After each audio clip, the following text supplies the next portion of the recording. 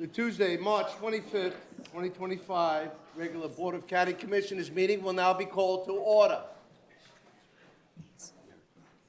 We'll begin with a moment of silence, reflection for the first responders and members of the armed forces, followed by an invocation by none other than the Deacon Wilfred Hart from the Friendship Missionary Baptist Church. It will be followed by the Pledge of Allegiance, led by Sheriff Darrell Law. Please rise.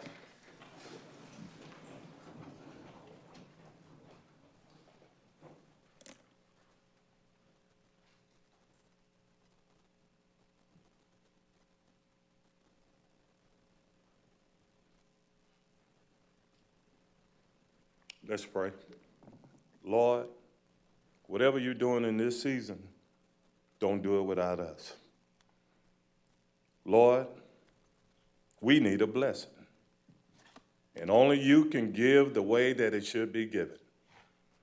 We also, Lord, ask for a covering over our leadership team in this building and wherever else they might be. Father God, I know it might be out of order, but I want to say a special prayer for our superintendent of schools today. That, Father God, you have given him a task like no other person in this state of Florida. Lord, you know what his heart desire is, and we're going to pray that you keep a hedge of protection over him, that no weapons formed against him shall prosper. Father God, we pray for our other leaders, Father God, that they be led by the Holy Spirit to do the will of the Lord, not their will, but your will be done. And so, Lord, we just ask for a constant blessing for our county. And then, Lord, move those out of positions that don't belong in them. And put the right folks in these positions, Father God, so that our county will grow and it will prosper and it will be all about the name of Jesus. And we pray this prayer. And every heart that loves the Lord will say, amen. Good morning. Please join me in the pledge. Pledge allegiance to the flag of the United States of America and to the republic for which it stands, one nation, under God, indivisible, with liberty and justice for all. Thank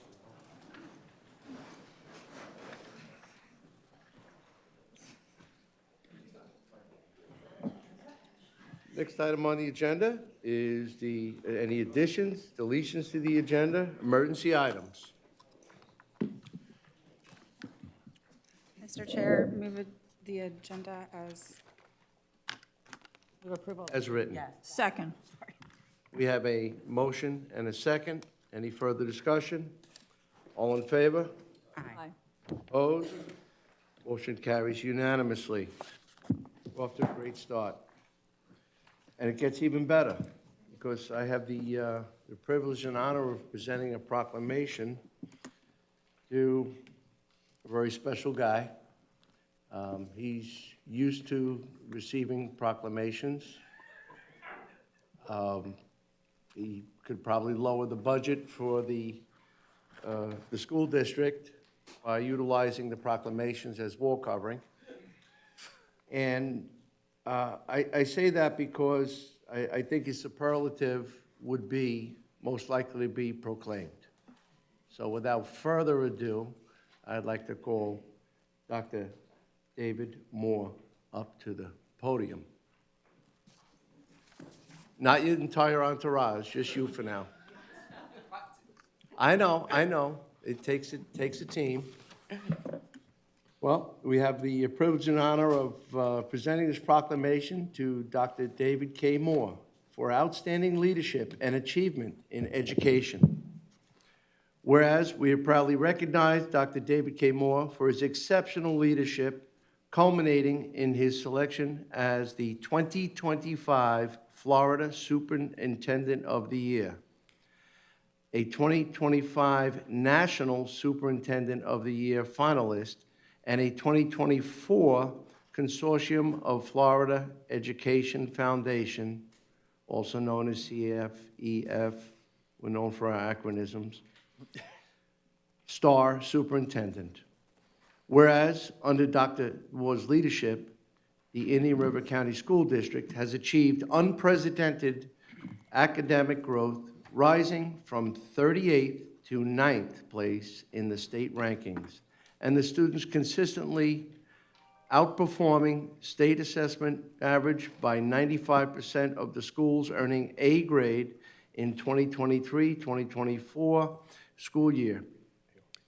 Whereas Dr. Moore's commitment to student success has resulted in a 96% high school graduation rate, ranking 4th in Florida, while his sound fiscal management has transformed the district's financial health, yielding $4.5 million in cost saving and securing critical resources for educators and students. And whereas, through strategic decisions, he has strengthened the instructional quality and established the district's first direct support organization, ensuring the sustained community investment in education. Whereas Dr. Moore's visionary leadership and dedication to educational excellence have earned national recognition, inspiring positive change in our county and setting a standard of success for districts across Florida and beyond. Now therefore be it proclaimed by the Board of County Commissioners of Indian River County, Florida, that we recognize Dr. Moore's transformative impact on the public education and express our gratitude for his unwavering commitment to excellence.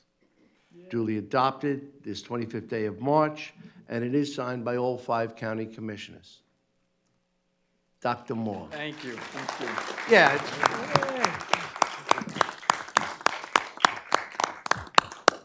So I will be brief, but I cannot thank each and every single commissioner for your support.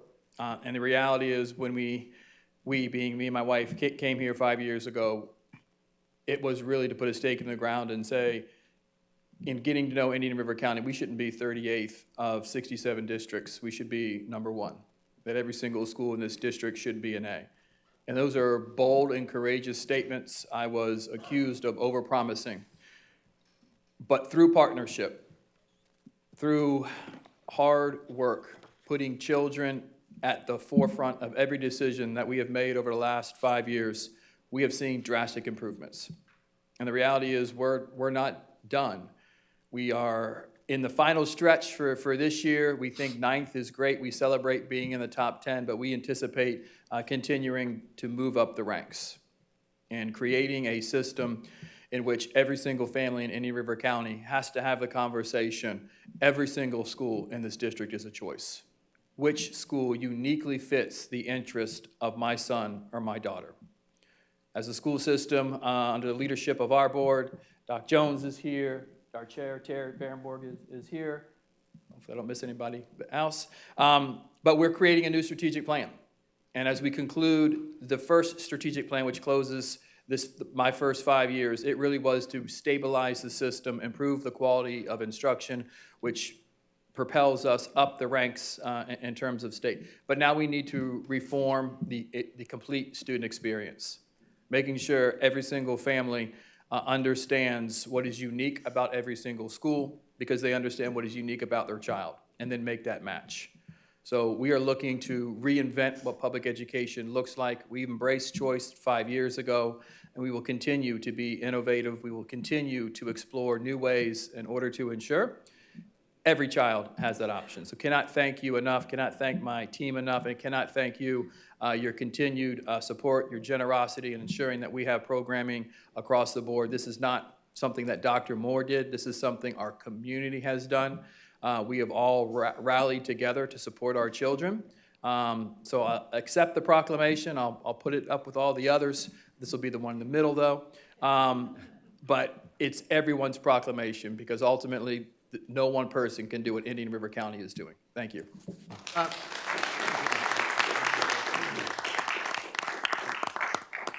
I just want to say, I believe it was about 5 years ago we met, and it was a dark and gloomy afternoon, but we were inside of the school district, and you spoke nonstop for 2 hours. And that was the intro. Well, they said I had to outlast you, so it was. I think you've succeeded, and I'll tell you what, I only hope to be able to cash the checks that you wrote, because you have cashed the check that you wrote that day. I heard it, everyone was talking about, wow, this guy can talk. And it was in a favorable manner, but you delivered a lot of commitment. And over these past 5 years, we've seen your commitment come into play. Yes, it does take a team, but it takes great leadership. We're very fortunate to have you in this Indian River County running the school district. Thank you. Thank you. Thank you very much. Thank you.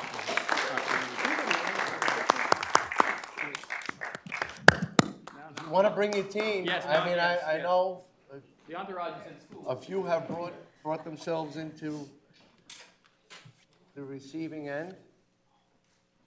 Doc, thank you.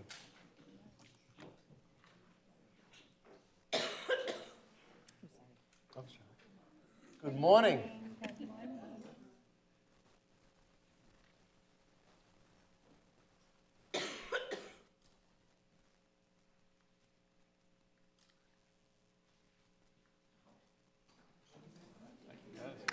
Thank you again.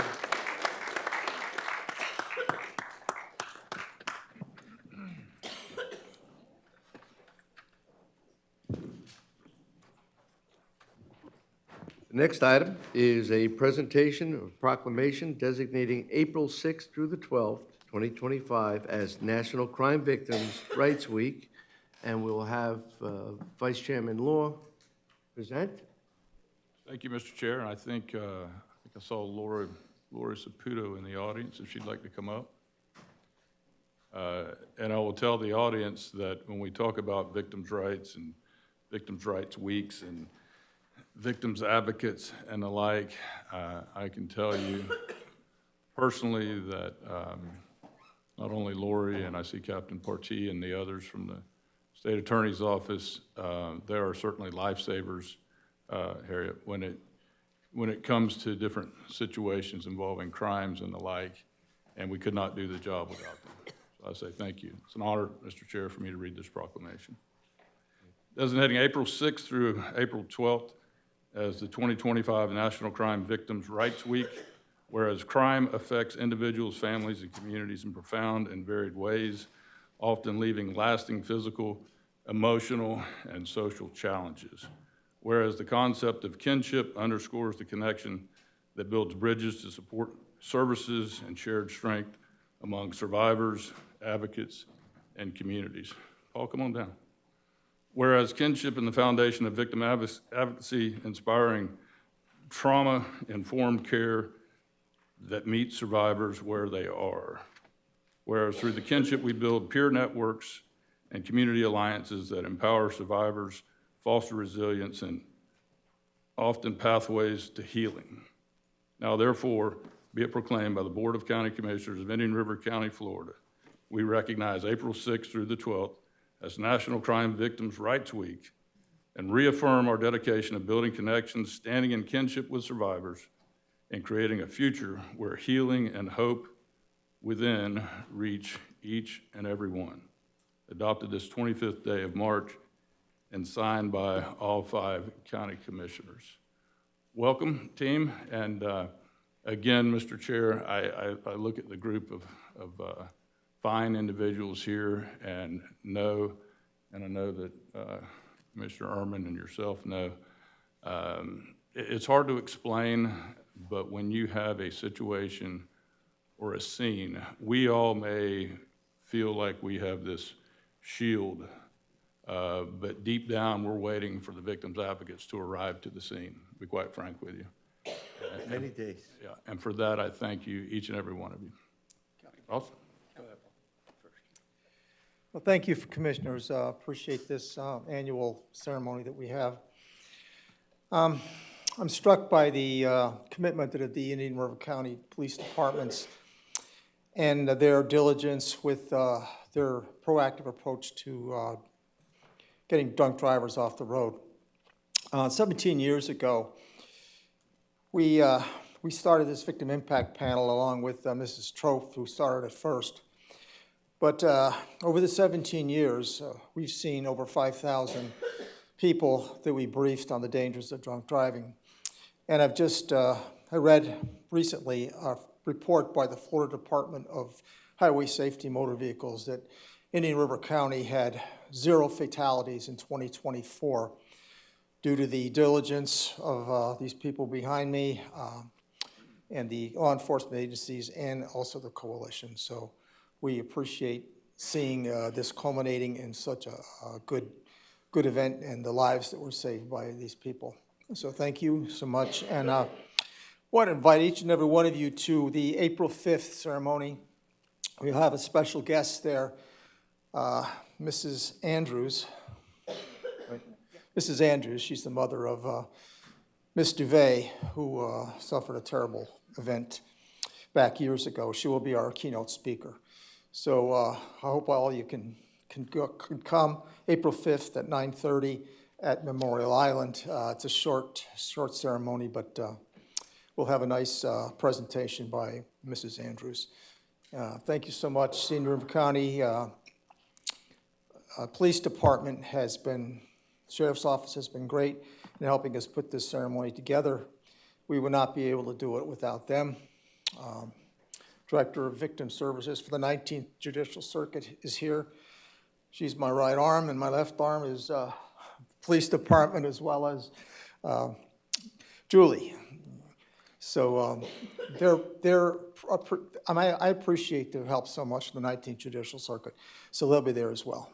So thank you so much.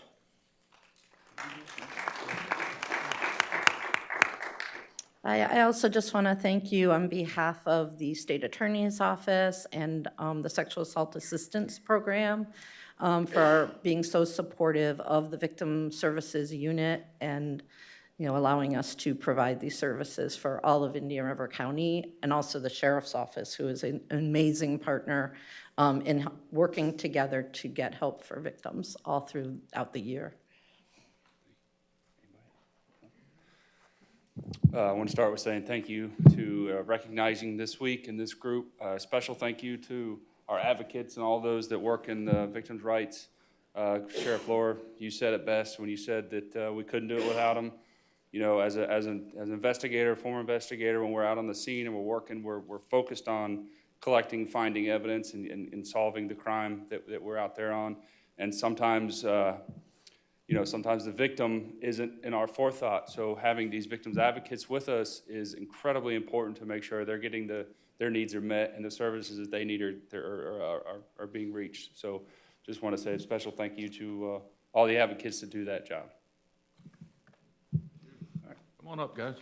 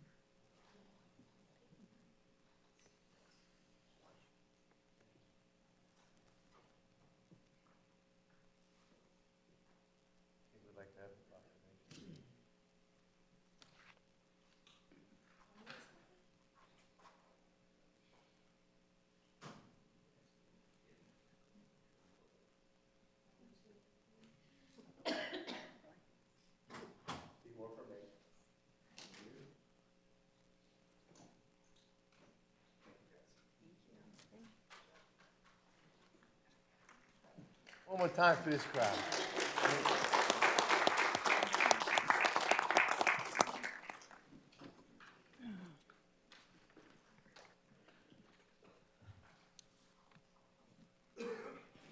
Next item is a presentation by Debbie Padnock from the Vero Beach Be Kind on Youth Kindness Day. Good morning.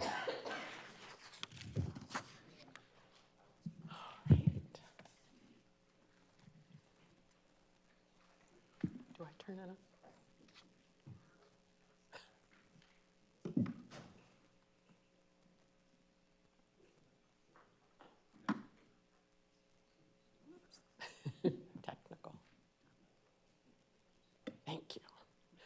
Well, good morning, and thank you, Chairman and Commissioners, for inviting me to speak on behalf of this grassroots messaging campaign, Vero Beach Kind, and our current Youth Projects 2025.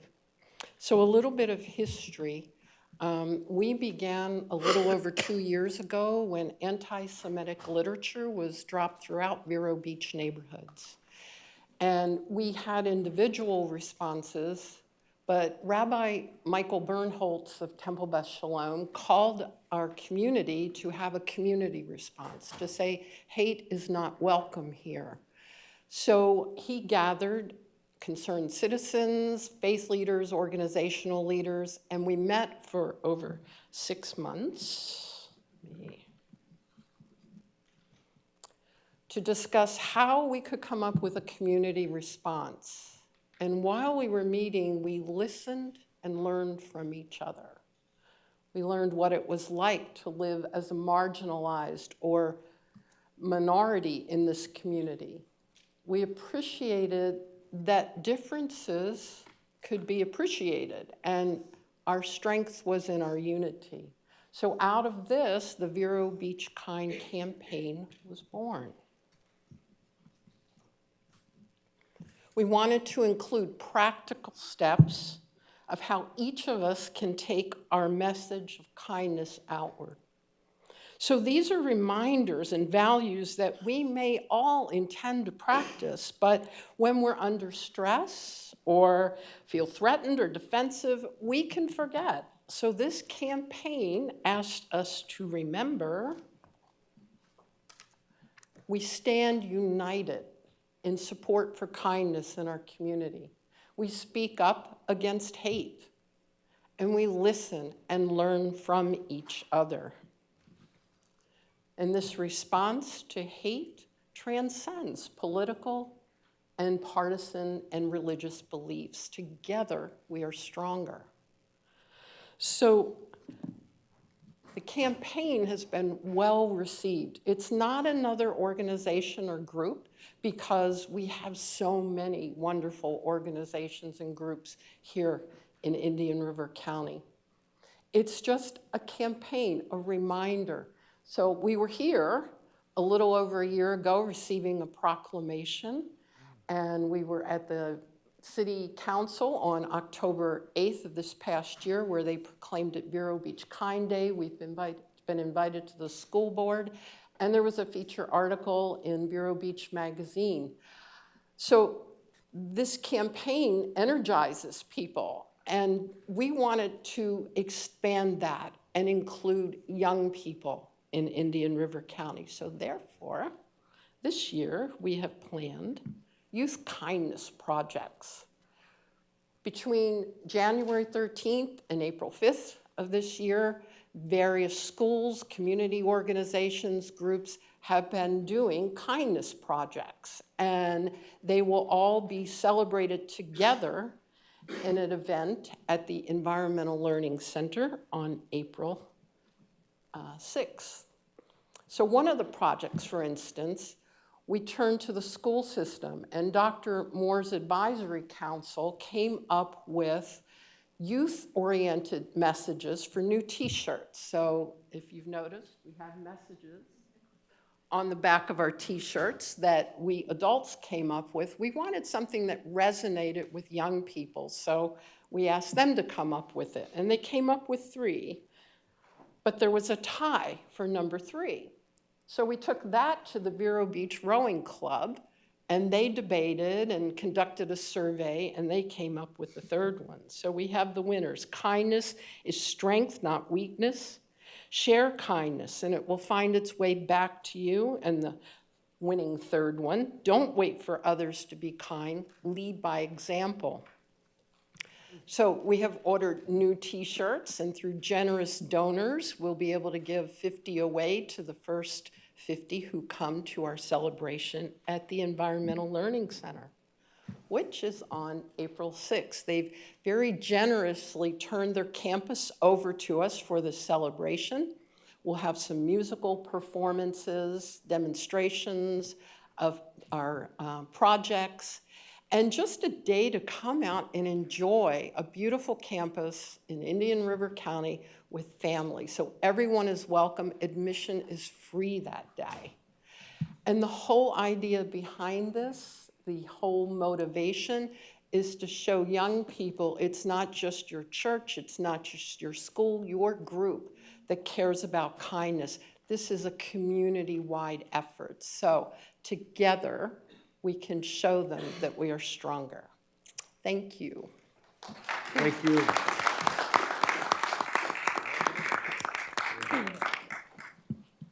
Thanks. Great job. Thank you very much. Thank you. Next item is a presentation of District 19 new medical examiner facility by Scotty Ballou.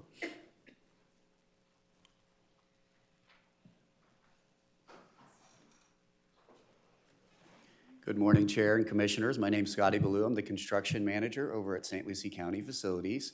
I want to first thank each of you to give us a little bit of time so we can run through a presentation and give you an update on the medical examiner facility.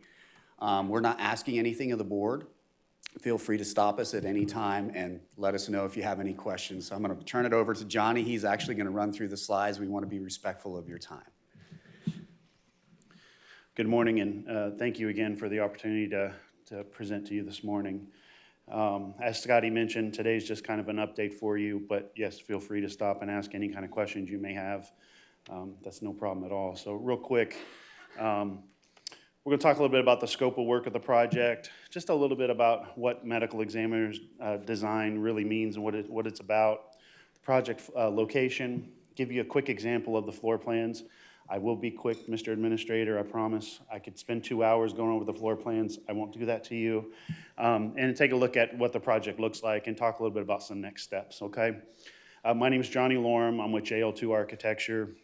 We don't need to go into the details of this. We were selected for the project. We're so grateful and thankful and blessed to be a part of it.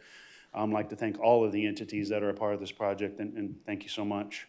We do have a national pathology architecture partner that is a part of this project. This is what they do.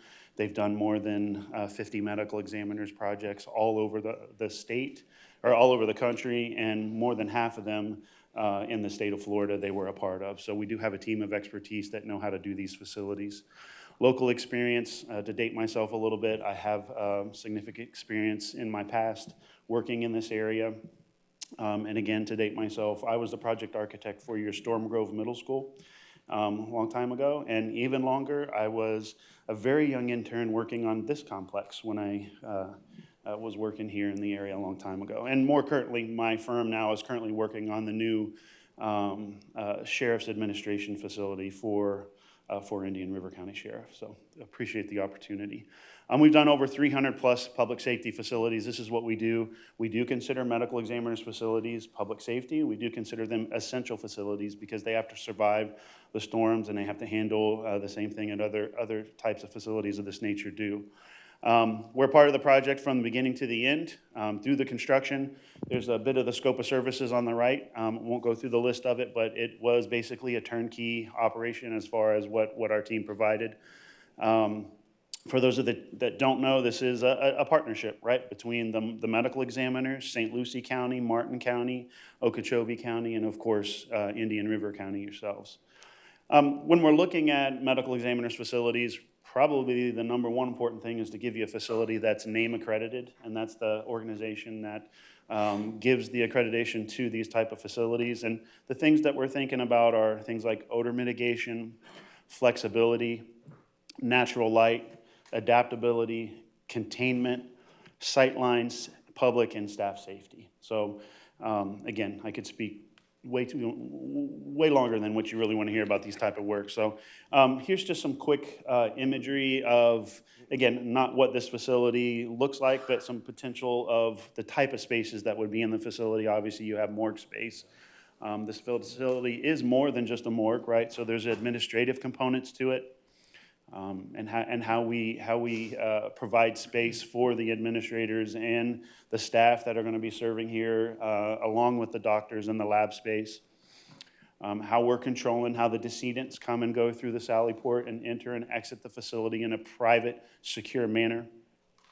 Technology is important. This is an example of a new piece of technology, not new piece of technology, but it will be new for this facility, called a Lodox machine.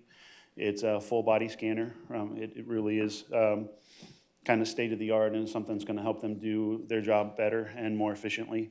Viewing locations, above and beyond that, there's also a location in the facility so that families can come and bereave in a family room that's up front, and everything can be done through video instead of, like we all see in the movies and on TV, going and looking at the actual, autopsy itself.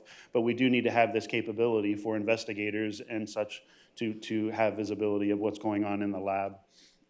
And yes, to pontificate just a little bit, I am an architect, I have to do that, right? We don't look at these facilities as a giant morgue, right? We look at it as kind of a facility that allows the community to help bereave, right? And that's kind of the essence of what this quote is. So really, we feel that empathy and kind of understanding of the community and how to help the community bereave is really the core essence of a project like this.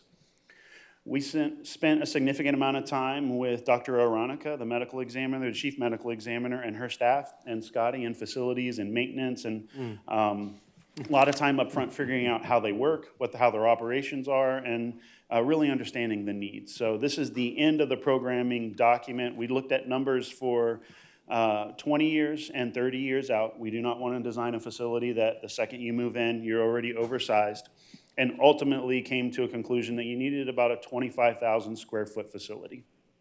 The facility is located on the Indian River State College campus, right adjacent to the public safety facility training center that's there. It is on a piece of property that St. Lucie County leases for $1 a year, I believe. Is that correct, Scotty? Yeah, it's $1 a year for a 40-year lease, and we have a renewable of 40 years. So kind of a no-brainer as far as the location. Now, that does mean that we did have to work with the college on what the facility looked like and their standards and things of that nature.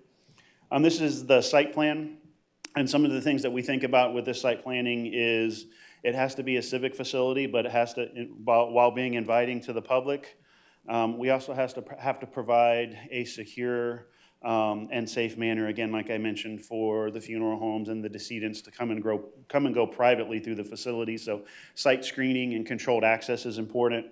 Where public park and where the staff park safely, and how traffic flows through the site. That's important in separating the public, separating the trucks that come and go, the vehicles that come and go. And then one thing that just came to a forefront over the last several years, especially with COVID and things like that, is mass disaster preparation. So there is accommodations on the site for when there are an activation event or a mass disaster event, that we are accommodating additional plugins at additional site locations for refrigerated trucks and things of that nature, so that we don't have a situation where that can't be accommodated for in a larger situation. Here's kind of a site aerial view of the entire site. You can see staff parking up front, or in the back, public parking up front. The facility is surrounded by a secure fence with controlled access. This is the project floor plan.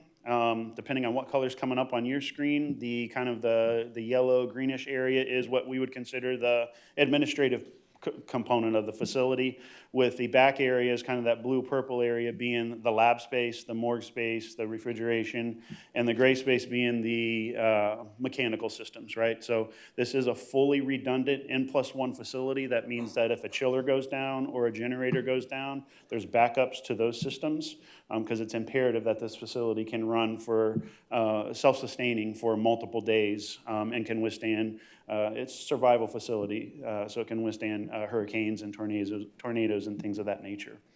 About the overall design, medical examiner facilities a long time ago were designed for this contaminant and odor control and other things that you have to accomplish.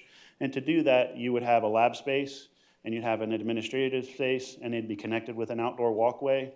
That's not fun, cost-effective, nor very good facility for the state of Florida or in this Florida environment. So the facility is divided by this corridor, that white corridor right down there, and the systems for the lab are separate than the systems for the administrative space, and that helps with this contaminant control. And really, when you walk into this facility on the administrative portion, you never know you're in a lab space. Taking a look at some of the finishes, we vetted these multiple options for finishes. Ultimately, the facility finishes, they need to be maintenance friendly. They need to be, some of them centered around the ACA requirements, health and safety standards. The facility, that picture in the upper right is an example of another facility that we've worked on, but it gives you a good idea of kind of what the lab space would look like, the colors that we've chosen, the materials that we've chosen, and we'll move forward with this base option as we move into the construction documents. Here's a shot coming along the street level of the facility. Facility is very simple in design other than the front door. The thought process was be cost effective with taxpayers' dollars. This is a tilt wall facility. If anybody's familiar with how that works, tilt walls formed on the ground and it's all tilted up, and literally over the weekend you'll have a building standing. So it's clad in materials that are appropriate for the Indian River State College design guideline requirements, such as brick and metal panel. You can see here's another shot of that front entry. So again, it's meant to be more of a civic front entry, welcoming to the public. Here's another view of that. And then kind of a night shot. Okay. Some next steps, 100% construction documents were completed on February 5th and submitted to all of the entities. Basically, the way this process has worked is that every single milestone, all 5 of the entities have had a 30-day review period and have had involvement and opportunities to be involved in the project, to make comments, to be a part of the meetings. I believe we're through that 30-day process finally on these 100% documents. We have submitted to the building department, received a few comments. It's being permitted through Indian River State College, and those comments will be addressed shortly, and we'll be ready to go out for RFP for the construction. This is a very unique project, and it will be a hard bid project. However, the county is going to pre-qualify. So they're going to select a handful of contractors that are familiar with constructing this type of facility, pre-qualify them, and then those contractors will be allowed to submit bids that were out on the street for 45 days, whatever the state requirement is. That process is ongoing as we speak as far as preparing that RFP. I don't know the exact dates of when all this is going to happen, but as far as construction is concerned, when it does kick off, we do see this as a 14 to 16-month construction build. And we believe everything's going to be very successful, and it's going to be a really nice facility for all 5 of the entities involved. Thank you again for your time. I hope I hit my 10-minute mark. But we greatly appreciate it, and again, are blessed to be a part of this. Thank you so much. I also wanted to say that Dr. Aronica was sorry she couldn't be here in person. She's very, very busy at the moment, and she wanted to, send her apologies for that. Well, thank you for the presentation. A few of us have spent ample time at the morgue, this morgue, Yes, other sir. morgues. And I'll tell you what, it's always, regardless, even it's not family, it's always unsettling. So I just want to say that, and a lot of us in the room will be there. We just won't know it. But for the living that are going and having to respond to that uncomfortable moment, I like very much that you have a reception area. Correct. An environment that will ease some of the difficulties in having to work with it, other than standing in that stainless steel environment. Yes, sir.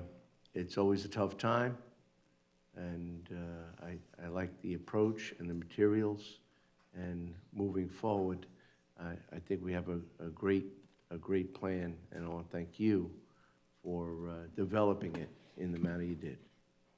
Thank you very much. Mr. Chairman, thank you. this was one of my first committees that I was assigned, I think by you, actually, when Yes. you were chairman.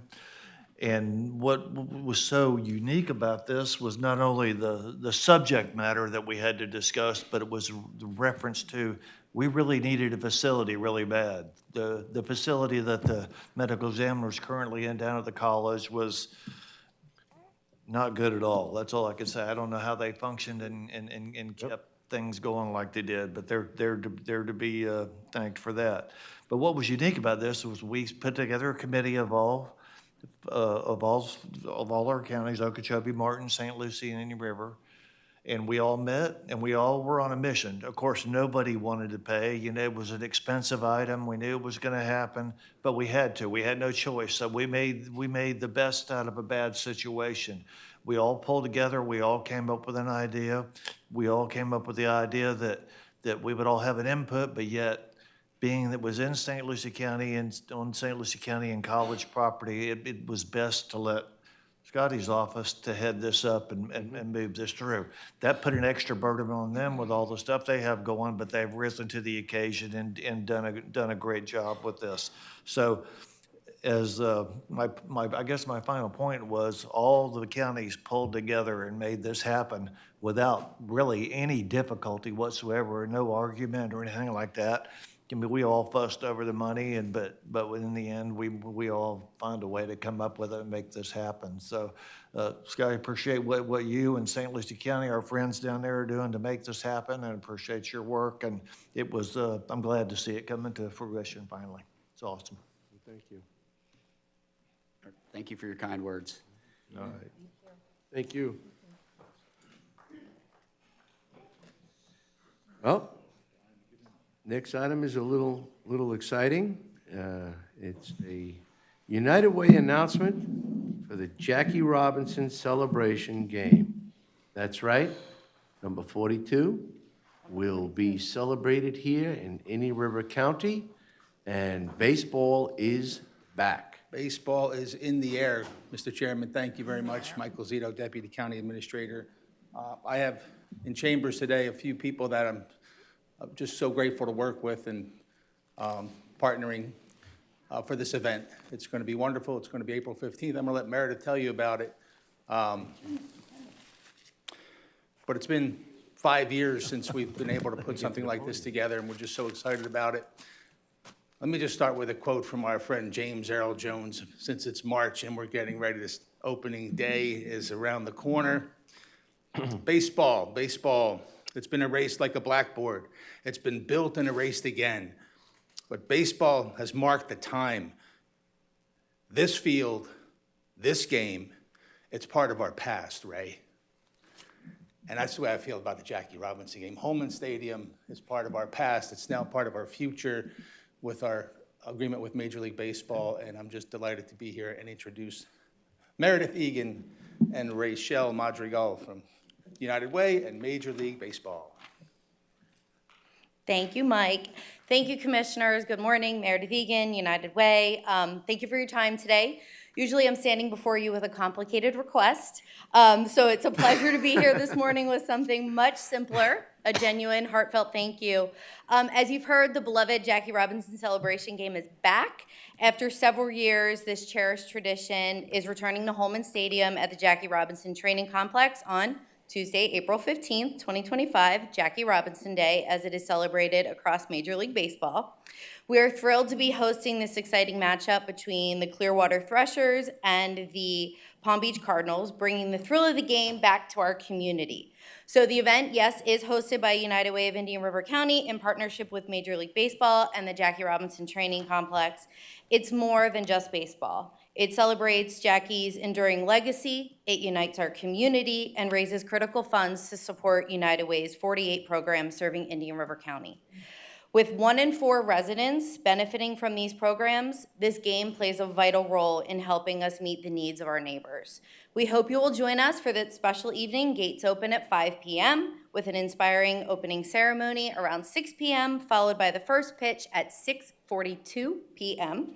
The Jackie Robinson Celebration Game began in 2014 as an annual tradition to honor Jackie's historic impact on sports and society. On April 15th, 1947, he shattered baseball's color barrier by making his major league debut with the Brooklyn Dodgers. Right here in Indian River County, Holman Stadium played a pivotal role in his story, serving as the first integrated spring training facility in the South. This game is a testament to the power that sports has to inspire, connect, and bring people together for a shared purpose.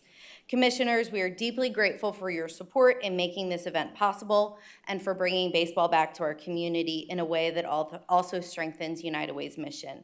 Thank you for being part of this celebration and for all you do to support our neighbors here in Indian River County. We hope to see you at the ballpark.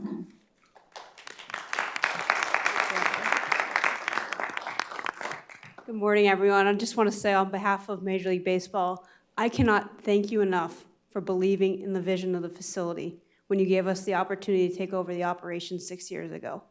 We have done tremendous things together, and that's because of the partnership with Indian River County. It took us many years to bring this game back in the capacity that we wanted to. It's always been the goal, but we had to put in the hard work together to get there. We've been through many waves of facility improvements since 2019, many of which were at Holman Stadium, and we are super proud to be able to show that off together with you on April 15th. And I want to thank the United Way, because this would not be possible without their partnership and their volunteers and their level of commitment to make this a wow for our community. So I hope to see you out there on April 15th. We can't wait to show it off, and it's going to be a great day in Indian River County. Thank you.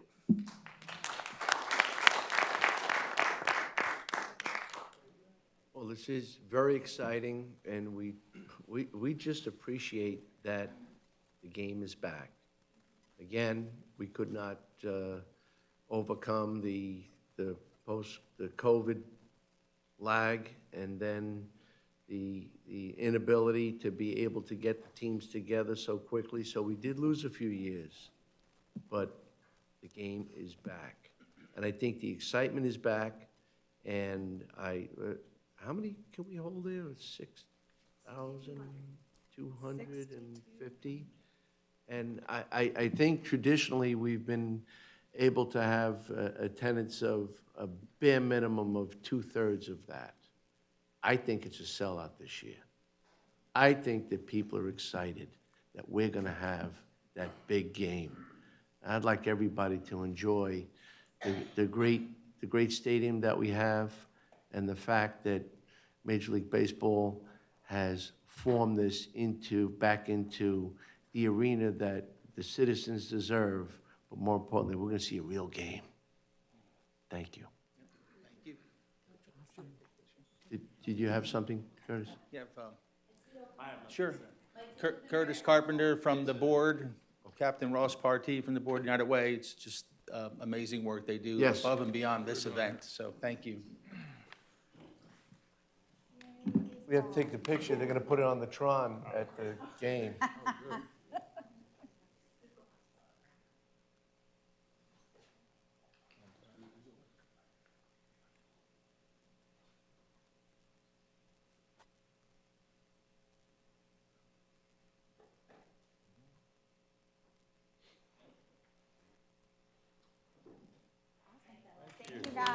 Thank you again. Thank you.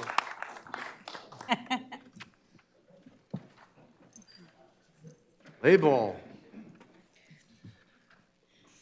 All right, next item is a regular meeting of January 14th. That will be the approval of the minutes. Move approval.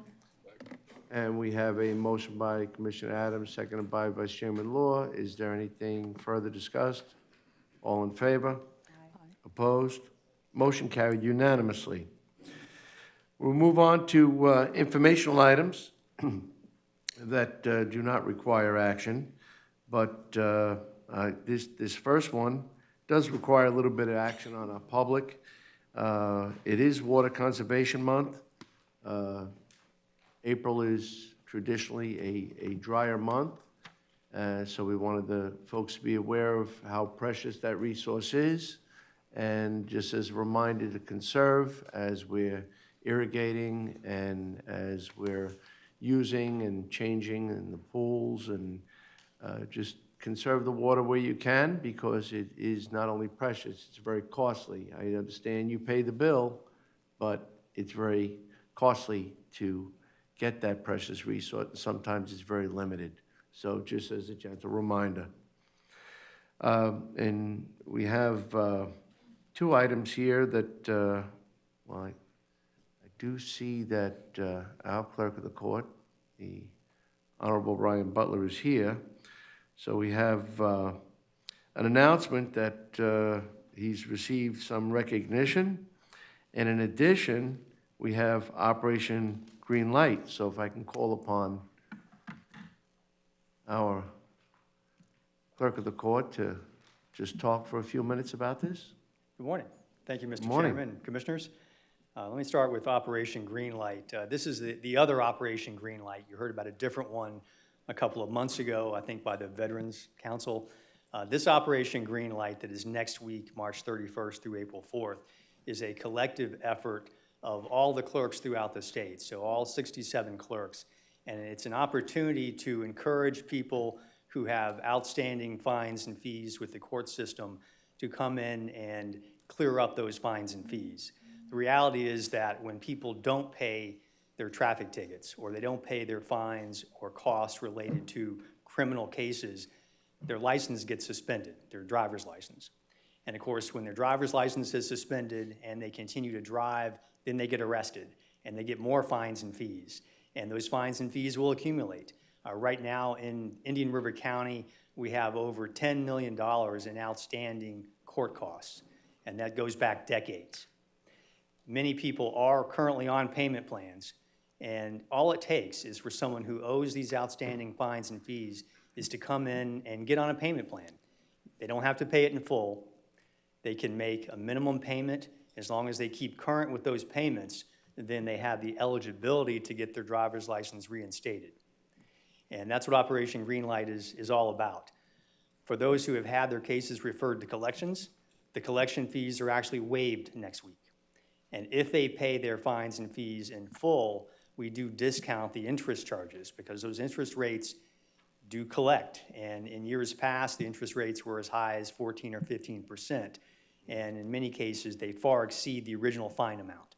So it's a great opportunity for those who owe the money to come down to the courthouse next week, Monday through Friday, 8 to 5, or visit our website at indianriverclerk.com and go ahead and sign up for a payment plan and talk to us about how to get back your eligibility for a driver's license and get those fines and fees paid off.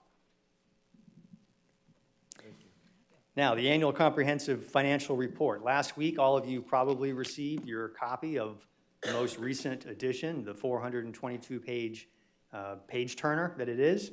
Not finished reading it yet. Still reading it? Working on it. Some have called it a cure for insomnia, but actually I think it's full of a lot of very useful information. We've also received word that the prior year's annual financial report received, for the 41st consecutive year, the award from the Government Finance Officers Association. There are a set of exacting standards that the Comptroller's Office has to meet to qualify for that award. It's not simply the length of the book. There are a number of governmental accounting standards, general accounting principles that require certain things to be in this financial statement. And it does take some time before we can publish this book. People have asked me the question, well, why are you publishing this book? This is for the year that ended September 30th, 2024. This is March. Why does it take 6 months? Well, the reason for that is because when the books close on September 30th of, we'll use last year, 2024, that's when the process of the annual audit begins. And there's an external audit firm that comes in and audits the county's books. That process takes about 6 months. And just last week, we received the actual audit report. Once that audit report is finalized and received, and by the way, the county received a very clear and positive audit, as you have for a number of years. Once that's received, we can publish the annual comprehensive report. So that's why there's a 6-month delay. But the previous year's annual comprehensive report received the award. We have received that since 1983, when Clerk Frida Wright first submitted the annual report to the Government Finance Officers Association. The summarized version, which is the one that I think more people probably read and enjoy, is called the Popular Annual Financial Report, and we call it the PAFR for short. That one will be published in a couple of weeks, but last year's version also received the Government Finance Officers Association Award.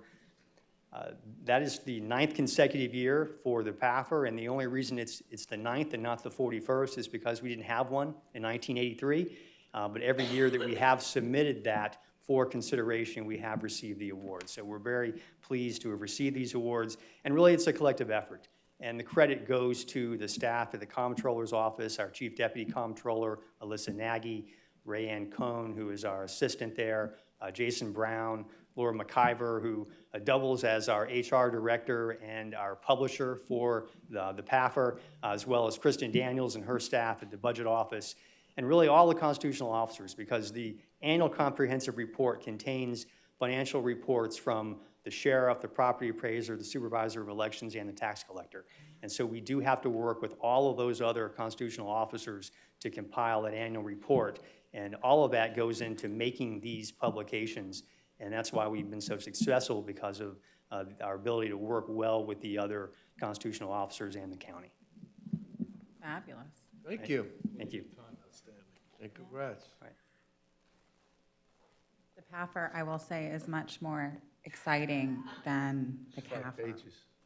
Well, it has pictures. A lot of pictures. The other is But just great facts. lots of numbers. Yeah, great facts. It is great. And I appreciate that we're always, you guys are doing such a great job putting those publications out. There's a lot of information in them. Thank you. Oh, and we also have the designation of March 3rd through the 9th, 2025, as Flood Awareness Week.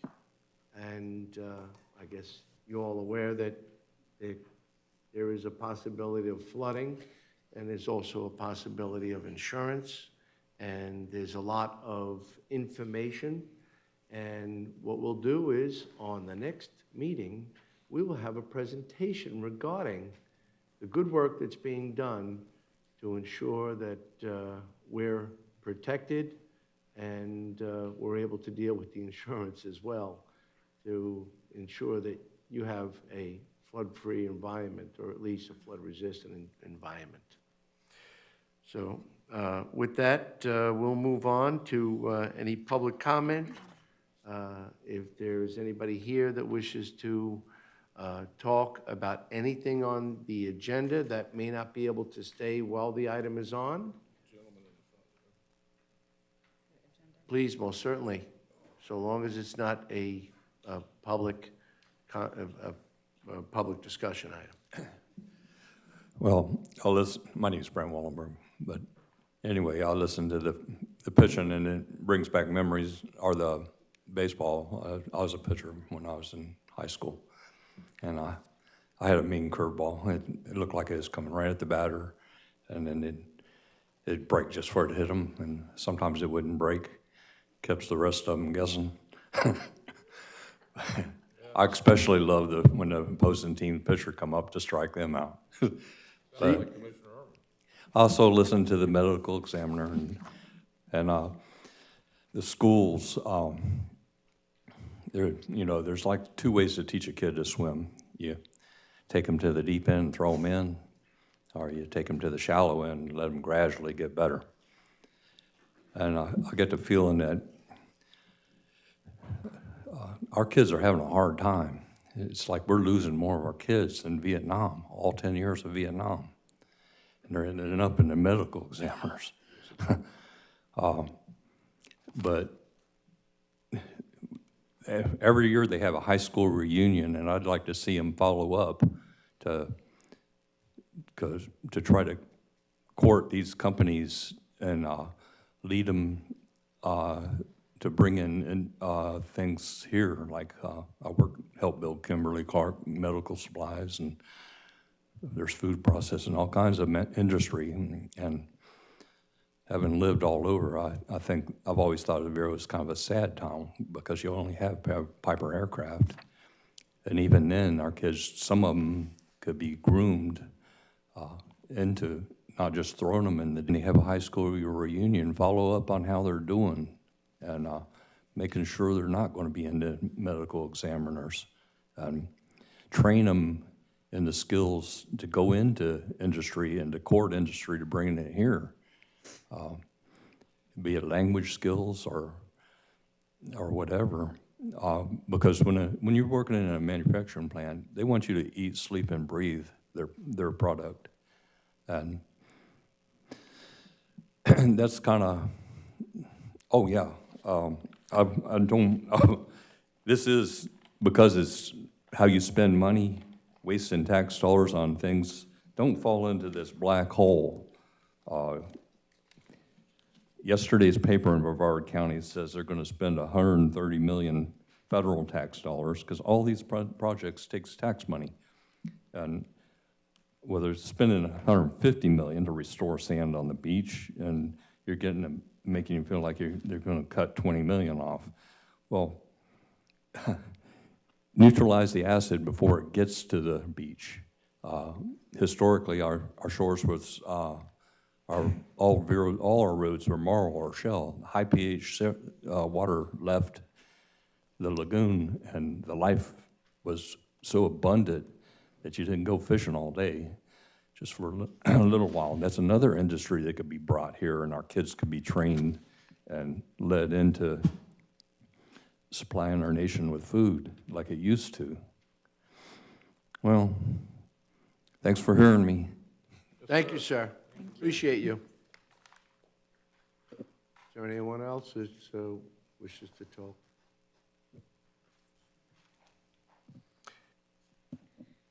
Seeing none, we'll move on to the consent agenda. 9P, sir. 9P, Paul. 9P Papa, 9F. 9F Foxtrot, 9S Sunshine, we had the Be Kind group here. 9S Sierra, Mr. Chair, if I could pull 9H 9H, and H and 9R Romeo. 9R Romeo. So I have H Hotel, R Romeo, P Papa, F Foxtrot, S Sierra. Is there anything else that I've missed? There's still some items left on the consent agenda, so let's go ahead and cover what's left. Does anybody from the public need to say anything? No, we don't. I'll be happy to move consent agenda as amended. Second. That's a motion by Commissioner Adams, seconded by myself. Any further discussion? All in favor? Aye. Opposed? Motion carried unanimously. Let's start off with, alphabetically, let's start off with 9F Foxtrot. Sure, Mr. Chair.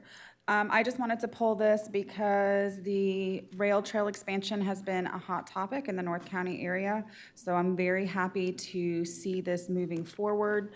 And I wasn't sure, I know this is a City of Fellsmere project. We're just basically allowing them to, go across our area. But I didn't know if anybody had a time frame on when that project was going to be started and or completed. And I don't. Really what this is a consent, since we have a joining right away that FDOT requires. So it's really just something we're doing to help them, help facilitate it, but I didn't really get any timelines. I can follow up with their attorney if you'd like me to. Yeah, if we could just get, because I get that question a lot, and I'd like to at least be able to have a general time frame, like it's going to start in the summer and be done in the winter. It doesn't have to be specific, but Okay. just something would be great. But I am happy to see that moving forward, so with that, I'll move approval. We have a motion by Commissioner Adams, seconded by myself. Any further discussion? All in favor? Aye. Opposed? Motion carries unanimously. Thank you. And we have item 9H Hotel. Thank you, Mr. Chair. This is more of an informational item. I think oftentimes we see stockpiles of millings here and there, and as you mentioned earlier, flood recognition coming up, and I think this is an opportunity for certain entities to have conversation with us to either enhance their parking lots or their drive, and I think it's refreshing that the community knows about it. Yeah, that's, millings have been the answer for many of our trials and tribulations with getting small roads or parking lots done. And millings were not that much available. They were available when they were doing all the work on I-95. We had ample millings, and there was a time where we had a shortage, so I'm glad there is some available and that we can. I think Commissioner Urban's neighborhood millings. Yeah, I got millings like 15 years ago, and it works. It's awesome. I mean, my road's in great shape still. So, but if you've ever, I went riding with Danny Uli, our superintendent, a couple months ago. We've got mountains of them right now, millings. Just information. Fill this room. Let's get it out there. Yeah, we need to get them out there. With that, I move approval, Chair. Second. I have a motion by Vice Chairman Law, seconded by Commissioner Adams. Any further discussion? All in favor? Aye. Opposed? Motion carries unanimously. Thank you and bless you. Next item is item 9P Papa. Thank you, Mr. Chairman. Mr. Chairman, you all know that, this is for Coastal Technology work order for Sector 7 alternate assessments. You know, I've been to y'all a few times on the easements of Sector 7. We've had many discussions on Sector 7, and basically, we said no more, we're not doing the project. We can't due to lack of easements and various other things. Well, I'm going to tell you that our staff is thinking outside the box. And our staff has come up with a idea that I'm going to let them explain to you that might resolve this issue in the long run, or if at least it's going to give us a possibility to do something in Sector 7 or not do something in Sector 7.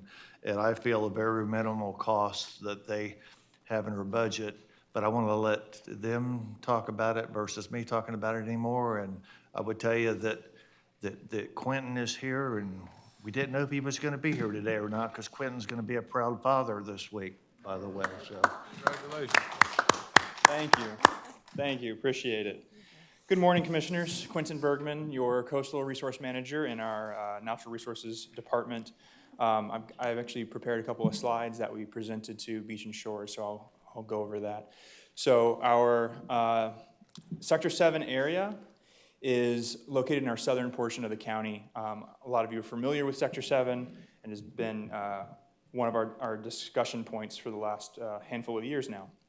So Sector 7 is a bit unique. You can see here, it kind of sticks out along our coastline.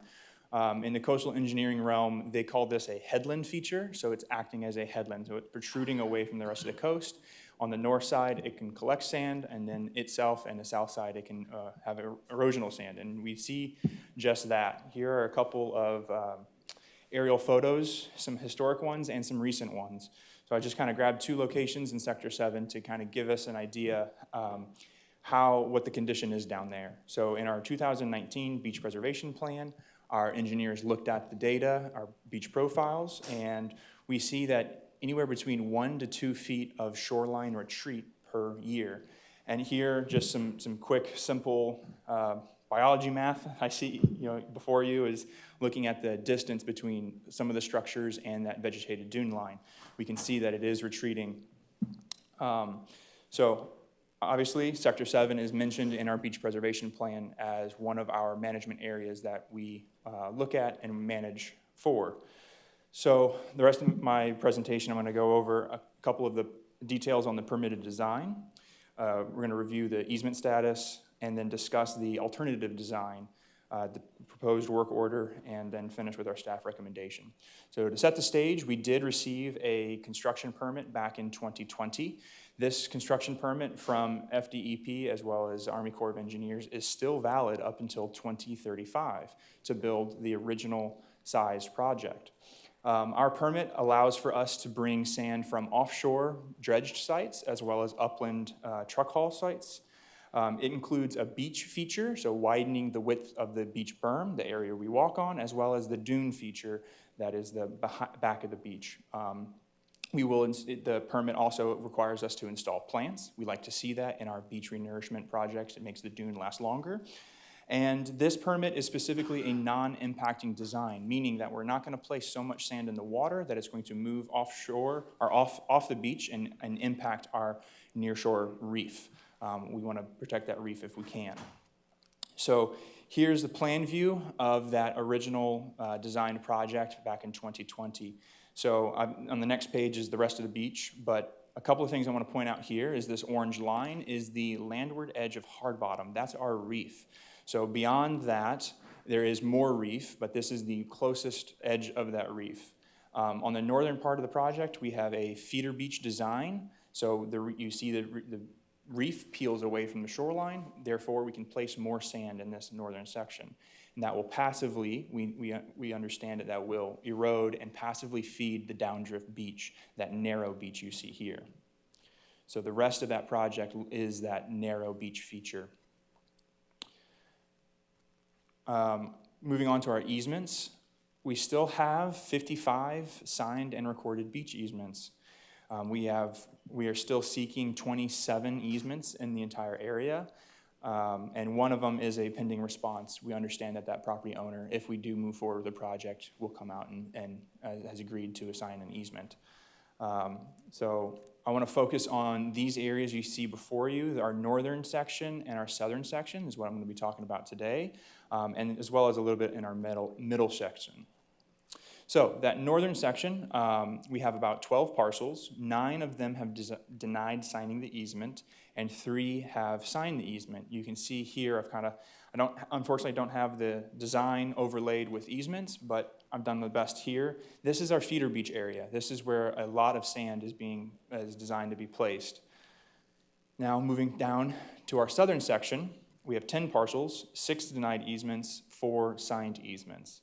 This is another area where we have a larger group that have denied signing the easement. Our middle section is a little bit more favorable, still some room for improvement, with 11 denied, but 48 have signed. So a majority of the signed easements we do currently have are found in that middle section. Therefore, we are proposing to look into an alternative design. We would remove the areas to the north, the northern section and the southern section, but the question that this work order is going to answer is how effective would it be if we only constructed that middle section? So this proposed work order is going to do a handful of things. You can see here on the screen in front of you. We're going to look at how much sand is actually required. That, again, a few things have happened since 2020, now being 2025. So we're going to have the engineer look at how much sand is actually needed. We're going to update some drawings, compare the project performance of the 2007 project placement. That was the last time we placed any sand in Sector 7, it was 07. As well as the engineer is going to look into some of the results from 2019 to 2025. But the main point of this work order is to characterize the performance of 2 options, as previously designed and permitted, as well as a modified design, shortening and decreasing the length of the project. We're going to mathematically determine the lifespan of the project. That's that bare bones cost-benefit analysis that we're going to be doing. The engineer would provide the deliverable as a technical memo, giving us the results of his calculations. And then if we needed to, we could also have the engineer attend a public meeting, present to the board here, as well as Beach and Shores or the like. In total, the work order is $21,000, or just over $21,000. I do want to let you know as well, on March 17th, we took this item to the Beach and Shores Preservation Advisory Committee, and they did vote favorably upon it and do recommend we move forward with it. So I'll end with our staff recommendation that the board approve work order in the lump sum amount of $21,090 and authorize the chairman to execute work order on behalf of the county. And with that, I am happy to answer any questions you may have. That's great, thank you. I'm glad that you're doing this. So I do have a couple questions. One, so you're looking at what type of project you can do in the area where you have easements? So you wouldn't be utilizing the feeder beach scenario then, probably? Correct. Do we have funding to do a project on there? Because I thought we gave back the FEMA dollars, or am I mistaken? We have Where's- funding for this work order, but I'll hand that over to my department director for that. So we do have a very limited amount of funding available currently for this project. That being said, our beach preservation plan does identify other potential avenues for us to try to secure funding. So essentially, this particular work order is our commitment to evaluate an alternative. It is not saying that we're definitely going to move forward with a project. It's not saying that we have any funding currently available. So in that beach preservation plan, there are some other options such as MSTUs, MSBUs that have been utilized in other agencies successfully. So that is a route that we could eventually look at. But ultimately, the question that we're trying to answer here is whether or not an alternative design is even viable. So if we got rid of that feeder beach section, what is our project performance? Can we get at least 5 years out of a project? Because ultimately, that is what needs to happen in order for us to fund a project, at minimum, other than availability of resources. Okay. Yeah, I just wanted, I know we've talked about this project or this sector ad nauseum, many difficult meetings. Yes. So I wanted to make sure we all understood what it was, what the ask is and where we're going with this, because it's, been talked about multiple times, so. All right, thank you. Yep. Mr. Chair, they've done a great job. They came up with this suggestion to find out, can we green light this, or is it gonna get a red light? I mean, I'm very proud of their thinking outside the box in this, and I hope it transforms into a bunch of other departments here in the county eventually. But thank you for your work, and I'll support this. I'll make a motion to approve staff's recommendation. Second. I have a motion by Commissioner Ehrman, seconded by myself. Any further discussion? All in favor? Aye. Opposed? Motion carries unanimously. I do want to say that just recently, we were visited by Congressman Mike Haradopoulos, who was looking forward to taking a look at our beach, our resource, our dunes, and learn a little bit more about the turtles. He had the occasion to be in the presence of Quentin and Dr. Ianchuli, and I have to say that he was quite impressed. And the follow-up was that we are in the company of well-qualified individuals, and the congressman did comment that he looks forward to working with us and when we need to, because it is a combined effort to get through the process. So I want to thank them both publicly for the amount of input and time that they took to ensure that Congressman Haradopoulos was aware of what was going on here in Indian River County. He was impressed. Thank you. Thank you very much. You have somewhere to go, right? Yeah. Godspeed and good luck. Next item was pulled was 9R Romeo, and that was Vice Chairman Moore. Thank you, Mr. Chair. As this body knows, we discussed and voted on this on December 3rd. My questions primarily are for the administrator, specific to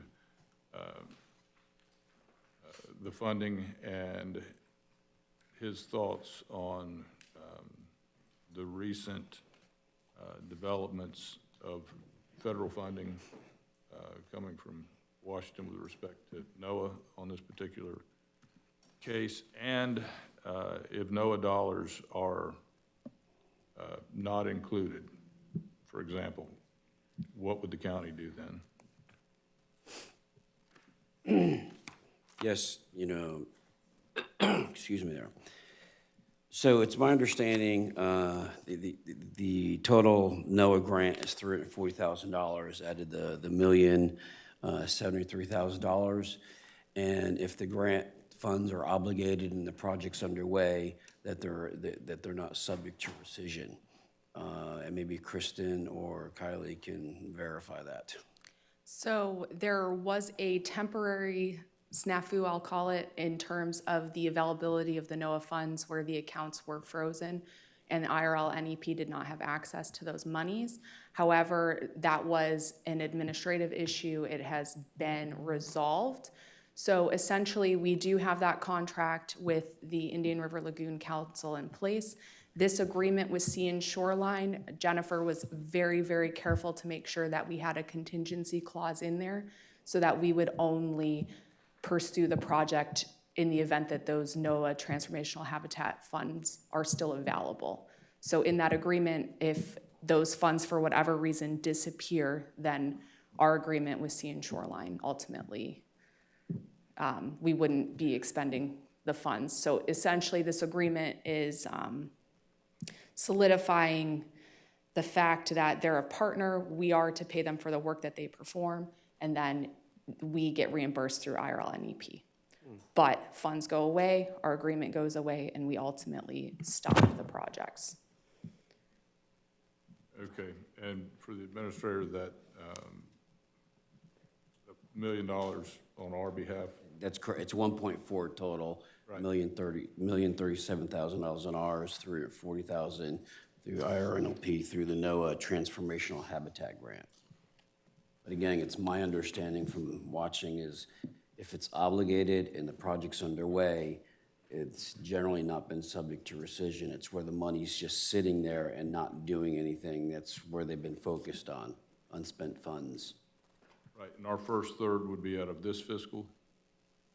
Yes, yes. So they are ramping up to initiate the project this late spring. Okay. Now, on December 3rd, we did not have all of that information. Correct. Yeah, so things did change with the new administration that came in terms of NOAA and whatnot. So this is definitely something that has been a concern of the IRL NEP, Lagoon Council, and of staff. But generally speaking, they're confident that we can start moving forward. Right, we had a IRL NEP meeting, and Dr. DeFries brought this very subject up regards to all funding for IRL NEP, but the board, the whole IRL NEP board and Dr. DeFries all felt, well, and I think it's gonna hold true, because he said he would notify us if there was an issue, but we're not, the IRL NEP was not one of the organizations that the Trump administration was targeting for things like DEI and all the other stuff we've all heard in the news about. So we felt we were pretty safe with this, and that all the projects would go through, and none of the money would be impacted to the IRL NEP, because it's not high on this. They're not under the radar for any issues. It's a very small group and a very small group of people, and there's other IRL, not the IRL, there's other estuary programs throughout the United States that also haven't received any cuts or anything, or been told by the federal government that their projects would be cut. So in December, we didn't know the true financial commitment as well. And it may change. So. Right, so as a partner of the IRL NEP, the expectation when we brought that to the board was that we would be fully reimbursed, and the impact would be in-kind services only. So ultimately, the funding, while the invoicing mechanism that was identified by the Indian River Lagoon Council was that we would pay Sea and Shoreline for their work, and then we would receive reimbursement. So that was something that came after that December meeting. And then, of course, everyone is a little nervous about the availability of funds in general, especially given their account was temporarily frozen. But again, that has been resolved. They have access to the funds right now. So they're confident that we can move forward with our projected project. But of course, again, that's part of why that contingency language has been added in that agreement to try to protect the county, just in case. Once again, if this is affirmed today, and we are shorted, it's anticipated that the project will be scrubbed. Correct, correct.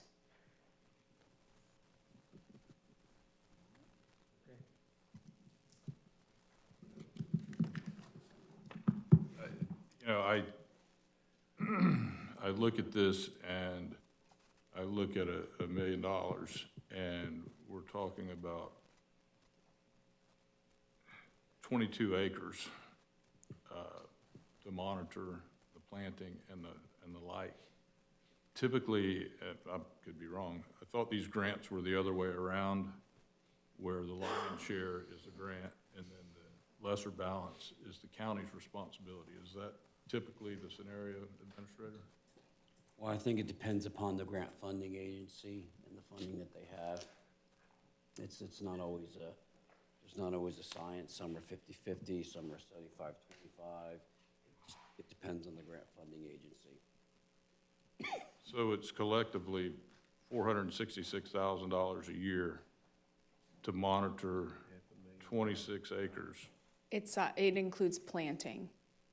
So you're actually doing planting. the installation of the seagrasses in those areas that were identified in our lagoon management plan as needing additional seagrasses. So, and again, it's 100% reimbursable. So the county's obligation is the in-kind services for the monitoring events. So it's staff time. But as it relates to the work that Sea and Shoreline is going to perform, should we move forward, we'd get fully reimbursed for that $1 million. And a lot of our grants do operate that way, where they're reimbursement based. So we front the money and then we collect back. I didn't understand that in this, but okay. Then I move approval, Chair. Second. We have multiple seconds. All right, we have a motion by Vice Chairman Law, seconded by Commissioner Adams. Any further discussion? All in favor? Aye. Opposed? Still have one more. Motion carries unanimously. Thank you for the clarification. And we have item 9S Sierra. Yes, thank you, Mr. Chair.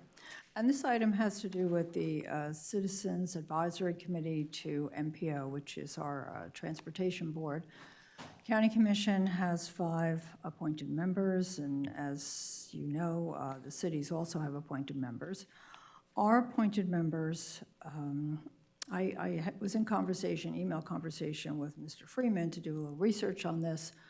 Since we've looked at our appointees, basically to all the advisory boards, or to many of them at any rate at this point, and it is a matter that, last I understood, Commissioner Ehrman will be bringing back to us in terms of length of terms and potential of term limits and that kind of thing. So in researching this, and by the way, I'm happy, pardon me? That wasn't discussed. Did we decide? I mentioned that I would offer it. Yeah, that perhaps you're. We didn't make a motion. I may. Well, whether you do or you don't, I'll just continue with this, because I'm happy to move this forward in terms of having an alternate. They've been having a problem achieving a quorum, and Ann Burt, I think, would make a fine alternate. But in terms of my research, and Mr. Freeman answered these questions for me, I asked how long has each of the 5 BCC appointed members served. And Juliana Young was appointed in 1993, Chuck Meckling in 2009, Francine McGilley in 2019, Mike Grimm in 2019, and Erica Ogilvy in 2019. So then I asked further if, if there are any applications. There's just this one, which is fine, and as I said, I'm prepared to move it forward as an alternate. And then I asked about attendance records, because that had come up when we were discussing advisory boards. So Julie Young, who has served on CSAC since 1993, has an outstanding attendance record and has served as chair for many years. Chuck Meckling was appointed in 2009, but has missed meetings. The other three members were all appointed in 2019 and have good attendance records. So with regard to Mr. Meckling, he's missed 5 of the last 6 meetings going back to the start of the year. So, as I said, I'm prepared to move this person forward as an alternate. Would the board like to discuss, advertising for applications? I think that's what we did previously with the other advisory boards and commissions, giving public notice that we're accepting applications for this position, and then bring it back to consider any applications that might be submitted. So that's my question of my colleagues.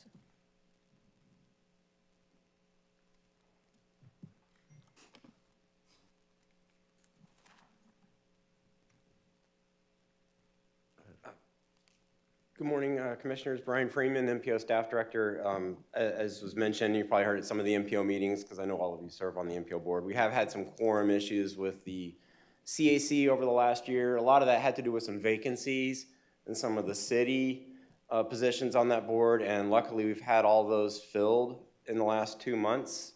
And also we thought that because there are 5 at-large appointees from the Board of County Commissioners, perhaps we could have an alternate who could fill in, because there's usually at least one of the 5 are not present at the meetings. And so we also had someone who had contacted us in an interest in serving on a commission, and she had attended the February meeting and still decided to proceed with submitting an application afterwards. And we had also about that same time advertised the vacancy, because we do have, whenever we have a vacancy on the CAC or the BPAC or our transportation disadvantaged coordinating board, we do advertise those on the same website where all the other county committees get advertised.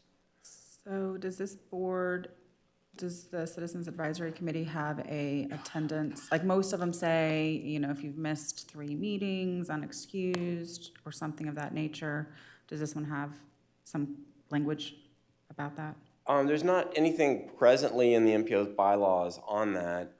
We are looking at updating the bylaws at this time. So that's something we could look at, putting in a provision of that type. I think we have a standard in place for the TDLCB's bylaws, which are separate from the other. Has anybody committees. reached out to the members regarding their attendance, those that have had less than stellar? Because I would start there. I think that usually, like on my committees, if I have people that are getting close to some of those, I'll just reach out and say, hey, are you still interested in being on the board? Your attendance is needed at meetings. If not, please let us know. We appreciate your commitment, blah, blah, blah, but we need to have functional committees. I mean, something non-abrasive, but I would start there and then see what they say and then bring that back. And then we can figure out if we need to go from there. But I would agree that if you're on a board or a committee, attendance is helpful to making that function properly. Again, attendance is important, and as you brought out, Mr. Freeman, that, again, there's nothing in the bylaws. So how we have addressed it in the past is the friendly notice. Sometimes people turn around and didn't realize they had to be there, or they didn't feel the importance of it. Well, I'll be there if necessary. So sometimes it's a mindset challenge. So I believe that a tacit notice by the MPO director, which is, it's state-appointed. We have to have an MPO, and we have to have the advisory boards subsequent to the MPO. But there is nothing in the bylaws that states you miss 3, you're out. Strike 3, right? Yeah, baseball, that's right. But nonetheless, I caught myself quoting a baseball. Baseball day. Yeah. Nonetheless, there is nothing in the bylaws that gives you or us the right and authority just to say you're out. So. Yeah, I think the TDLCB bylaws have a provision that if someone misses 3 consecutive meetings, then we would notify the MPO board in that case. And Commissioner Morse makes an excellent point of, you know, if you're not going to be here, don't be on it. And I know it's clear, but it's not so clear in the address. I believe that a friendly reminder might be maybe the tacit approach first. That's fine with me. Any other comments while we're on it? No, but I do have a question for Brian. But go ahead No, and. no, go ahead. It was related to the Fellsmere Rails Trail thing. Do you know the time frame of when they're gonna start and finish? I figured that might solve Jennifer having to contact the city. Yes, I believe FDOT is looking to encumber the funds in April, so I have a meeting coming up very soon with FDOT over that particular project, so I'll get as far as the schedule. I suspect it's sometime later this year, but I'm not sure. I keep getting the exactly when. question, so I just wanted to make sure I wasn't giving out wrong information, so thanks, I appreciate that. As Sorry. painful as it sounds, I'd like to get back to the original. No, I know. Okay. Well, I appreciate your comments, and I'm happy to move to approve Ann Burt as an alternate for the CAC. Second. And that's a motion by Commissioner Morse, seconded by myself. Any further discussion on the item? All in favor? Aye. Aye. Opposed? Motion carries unanimously. With that, we're about ready to enter into the public hearing, so let's take a brief recess.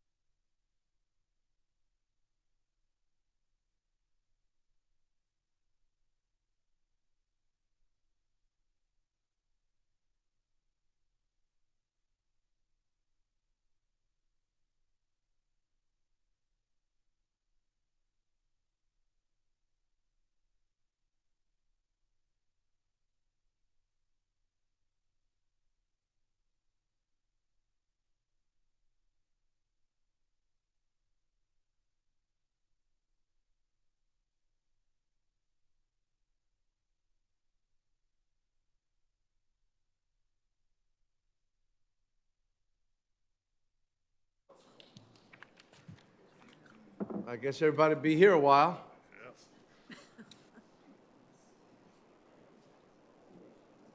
How do you start a meeting like that? All right. County Commission meeting will now be called back to order.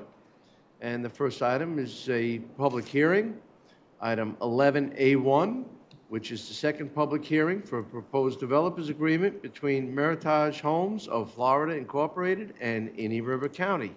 This is legislative in nature. Good morning, Counselor. Good morning, Commissioner. Susan Prado, Deputy County Attorney on behalf of the County Attorney's Office. This morning, we do have the second public hearing for the proposed developers agreement for between Indian River County and Meritage Homes. This would be for the proposed development of Lakeside West. The first public hearing was held on March 11th, 2025 at roughly 9 a.m. or thereafter. Once again, just briefly, Lakeside West development is 201 single-family home lots, which is located north of 25th Street Southwest on 43rd Ave, and it's proposed to be constructed in 2 phases. Before we get into this a little further, I would like to go ahead and ask that if Kim can please put up a PowerPoint we have put together for this particular item to kind of explain just a little better. Yes, sir. Counselor, because of the rain? I will try to talk more into the Very mic, good. sir. I Thank you. apologize. We have put together, between the staff and the different staff members and myself, a PowerPoint for the Lakeside West Developers Agreement to kind of let the board know what this entails, as well as kind of what a developers agreement is, and I hope to answer some of your questions. So a developers agreement is entered into by us, the local government, and a developer. It's subject to Florida statute. That Florida statute is the Florida Local Government Development Agreement Act. It lays out the different obligations that both the developer has to the local government agency, as well as kind of the rules and regulations that we have in place at the time entering into that developer's agreement. What that does is it basically says that if they enter into the developer's agreement today, the rules and regulations that are entered into here today are the ones that will be applicable to their development. So should something change next week, next month, what's applicable is what they entered into here today. So it's a contractual obligation on both parties, and it's to be reviewed on the annual basis to ensure compliance with the contract by the parties. That annual basis review, as discussed previously, is a statutory requirement, and it is something that the county has to do. And because it is a contract, obviously, we have our remedies, which would be something along the line of breach of contract. When we can bring that back here in front of the board to have those remedies, we can amend a contract. It's part of the beauty of having it being a contract. It's a memorialization, in many cases, of vested rights that developers have to their property. This is important because, as we know, a property owner has certain vested rights when they do purchase their property to develop them to a certain level, whatever is usually in place at that time. If they're zoned, for example, for commercial, they're allowed to then develop whatever sort of commercial is allowed on that. If they're vested or they're zoned for an RS3, then they're allowed to develop up to residential 3 units per acre. Mr. Chair. Yes. Yes, sir. Ms. Prada, by the term vested rights, in other words, if someone is in a position to purchase a parcel of land and the existing land regulations allow for what they desire to build upon, say a subdivision, a car wash, a storage facility, that would be included in their vested interest or vested rights. Yes, sir, they have a right to develop to that, but even more in tune, for example, for these cases for the residential development or even commercial development. Residential development, we usually have it's usually a plat or some sort of residential land development permits, if you will, that are issued. And when they have those issued, they have vested rights in what we've approved for so long. And similarly with a site plan, that would be something for a commercial development, for example, and they would have a vested right to develop that commercial property for whatever was approved for so long. That's also another instance when we're talking about vested rights. So for example, this development has been approved for the 201 single family homes. Although they have the ability to develop more, they have agreed to develop the 201.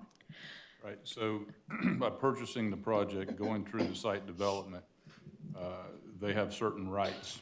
In other words, they have the right and the ability to construct, in this particular case, a subdivision.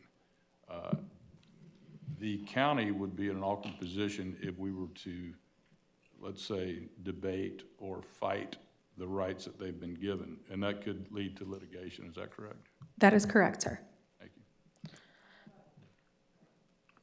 you. Follow-up question. How long do those rights vest? Or does it depend, like site plan is for? It depends on what there is, and it also depends, for example, on how much tolling there is for, and as was stated, I think in the last hearing, this was one of those that was vested a while ago, but because of all the tollings, because of the natural disasters and things that happen per Florida statute, that vestiture kind of goes out depending on each and every natural disaster that happens. So it can be a hurricane, it could be a windstorm, it could be a hailstorm, whatever it is, when there's a state of emergency that's declared and there's a natural disaster, that vesting period kind of tolls, and it gets later on. And that's per state statute that the tolling happens? Yes, ma'am. Okay, thank you. Ms. Prott, it's similar to what we've heard earlier today. I believe there was a discussion on the beach where we had permits obtained 5 years ago, and they were still in effect. I believe that was what the record should reflect. So, regardless of when you procured your land and started the procedure, absent, as Commissioner Adams mentioned, any type of catastrophic event or change in, I guess, the physical landscape, that would still be in effect. Yes, sir. Now, that's not to say that those things can't expire. I mean, permits and things do expire. However, in this case, this has not, in this particular case, it has not expired due to the tolling that has happened. Correct. And through the last 21 years, we've all experienced different highs and lows in the economy and the population. Yes, sir. Thank you. Mr. Chair, may I just add something, because I just kind of want to parse it a little bit more, because Susan's talking about vested rights maybe in a particular permit or development that's been proposed, but there's what she was also talking about, and I think what you were talking about is people have property rights and development rights in general that are contemplated under our code. So in this case, this is a particular project, but if it were not to be approved, they would still have development rights and they would still be entitled to what our zoning allows for. That's kind of a little bit of a separate concept, but worth mentioning. But separate tracks, property rights are given as a property owner, and vested rights are calculated through the permit process. That is correct. Correct. Yes. And they're then owned, Yes, sir. They or can, leased. they can pass, they usually run with the land, sir, yes. So they can pass, so if it passes from one developer to another, yes, sir. Thank So you. This agreement has a term of 7 years. That's the term, 7 years. Is that an average term? I mean, That how does is, it work? yes, ma'am. So that is the term that usually requires for certain items to be looked at again, if you will. I know that they can run up to 30 years. However, because things change as they have with development, because the need for certain items change to kind of chain us or the developer to something for 30 years, is a bit much. But this way, if it does change hands within the 7 years, if the development doesn't happen within those 7 years, it requires them to come back to the table to negotiate again for us to see kind of where we are at that 7th year time frame. So if there is a significant change, we can then address it in that renegotiation. So that's why it's better to have this lesser time frame than the longer time frame. Not only that, but some of their vestitures expire after the 7 year if they're not continuously told. So that's part of why this time frame. I'm looking to understand the procedure.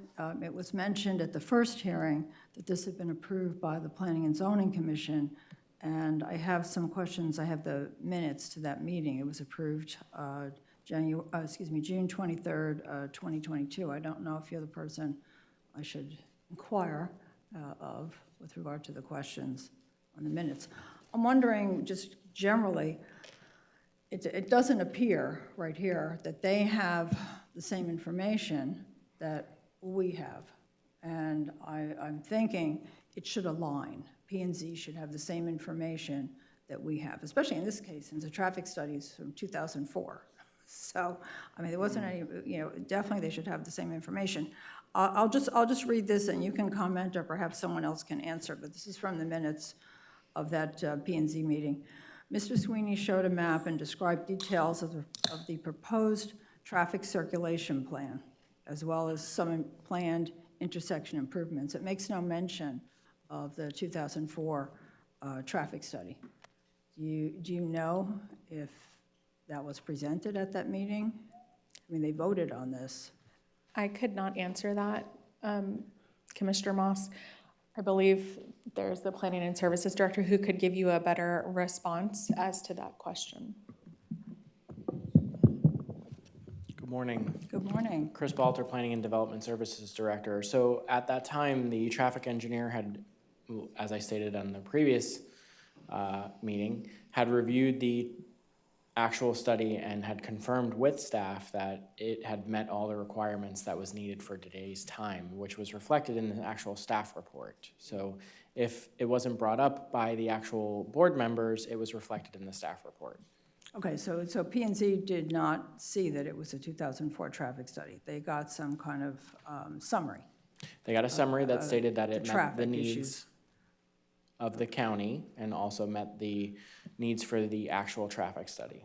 Okay, so some of the other things that came up during that meeting was, let's see here, and we didn't really discuss this here at County Commission, but it said, let's see, Mr. Sweeney further explained that the park is actually part of a different PD project and that this developer's requirement is a financial contribution to the park's public benefit, which will be held in escrow until that project proceeds. So is there an amount that's being held in escrow?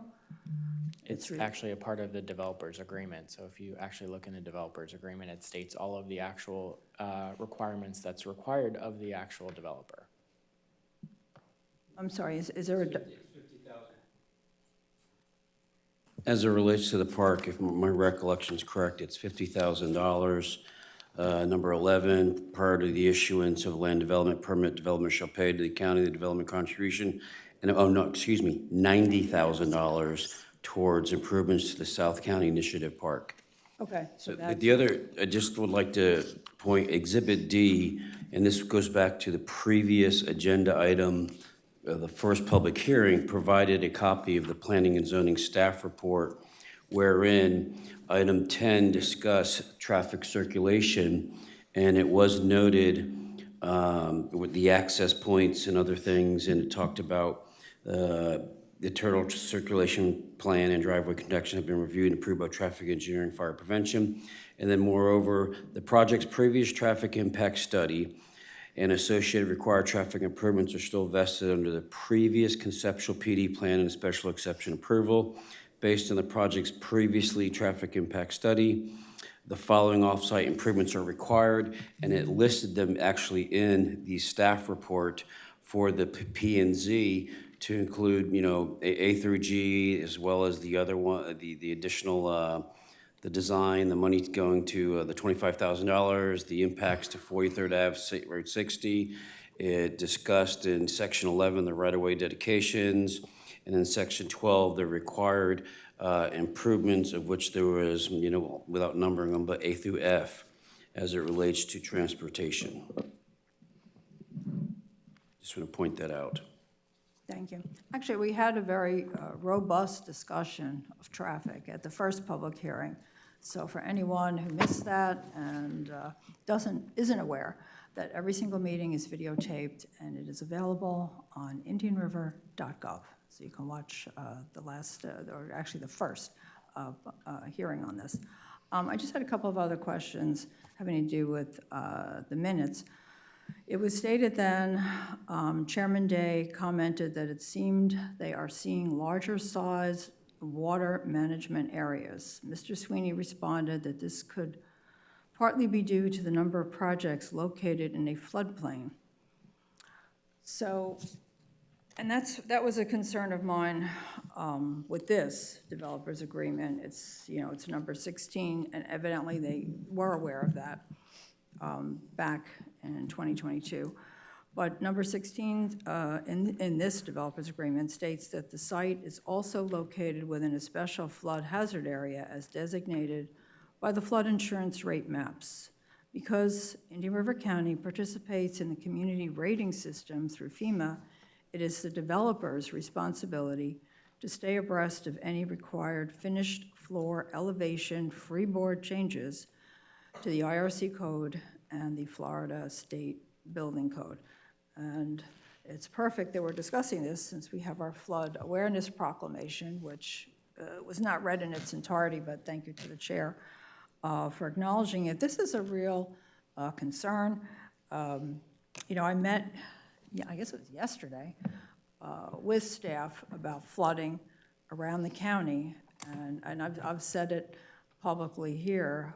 We get a lot of complaints about flooding. It's something we all have to be concerned about. Proclamation indicates that. But it was a bit ironic that while I was in the meeting with staff, someone called to complain about flooding, and my assistant took a message. So I told them all that later, that I appreciated their time. But this is a real concern of mine. Could you comment on it, or perhaps this is not your bailiwick? It's not, but flooding. I can comment on it a little bit. So as sites develop, there's multiple different facets. They have to meet federal regulations, and they also have to meet local and state regulations. Generally, about 20% of a general site is eaten up by stormwater retention. So attenuation has to be kept on site. That means all of the stormwater has to be kept on site, and the only thing that's allowed is any historic discharge. So that what was historically discharging or less is what's allowed off site. That's why you see all of these projects have larger and larger stormwater retention ponds, because they have to attenuate on site. Not only that, but it all depends on the actual soil composition as well. Different soils perk differently, whether they go into the groundwater at a certain pace, or they actually get kept in holding ponds, which are the wet retention ponds. You have dry retention ponds. I know the Public Works Department can speak a little bit more on the stormwater end of it, but that's just kind of a generic on it. And if I may really quickly on that one too, I know that when they do have the storm retention ponds on the plat, from my review process, one of the required language and one of the requirements they have to have usually is that they have to have some sort of calculation for them to take in some of the stormwater drainage from the roadways that are next to that. So, or next to the actual property or the development. That is some language that is there, and that we have the ability to drain into those stormwater. So that is a benefit also to the county, and compared to us having to buy more or further right-of-way to have to make way for these stormwater retention areas. We are allowed to do that in some of these developments through some of their larger stormwater ponds. And So then- just a note from, at least from that standpoint, I know that's something I do see when I do see the final plat review. Also, as far as the flood, they are required to put there on the plats that it is within a certain flood zone, and they have to have the latest flood map listed. That is another requirement when they do get to the final plat stage, so that everyone and anyone who purchases a property in that area is put on notice as to what they are purchasing. And Susan or Chris could answer this, but isn't it generally the case that post-development discharge must equal or be less than pre-development? That's correct. Correct. Yes. Not only that, but generally, the nice thing about planned developments is that usually the developer will choose as one of their public benefits to provide some attenuation on site for the county to make the actual area better. So when they donate right-of-way or actually do any stormwater improvements, they attenuate for our stormwater in our area as well. I guess what we're expecting, and I think the proclamation, and I'll read just one excerpt from it, short. Indian River County has experienced severe weather in the past in the form of extreme rainfall or tropical storm events, resulting in flooding in coastal, intercoastal, low-lying, and other special flood hazard areas, which was where this property is located. And this flooding has caused damage and flood losses to homes and buildings in all areas whether they are high-risk, special flood hazard areas, or low to moderate risk flood zones. So I think part of this is, do they have to purchase flood insurance, to live here? Not There was some necessarily. discussion of that yesterday. Commissioner Morse, could we return back to the presentation? Your input is important. Yes, It's a absolutely. general discussion, but you're just tearing the whole project apart piece by piece, and we need to have the presentation. Absolutely, This is the second public hearing. Thank you. absolutely, thank you. Thank you. Counselor? Yes, Commissioners. So just, sorry, gearing back towards the presentation, we talked about what a developer's agreement is. We want to go ahead and talk about some of the things that they are not. So it's not an instrument used to renegotiate already vested rights of the developer. For example, some of the vested rights they have in the preliminary plat approval. That's even recognized in Florida statute that they have great vested rights in a preliminary plat. It's also not a tool to try to circumvent or skirt obligations or limitations that are imposed by development law. What that means is, it's time for both parties, the county so much as the developer, to come to the table with an open mind and to negotiate pursuant to the requirements that each party has. And they both have to live up to those expectations. It's also not an eternal document, as I mentioned before, and it can be amended should something or circumstances change. So some of the benefits of the developer's agreement is that it encourages sound capital improvement planning and financing. What that does, for example, is many times it is very expensive to build a road, to widen a road. As we know, we've seen, I know some people on the board have seen eminent domain procedures before, the cost that it takes to widen a road, to purchase the property from the property owners and do all of those actions that come along with it. In this case, if some of this encouragement of sound capital improvement planning and financing, for example, is dedications of right-of-way. In this particular development, if you look at the actual attachments B and C, you will see that there is dedication of right-of-way from the developer that they are giving us along 21st Street Southwest, and as well as the corner of 25th Street Southwest, and that dedication also is 50 feet wide on the west side of 43rd Avenue. So they are dedicating right-of-way for future, if the county needs to have future expansion there, which is a cost savings for us planning for the future. Also, it assists in assuring that there are adequate capital facilities for the development. Again, going back to, we can look at roads, we can look at utilities. It makes sure that we address those, that they're actually there and that they can be provided for. And if not, how are they going to get there? Who's going to pay for them? How are they going to be put in? And it encourages private participation in comprehensive planning. Again, many times if there's a project going in, it may be cheaper and easier for a developer that's already out there to go ahead and start some of the process of paving a road or something that perhaps is on the county's plan, but we haven't been able to get to. And for them, it would save us on mobilization costs and the like. So those are things that kind of sometimes even encourage the private participation in the comprehensive planning and looking forward as far as some of those capital improvements. And I will let Chris take over. I believe this is your portion, Chris. Sure. So here's a little bit of a background and timeline of the project. So originally, Lakeside West was Tipson Trail, which was originally improved at 296 dwelling units. It was part of the South County Initiative, which was only 2 projects that have been developed out of the 7 projects. And there's a map that you'll see coming up to show you where those projects are and how they've actually played out. So back in October 19th, 2004, the BCC granted conceptual PD plan and special exception approval for the 288-unit single-family residential project under the name Tipson Trail. That's what actually locks in the development rights. In April 2005, the PZC granted preliminary PD plan / plat approval. Anytime a plat's approved, that's actually what allows a developer to divvy up land and sell it. In 2016, the preliminary PD plan and plat approval expired. However, the conceptual PD still remain the same. So those are all those vested entitlements to the actual project. And it runs with the land. In June June 23rd, 2022. The project was revitalized and came under Meritage. That PZC granted preliminary PD plan and plat approval for 201, so they dropped down the units for the project now to be called Lakeside West. The current preliminary PD plan and plat approval requires the developer to enter into a developer's agreement. That's that actual agreement that Susan was just speaking on. That is all the enumerations of what the contract that we and the developer are entering into on all of the improvements that they're making and what we've agreed upon. So here's an actual map of the South County Initiative. You can see all of the subdivisions that were proposed a part of it, 1 through 7. There's only been 2 that have been actually built.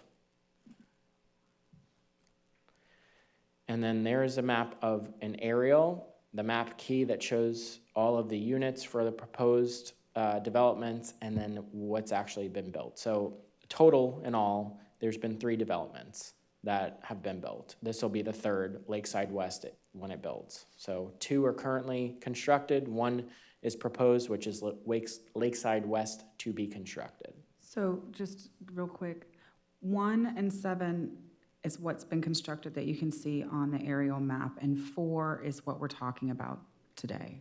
Correct. Okay, thank you. You're welcome. I'm going to turn it over to Addie and Joseph, and they're going to talk a little bit about all of the traffic that was brought up at the last meeting.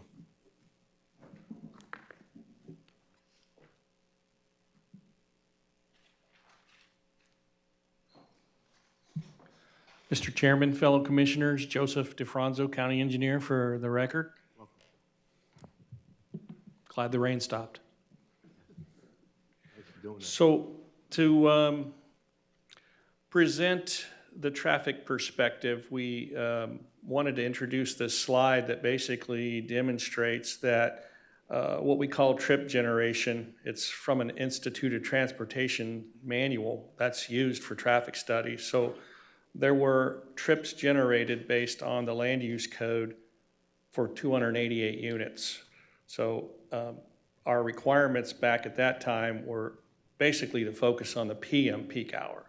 So this was the numbers from the 2004 traffic impact study that was done. And down below, of course, it was Tipson Trail at the time, but it was still talking about Lakeside West. Down below, the trip generation today. So for 201 units based on the same ITE trip generation manual, you can see that there is a reduction of the daily trips, which is what ADT means, average daily trips, as well as the PM peak hour trips, 56 in and 33 out. So the key takeaway is even if we updated or used a more current study with fewer units, there's fewer trips generated. And that's what leads to mitigating. Once you analyze the impacts of those trips, then that's what generates the need for the improvements. And the improvements are based on the number of trips that are going to be generated by the project? Yes, both at intersections as well as driveway access points to the development. So the 2004 study indicates, based on the 288 units, that there would be 175 trips in and 103 trips out in the PM peak hours. Correct. And currently, with 201 units, the generator would indicate that there would be 119 trips in and 70 trips out. Correct. So if we were to redo the traffic study, they would most likely not necessarily have to do as many of the improvements because it's generating less trips. Yes, that's on the next slide. Oh, okay, sorry. Okay. So it sounds like going with the older one is actually giving us more benefit to the county, but we'll see what the next slide says. Yes, based on higher trip generation and traffic volumes, that would need to be mitigated. So this slide basically shows what was required for off-site roadway improvements based on the 2004 traffic impact study, which all of these are contained in the developer's agreement. So Looking to the right there under the present, if those same improvements were required based on fewer trips generated, there'd be different thresholds that you'd be reaching. So you may not have those same impacts based on fewer trips. And fewer trips would mean fewer impacts to mitigate. So if it's a red X under present, based on the current number of units and current number of trips, we most likely would not be able to leverage those improvements through the developer's agreement. That's correct. So these would be based on a reduction of trips due to the fewer units. So we'd get less. Yes. Mr. Chair. Yes, please. Judged by my simple math, from the 296 to 201 is about a 32% decrease in the residents in the proposed subdivision. So that pretty much correlates with this as well. Yes.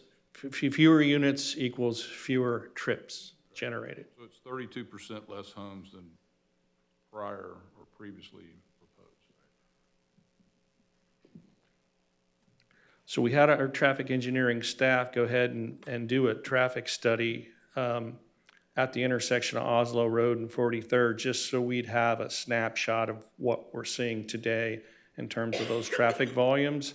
And in addition, they went ahead and collected some data for vehicles exiting the Fountains residential development there. So this is pretty much showing you from an AM peak and a PM peak, the volumes in the third column over from the south would be vehicles coming from the south to the north and approaching the Oslo Road intersection. So these are 15-minute increments, and right now that signal handles what's there today. Occasionally, if there's an incident, you might see higher volumes on 43rd. It varies from day to day, week to week, month to month, fewer traffic if there's less vehicles on the road for spring break or other times of the year. So we just wanted to be able to provide some information to show what's happening at that individual intersection there, which included the number of exiting vehicles there at the Fountains development. And so lastly, we provided the map that's called 9th Manor Southwest. Those are the numbers that were during the AM peak hour exiting that. So we just wanted to provide that snapshot. Of course, March 18th of 2025, it could be different next week. It varies over time depending on the surrounding traffic and what's happening. So that we see that roadway itself is under capacity, 43rd at the moment. And Oslo's already widened out. This intersection operates effectively with the traffic that's on there today. Any other questions regarding traffic that we can answer? It's under capacity right now? 43rd is, yes. We shared some of that information before, that there were a number of vehicles on 43rd. It's a 2-lane road, but until it reaches above, that capacity of a 2-lane road, it's under capacity. As traffic volumes increase on 43rd as a 2-lane road, it will eventually reach its capacity. But right now, it's sufficient. Correct. Sufficient. Correct. And again, as you discussed, there are some anomalies. There is the holidays, there's spring breaks, there's other events, there's storm events, crashes that are going to impede upon the flow of traffic. But they're not taken into consideration, although the people would like them to be, because they experience that on a seasonal value. It's not taken into consideration in the calculation. So crashes are random and traffic patterns change. Yes. So we provided just a snapshot of what's happening at that intersection, but we collect traffic volumes on 43rd and other roadways each and every year. So based on the 2024 link volumes, it's closer to capacity north of Oslo, but less than that south of Oslo Road. But what I'm saying is the anomalies that we refer to are not taken into consideration in the calculations. When you say calculations, please As far clarify. as the traffic assessment and accountability and vulnerability and the load, that none of that is taken into consideration when we talk about other anomalies, like, you know, an event or an incident. That doesn't get into the calculation of the ability for a roadway to handle the traffic. Not an incident, but there is an adjustment factor, a peak seasonal adjustment factor. So volumes are adjusted through the traffic impact study analysis. Thank you. Mr. Chair? Question, do those capacity numbers or that count go into the grade that we give the intersections? Yes, the typical, it's level of service for an intersection or a node, as well as level of service for the service capacity for the roadway itself. And the county adopts what level of service it wants? Yes, And correct. our level of service Is is? D. D. Yes. And what does that mean? Like, how many cycles do you basically sit at a stoplight? Well, as you can see, let me go back one. So a traffic signal has a cycle length. So every cycle length, it's allowing different phases of traffic to move through the intersection. So this is just 15-minute increments, but based on these peak hours, that intersection functions fine. And it will change over time, I mean, as traffic volumes increase, but we're always looking at the operation of our traffic signals, as well as that's what the link reports that we produce that consultants can use in their analysis. Commissioners, I know at MPO, a lot of times we do talk about the level of service and the grades of our intersections and what we have accepted and what that means. So all this goes into that, and it's not just something that's plucked out of the sky. That is something that we discuss, and I would point out that the MPO is not just comprised of commissioners, but also of representatives of the cities across the entirety of the county. And it should be pointed out that level of service A and B only exists on paper. It doesn't exist in the real world. And again, because when we hear level of service D, we revert back to when we were all school children and thinking a D isn't good. But it just equates to the amount of wait time that you would have to go traveling a roadway, correct? Correct. The best explanation is it's approaching its capacity. Yes, but new roads that are newly built with other contributors to the traffic can be A and B. They're new roads, they're new facilities, things around the area may not have been built out. So, but yes, the level of service usually goes down always goes down as traffic volumes increase. And generally, after ribbon cutting, the A and the B go away and it goes right to a C at that point. It could happen that way. Yes. Thank you. Mr. Chair. So A is the gold standard then? And do we aspire to B and C, I would hope? No, Don't Does- aspire that's not at to? all. It doesn't exist.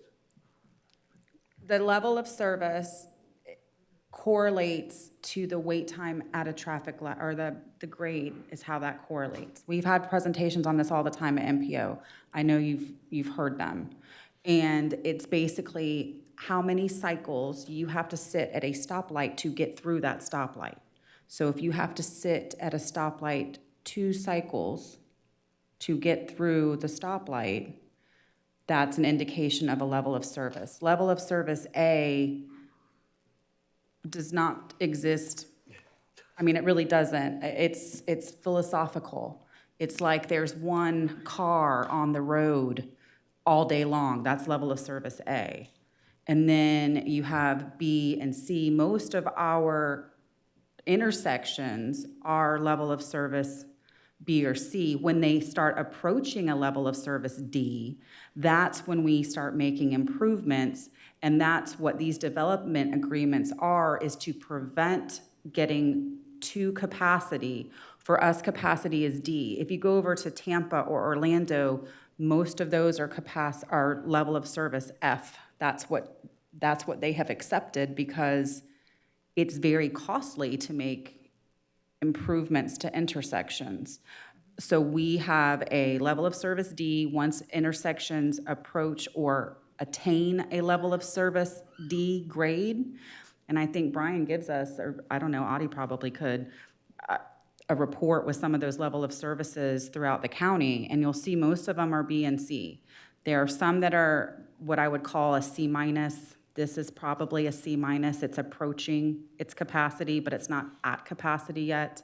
That puts it on the list to make those improvements, and then we start looking at what we need to do before it gets there. So to say that A and B is the gold standard, and we're basically shirking our duties by attaining to a level D is inaccurate and that's a mischaracterization of what this is. The reason I was pointing this out is because people need to have a reasonable expectation of what you're going to have to go through when you're driving around an urbanized area.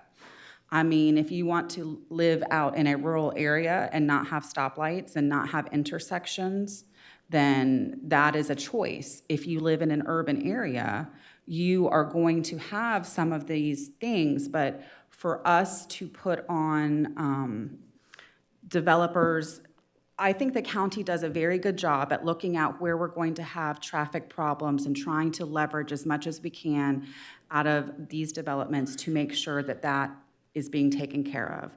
The fact that this is a 2004 traffic study, I know there's been a lot made about that in the news, but if you break it down and look at it, if we required them to update the traffic study, we would be getting less. That neighborhood would be getting less out of that developer as far as roadway improvements go.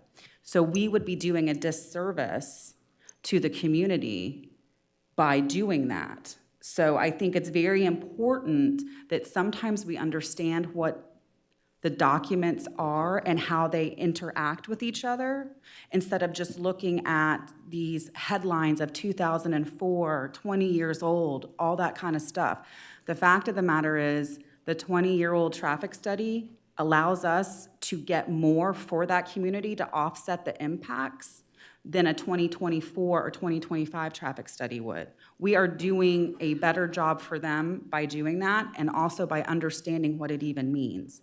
And at the end of the day, to get back to Commissioner Lohr's point at the beginning of this, people, whether we like it or not, I would love if nobody built anything else in this county for the rest of time.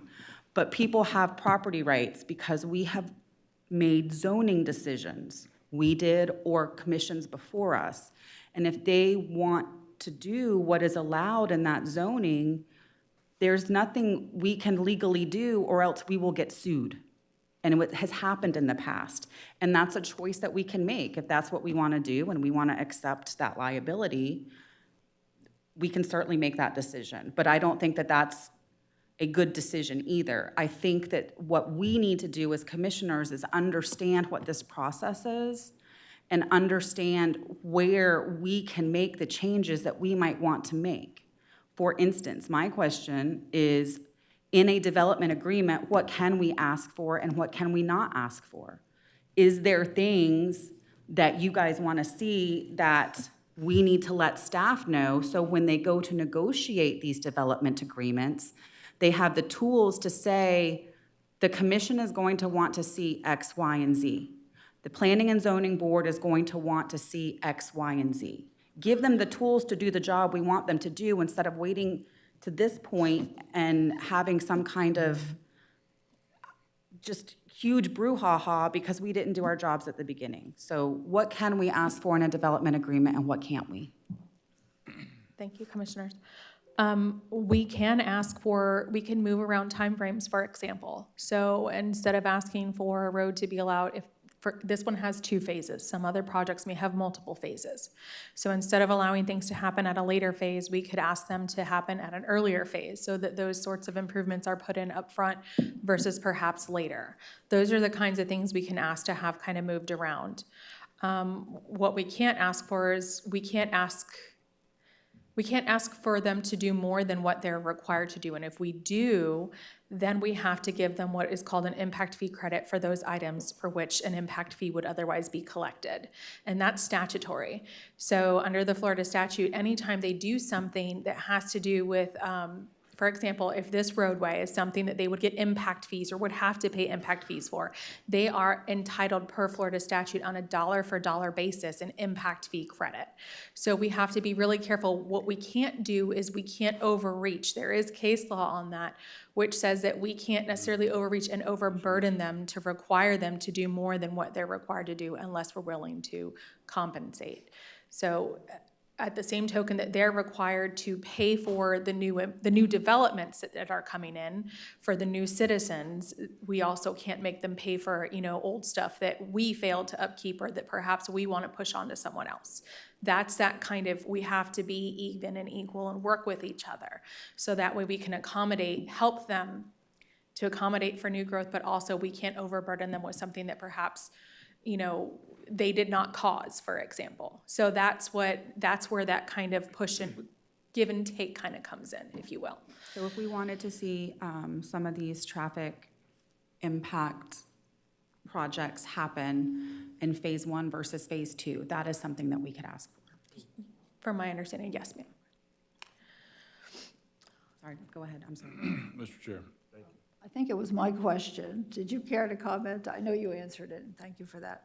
But did you? For further clarification, I was just going to say. Do we aspire to be in C? That's all. I didn't say this. I wasn't, discussing this. Sure. As I stated up front, we had a very robust discussion on traffic at the first hearing, and I referred people to that video. So for further clarification, back to the level of service at an intersection, it's vehicular delay. So there's an amount of delay. As delay increases, the level of service decreases. But you can start with something worse than an A, B, C, D, depending on the existing conditions. So wherever the development is and its area of influence, there's an existing, and then they build on that from there. I mean, what we heard last time at the first hearing was that there is already a problem with regard to traffic in this area. And we heard from quite a number of people, so I don't know, I guess I'll revert to baseball. Like Yogi Berra said, that's the difference between theory and practice. In theory is the same as practice, and in practice it's not. So what's on paper is not necessarily what people see when they're driving in that area.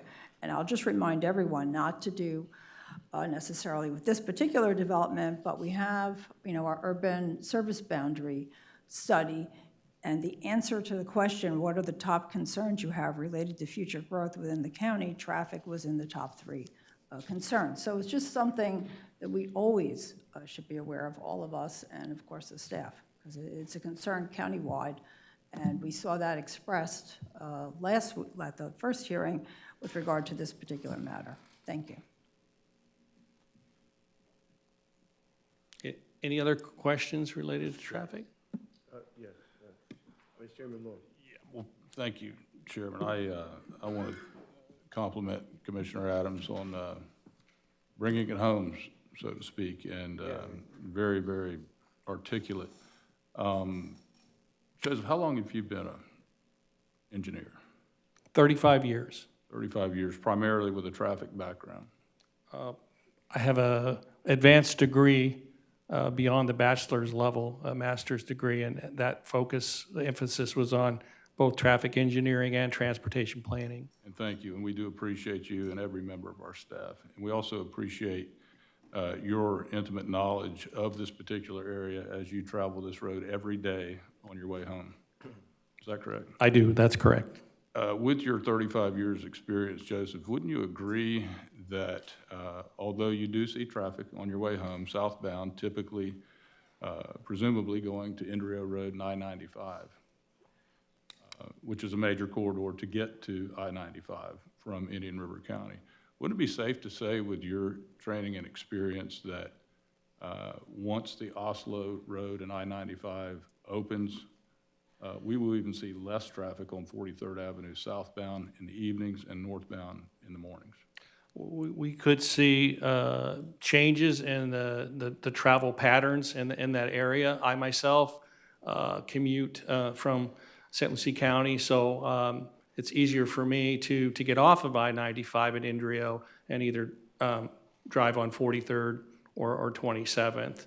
But if the interchange were there tomorrow, it would be easier for me and probably a faster trip to go up to Oslo Road and go over, and I'd have many more choices to go up to State Road 60 to get here. So with that new interchange, Oslo Road being a 4-lane facility, drivers tend to go where the facilities are better and where the level of service is better. So that's really what changes that travel pattern. It's the path of least resistance. So it would affect the travel patterns in that area. Right, and I appreciate that.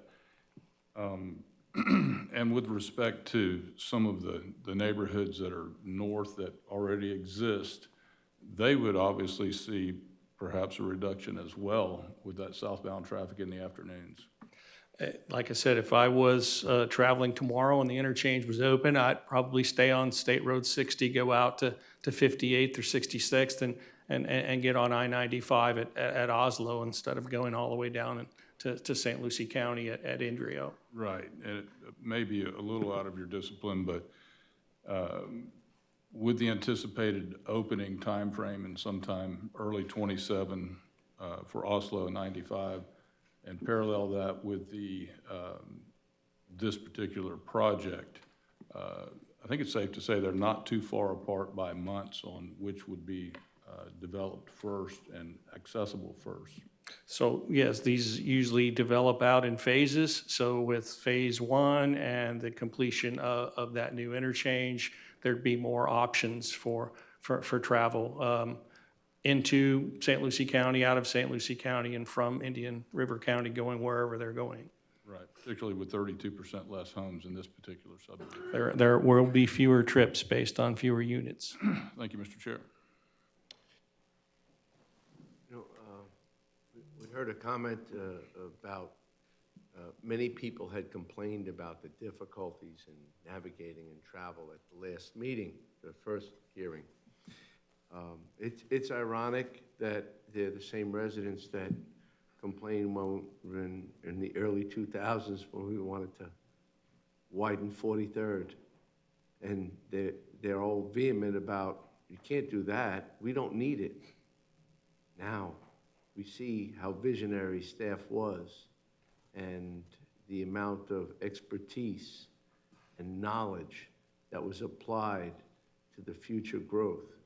And now I just thought it was ironic that now nobody wants to see anything happen so long as they have their home and they're getting to where they got to go to, and they don't want to be slowed down in any way, shape, or form.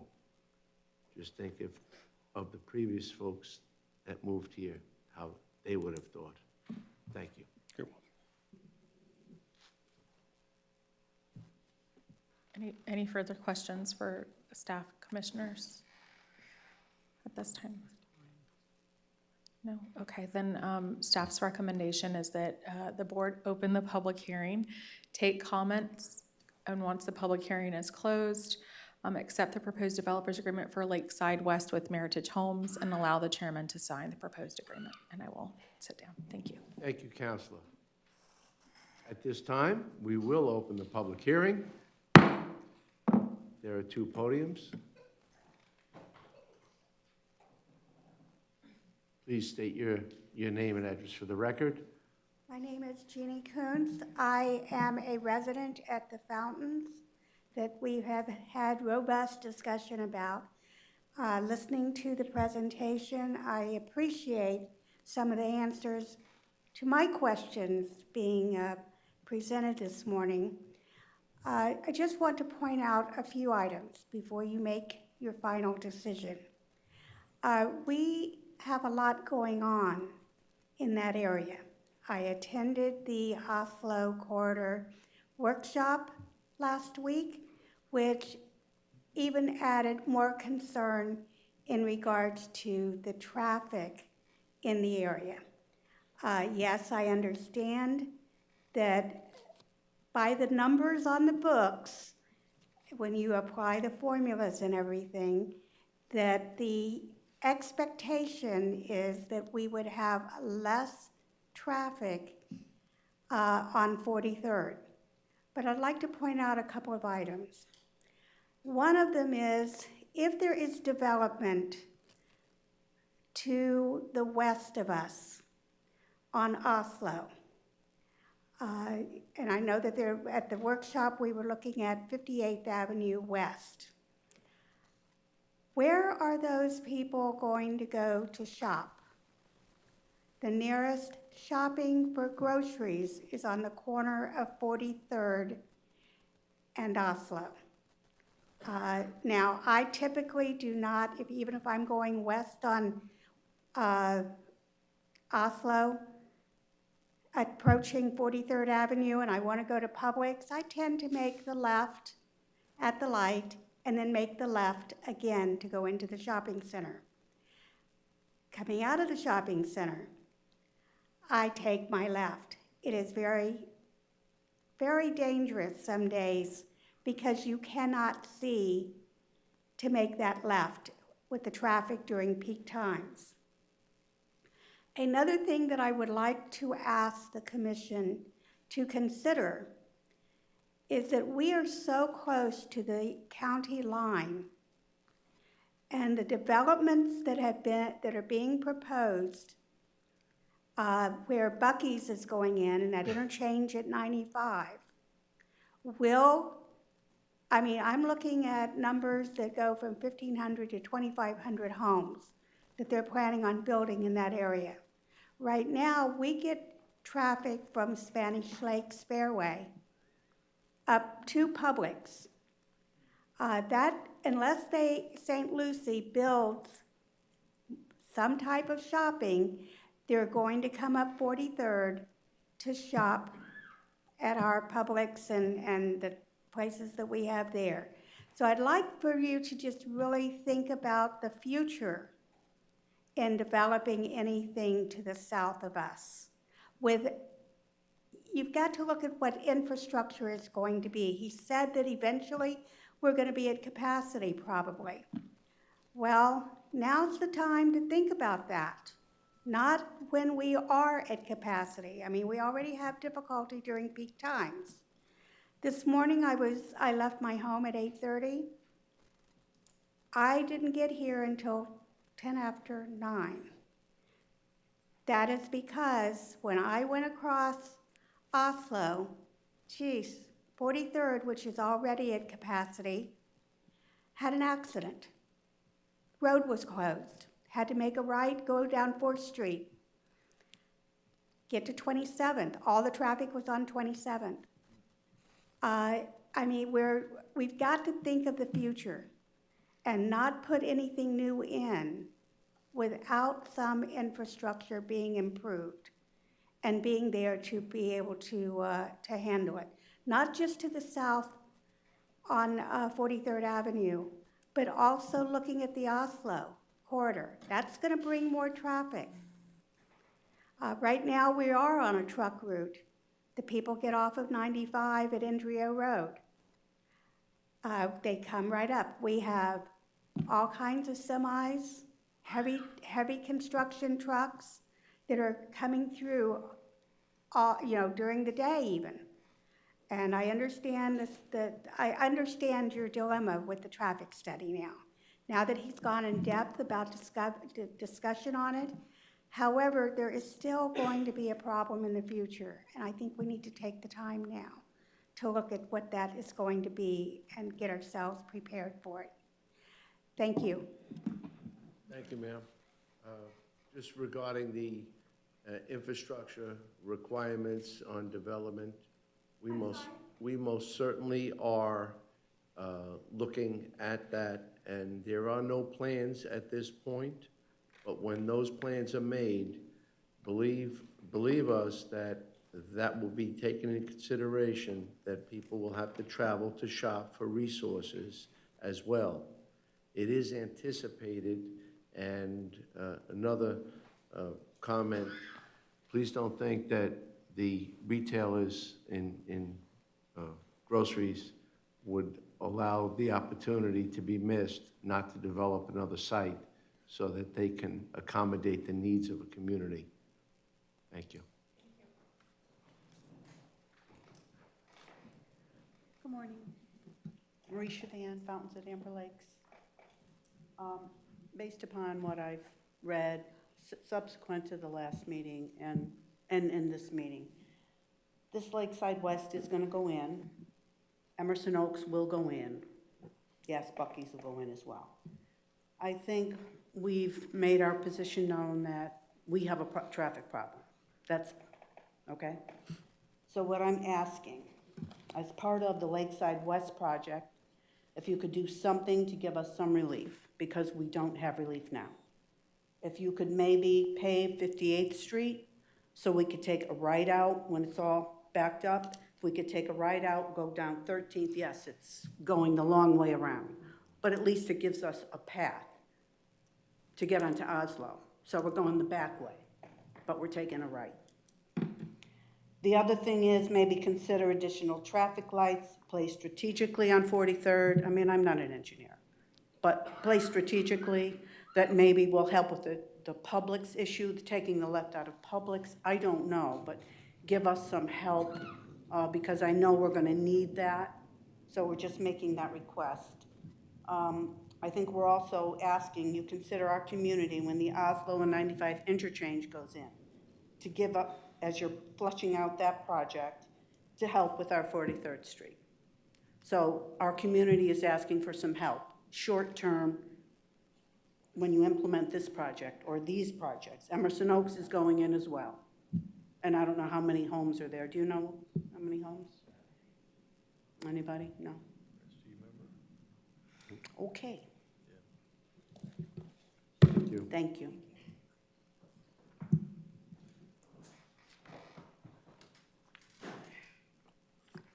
Good morning. My name is Tracy Hatch, and I live just west on 21st Street Southwest. Everybody else is talking about their developments that they currently live in, but we live on the dirt road. We love our dirt road, believe it or not. We choose to live there for very good reason. Our concerns, our neighbors' concerns, yes, I do have neighbors, they may be very far away, but we still call them neighbors. Our concerns are when they develop that specific area and they are going to pave part of 21st Street Southwest from 43rd just west, I don't know how far, maybe a quarter of a mile, whatever it may be, for those two entrances that are going to be coming out there on 21st Street Southwest to the Lakeside West development. The traffic flow from there, if anybody is commuting or needing to go west, out west of town on Route 60, anywhere that way, or going to the new interchange that's opening at Oslo Road, all of those homes are going to be utilizing our dirt roads. Is Meritage Homes going to be covering with impact fees to develop those roads? Because the dirt roads are not going to be able to handle that traffic. So when approving this, we need to go into this a little bit further of impact fees for the development or developer to possibly future develop those roads and possibly pave them. Not that we're asking for it to be paved, because truly we don't want them to be paved. It prevents people from coming out there. We like the quiet. There's also future, I don't know what the plans are, future Christian private school going to be possibly built there at 13th Street Southwest and 58th Avenue. Again, are these homes, the homeowners going to be wanting to put their children in that school because it's near them and they're going to be traveling the back dirt road to get to that school? There's going to be more of a traffic impact than what I believe our engineers are looking at and taking into consideration. Even though there are less homes going in at Meritage Homes than originally thought from 2000 and whatever it was, 4, or back then, whenever this started, I may have my dates incorrect, we have still had developments and not just big communities going in, but we have had homes being built in South Vero or Indian River County. So are we taking that into consideration when they're looking at the 2004 traffic study? I don't think they are personally, but it's possible that they have. But these are things that we question as residents of the county, and we are concerned about, truly, of making sure that our dirt roads are being maintained properly for possible increase in traffic. Thank you for your time.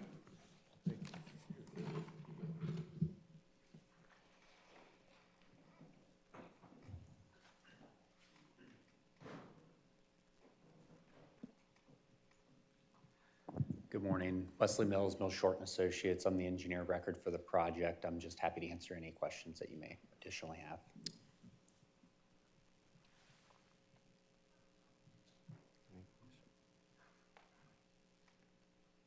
Thank you.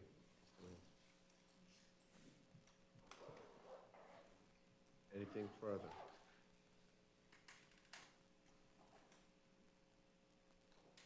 Haven't given fair and equal opportunity. Public hearing is now closed.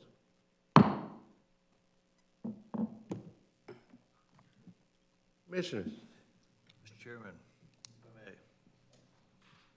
This will be my 2 cents worth in regards to this development. I think Ms. Hatch just summed up a lot of what I want to say. I'm not necessarily against this, or I voted for the other one. I'm necessarily against this one. I just too have concerns about ingress and egress. I understand, I do believe that 95, or the interchange at 95 will take some of the heat off, but there's still going to be a lot of people that are going to be using 43rd South in and out of Indian River County. I would very much like to see us think about doing something with 58th Avenue south of Osceola Road to allow ingress and egress and take some of the pressure off the 5-acre and 10-acre tract homes that are out there on the dirt road, such as she said. And I'll bring to your attention again that you have Emerson, you have Lakeside that's going to be right there. You are going to have, if it's already been approved, the Rivero Classical School that's going to be up to the high school level that's going to be back there on 13th Street Southwest. And I know that we require them to pave, say for instance, I'm looking at this with the Meritage project, they're going to have to pave from 43rd down to their western boundary, and I understand that. And they're going to put in a numerous amount of turn lanes off of 43rd, you know, right lane, left turn lane kind of things, and I think that's great. I'm concerned about the long run. Right now, 58th Avenue south of Oslo, because it's in my district, what we receive calls on a pretty regular basis about the condition of the road, and it's terrible, and our Public Works Department has been trying to work on that, to put millings on it, to find some way for them to say more substantial, because it's a lot of traffic on 58th Avenue South. Going down to 13th, 17th, 21st, and 25th. The school is going to be right there. They're going to be required to pave some. We may want to look at paving 58 further down, unless maybe we can get some help if we ask some the 2 developers, Pulte and Meritage, if they want to be a part of it. But I think it would be in our best interest to look at what we can do with extending 58th Avenue south further. I don't know if we need to go to the county line yet, to 25th Street. That's a pretty good stretch, but I know that the 13th Street Southwest, that road right now is horrendous, and we need to make some improvements to that.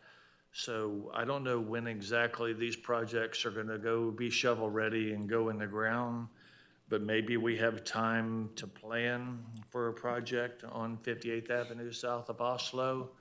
I think that's probably up to Audie and his staff to let us come back with that, but I would just like to see us include that somehow, that we take a look at 58th Avenue South. I think it's gonna be, in the long run, I think we'd be much better off in the long term for what's gonna go down there, what potentially can go down there. And plus, there's a stoplight at 58th Avenue in Oslo that would probably mitigate some of the concerns of traffic now and in the future. But what everybody said, what Commissioner Loris said, what Commissioner Adams said was spot on, and I agree. And I don't see where I can necessarily vote against this, but I just want to say we need to look at 58th Avenue extension for now and in the future. That's all I got. Mr. Chair, I move staff approval. Second. And discussion.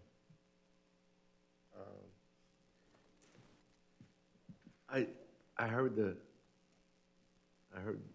you loud and clear on the concerns on 58th, but as we heard, we can't ask a developer to do more than would be required by calculations and count, other than, well, I mean, we could ask for less. Everybody likes that. But we can't ask them to develop a roadway that we anticipate might be burdened in a future time. I think we're prohibited from doing that. If they wanted to, hey, you know what, let me build a road for you too, by the way. We often hear when developers are applying that they will tout that, hey, I did this for you, I did that for you. I just want you to know that there were requirements. They were understanding that staff had gone through the whole process to ensure that they brought it up to their commitment, their level of service, or they enhanced the turn signal, the turn lanes, the entry to satisfy the traffic concerns, to satisfy the needs, but we can't say, hey, let's pave that roadway down to the county line and expect them to pick up the freight. Again, And I'm not asking. that'd be lovely. I would tell you that this may be on. I could see it. It doesn't hurt to ask, but this would probably be on our dime, and I think that we need to plan ahead over the next few years to say, hey, maybe we need to look at paving 58th Avenue south of Oslo to maybe to the county line or less. I think it's something we need to. And that process is to get it on the capital improvement list and move it as swiftly as possible, bearing in mind the needs. Well, okay, that's not for today. I was just gonna say that, that's great, but you have the other side of the coin, which is the people in the 5 and 10 acre ranchettes that don't really want to encourage more people going through their area. So, I mean, I get it. I live on 10 acres out in the middle of Fellsmere, and I'm between two, with the new exit at St. John's, I'm on Babcock. It's crazy. So you're gonna have that too. But I think that is our goal. Our role is to have the conversations, and we need to have the conversations. And the only way you prevent traffic problems is to continue to grow your grid network, which we've done a decent job of in Indian River County, but traffic and roadway improvements are expensive.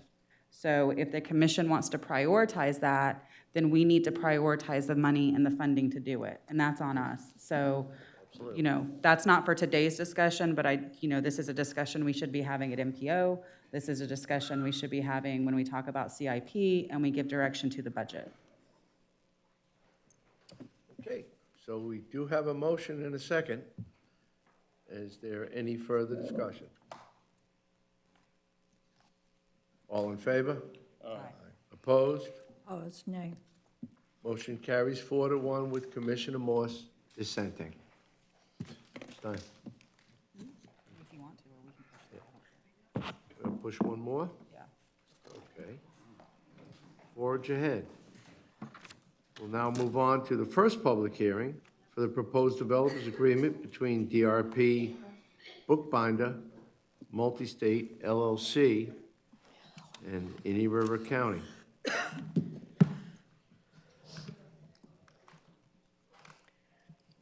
Good afternoon, Commissioners. Susan Prado, Deputy County Attorney for Indian River County Attorney's Office. This is a little bit of a unique situation. So this is the first public hearing for proposed developers agreement between DRP Bookbinder Multi-State and Indian River County. The second public hearing for this proposed developers agreement is scheduled for April 8th, 2025, and that is pursuant to 163-3225 of the Florida statutes. If this developers agreement looks very similar to you, it's because it is. This is the same developers agreement that was brought towards the board for Harmony. It's the Harmony Isle development. However, the ownership has changed. Prior to execution of the finalized developers agreement, the development was sold to another entity. So this particular developer agreement, everything the same but for the owner of the property, was brought in front of the board back on January 28th, 2025 for the first public hearing, and then again on February 11, 2025 for the second public hearing, at which point in time this piece of property was sold from the then owner, who was Riverfront Groves, to the now current owner, DRP Bookbinder Multi-State LLC. So that would be the only change in this developer's agreement. Everything else remains the same. As far as the development would be consisting of the 237 single-family lots, 147 townhomes, and is to be located at 1375 98th Avenue, Vero Beach, Florida. Mr. Chair. Counsel. Yes. Okay, so we're mirroring a previous aforementioned presentation. Yes, sir. And that's all good, and as far as the project going forward. But I just want to go back to do we know anything about DRP Bookbinder Multi-State? Because, again, most of us have had the experience where our mortgage or our insurance has been sold, transferred. We're dealing with a new entity. The new entity may have different services. The new entity may have less services. The new entity may be more costly. There's always some change when we have a buy and sell. And in this case, that's what has happened. Do we know anything about this firm out of New York that's taken it over? No, sir. I was contacted by, it was I believe the attorney that was representing them, the firm, when it came to the sale of this and the acquirement of this property. They wanted to take over this property by a simple assignment because the actual developer agreement that the board approved on back in February has an assignment clause on it. So should the prior owner, Riverfront Groves, have signed this developer's agreement, it had been finalized, they could assign it to any corporation of their choosing without any consent from the county. So we don't know anything about this company other than they purchased it and they're wanting to move forward and bind themselves to the same conditions and requirements as the former entity did. They're not asking for any changes. It's merely if you will, I sold the house to Jennifer. I'm just going to use this for an example. And so I can no longer sign for a permit. Jennifer, as a new owner, has to be the one to sign for the permit, or if it were to work vice versa. That's simply what it is, Sure. It's the changing of entity. I don't know if that answers your question.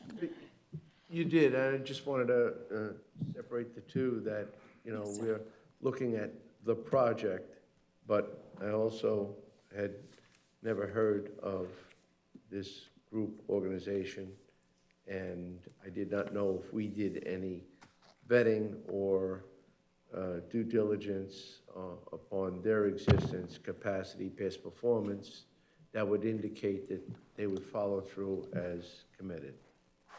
No, sir. The only thing that would require them to follow through as committed would be the contract. So there's no requirement for anybody to vet any business that comes in and does business with the county. If there's an applicant, we accept the applications and they either comply with the requirements or they don't. Our office does check to make sure, obviously, that all signing authority is in place, that they're in good standing with whatever state that they're registered with. For example, if they are a Florida, business, we need to make sure that they're in good standing with SunBiz. They're not something that's dissolved, because they wouldn't have the ability to enter into an agreement as a dissolved corporation. If it's an out-of-state corporation, we require all the documentation for that and to demonstrate that they're in good standing so that they can do business here in the state of Florida as well. But that is as far as our due diligence goes for a company that's coming in and wanting to do business with the county. Thank you. Mr. Adams. Basically, all we're being asked to do today is take a developer's agreement that we've already approved and assign it to the new owner. Yes, correct. Thank you. Mr. Chair, I'll add that they're from New York. Well, I don't know if I'm going to comment on that one. But thank you. I'll take it as a compliment. Any other questions from any New Yorkers or non-New Yorkers? Good? All right. Well, we're going to open up to public hearing. Thank you. Is-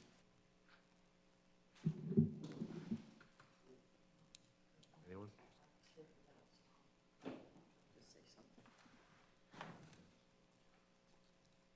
Good morning. I think it's still morning. Sharon Gorey. I live in Village Green. Welcome. This particular development on 90th actually had caused us some concern because of the traffic on 60. And as well, it sits like practically in the middle between Route 60 and Oslo. So, you've got your Oslo corridor as well to take into consideration, which also falls back on the 43rd Avenue issue. I mean, the network of traveling around this town is getting a little more difficult when you're looking for lower traffic. But if this is just a matter of approving a new owner, and you've already approved the project, there's nothing any of us can protest. Is that correct? Right. So it was wonderful. But your input is important. It was wonderful spending the day with you guys. Thank you. What were you going to ask me? No, your input is important. Don't lessen the Oh, I value. know it is. I know like 4 of you up there, so. So. I just use the phone sometimes. And you're aware that State Road 60 was enhanced and widened, and is that? More than aware. I it's- just am also more than aware I don't go on it unless I absolutely have to. I used to respond to your community. I know how that flow goes. Yes. No, we, and 26th Avenue is, 26th Street is quickly getting Yes. a little dangerous too. So the we back might all road. just have to get golf carts and build a grocery store ourselves. I don't know. Anyway, but thank you. Thank you so much.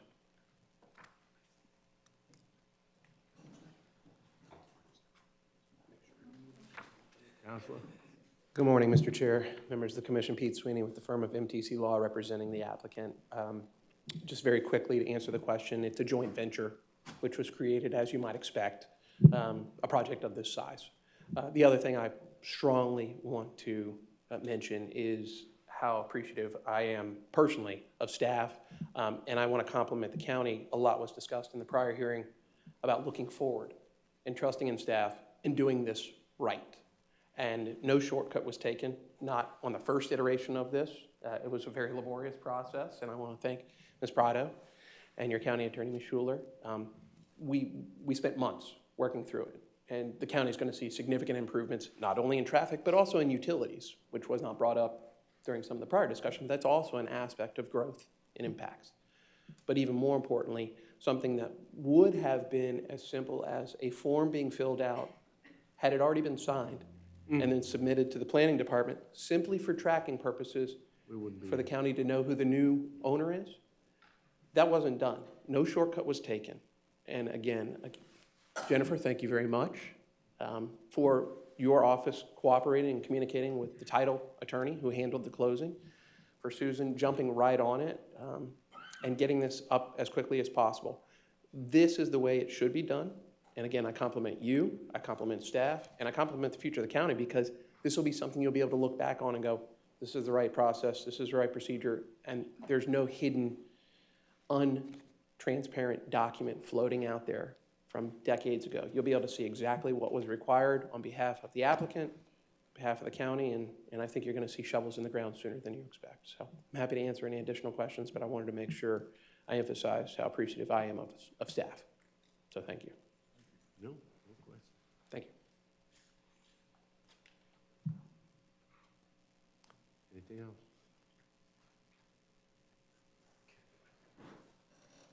I thought you were coming up.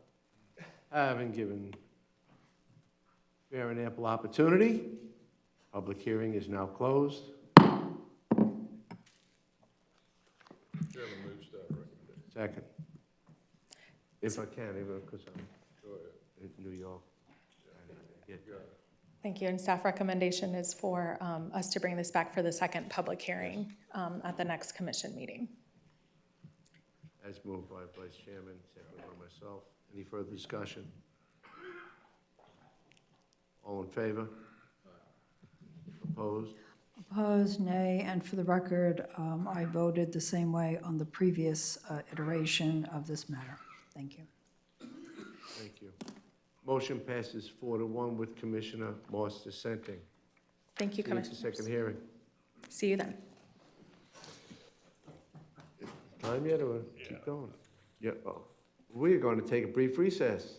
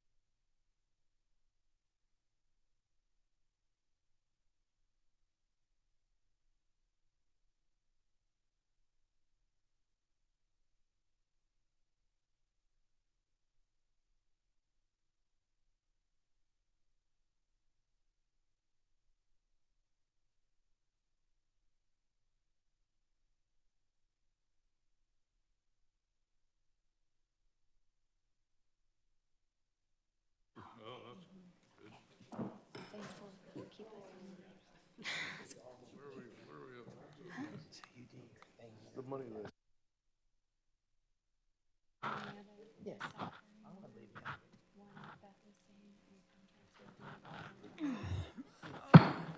Meeting will now be called back to order.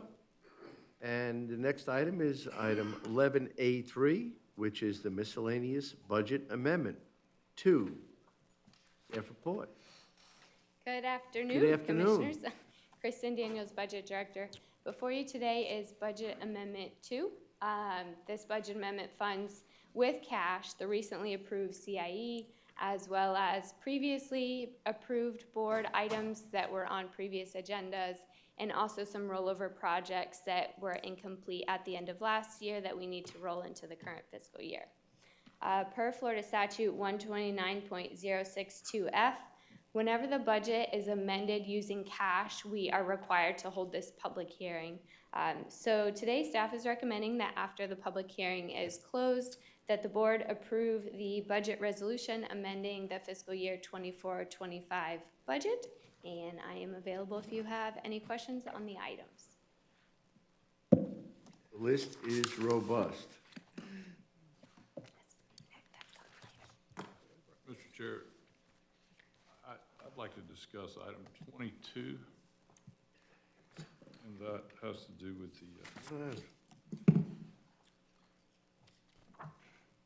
the District 19 medical examiners.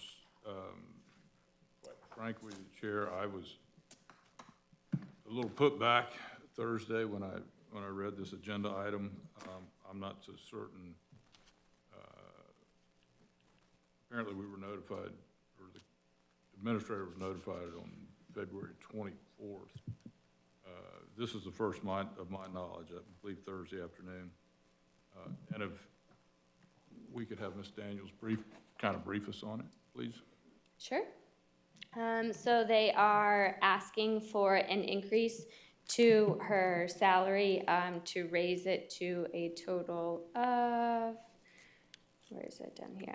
$494,857. So the portion that we're asking you to approve today is just for the remainder of this fiscal year, but obviously we will incur those additional costs going forward.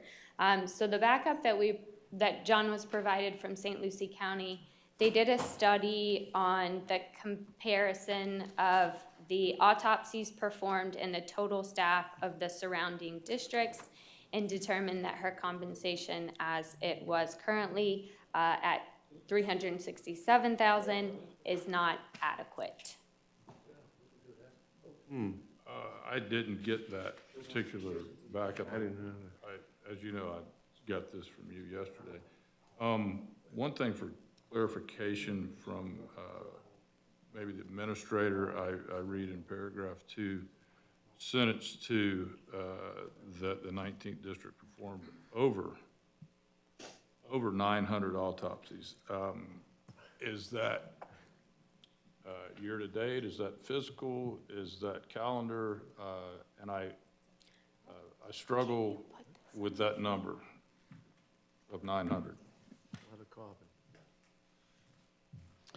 So, and I'm going to read it just as I received it. Based upon our survey of Florida medical examiners conducted February 25, our district performed over 900 autopsies. And it was my understanding that was as of, February 2025, that was the number per year. And we have backup to support that. That's, I can certainly request that from St. Lucie County. They were the ones that provided the chart.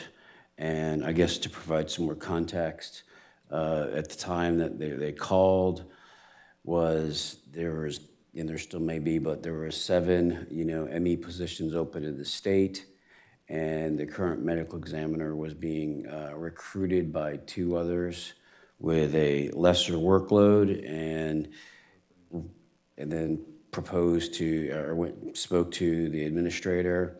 And I understand that there's also support among the law enforcement and the state attorney's office, based on the work that she's performing. So you had this information on February 25th? I think it was shortly after that. I mean, because you can even see, it even says, "Dear Mr. Donaldson," but I mean, I can get you the exact date.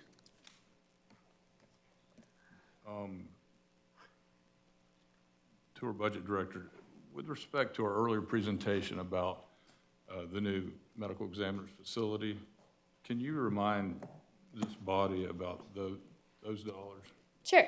So we get monthly updates from St. Lucie County, and the one, I looked back, and the one that has numbers most recently was in November, and the estimate was $22 million for the new facility. Now, our portion is roughly 25% of the four-county, so that would be about $5.5 million. What I can tell you is previously, we had budgeted $5 million in the CIE. We've got $2.5 million this year and $2.5 next year. They haven't got the bid results yet. That number is going to change. So if something were to go up or down, we could reflect it in the 25-26 budget. But that $22 million is just an estimate. Understood. And, you know, I look at it, not that the doctor would be working in a brand-new building, state-of-the-art. And I compare that with the administrator's statement about there's other openings in the state or in the country. I happen to be on her selection committee along with Chairman Flesher many years, well, not many years ago, probably 2020, years ago, somewhere in there. So if we're gonna talk about a particular position and in the periphery talk about, well, there's 7 other openings and he or she's been entertained by other jurisdictions, you know, we could do that for any position in the agency. And we could also look at the dollars that we've committed for the new facility. And by virtue of you know, getting this information on Thursday, and not being able to call some of the contacts that the administrator mentioned are in favor of this, in addition to the 900 autopsies, which I don't want to get too deep into it, but there's a method, whether it's an unattended death or an attended death. An attended death would be hospice, nursing homes. Commissioner Urban's well aware of that, as well as the chair, versus an unattended. Typically, an unattended death, there is in fact an autopsy. In some instances of attended, the family or others could request an autopsy. I would challenge how this is being documented. If we're looking at 900, actually it says over. I don't know if that means 901 or 999. I don't know what over means. But I do find it, it would be very helpful if we had that number. I will disagree that it's 900, could be completely wrong. But I'm not comfortable with this particular budget amendment. Well, thank you, Vice Chairman. As you pointed out, we were on the selection committee. We were part of Dr. Aronica getting hired. Unequivocally, she's tops, and not taken away from that at all. But during that process, when we had all of the county representation and law enforcement, State Attorney chaired it. And as we were going through the assessment, I think she was hired at about $375,000. And most of the talk was around the building, and we were committed to move it forward. When we did move it forward, all of the county representation got together. We discussed it. It was also determined that St. Lucie would, being the host county, would work hand in hand in day-to-day operations and manage, which was fine. But when we look at the bigger picture and how this budget amendment is done, it's after the fact. The funds are committed. Now, we're going to pay out for the past few months. No, sir. No, sir. Let me just clarify We're not? something. No. So the St. Lucie County is not presenting it to their board until June 1st. I'm reading the email. We got it after the deadline for the last meeting. And it's like, comment, if you and your board is okay with this, I would like to move forward and have this in place by June 1st, pending board's approval. This is not in effect until that June 1st meeting. So we could pull this and bring it back separately. We actually had a discussion whether we should do it separately or as part of the budget amendment, which was coming up. And because it was a $14,578 for this fiscal year. So we can, if you want to pull this, I can go back to the administrator, get the information you're requesting, and then bring it back separately. Well, again, as it reads, St. Lucie County is recommending a salary increase, and that Indian River County's portion of the increase of $14,578 for the 4 months remaining in the current fiscal year. Again, we were all part of the decision process to select Dr. Aronica. Again, not taking away from what she does, I think very highly of her. I think it's disingenuous to have St. Lucie recommend a salary adjustment without discussion with all of the counties. We are all partners.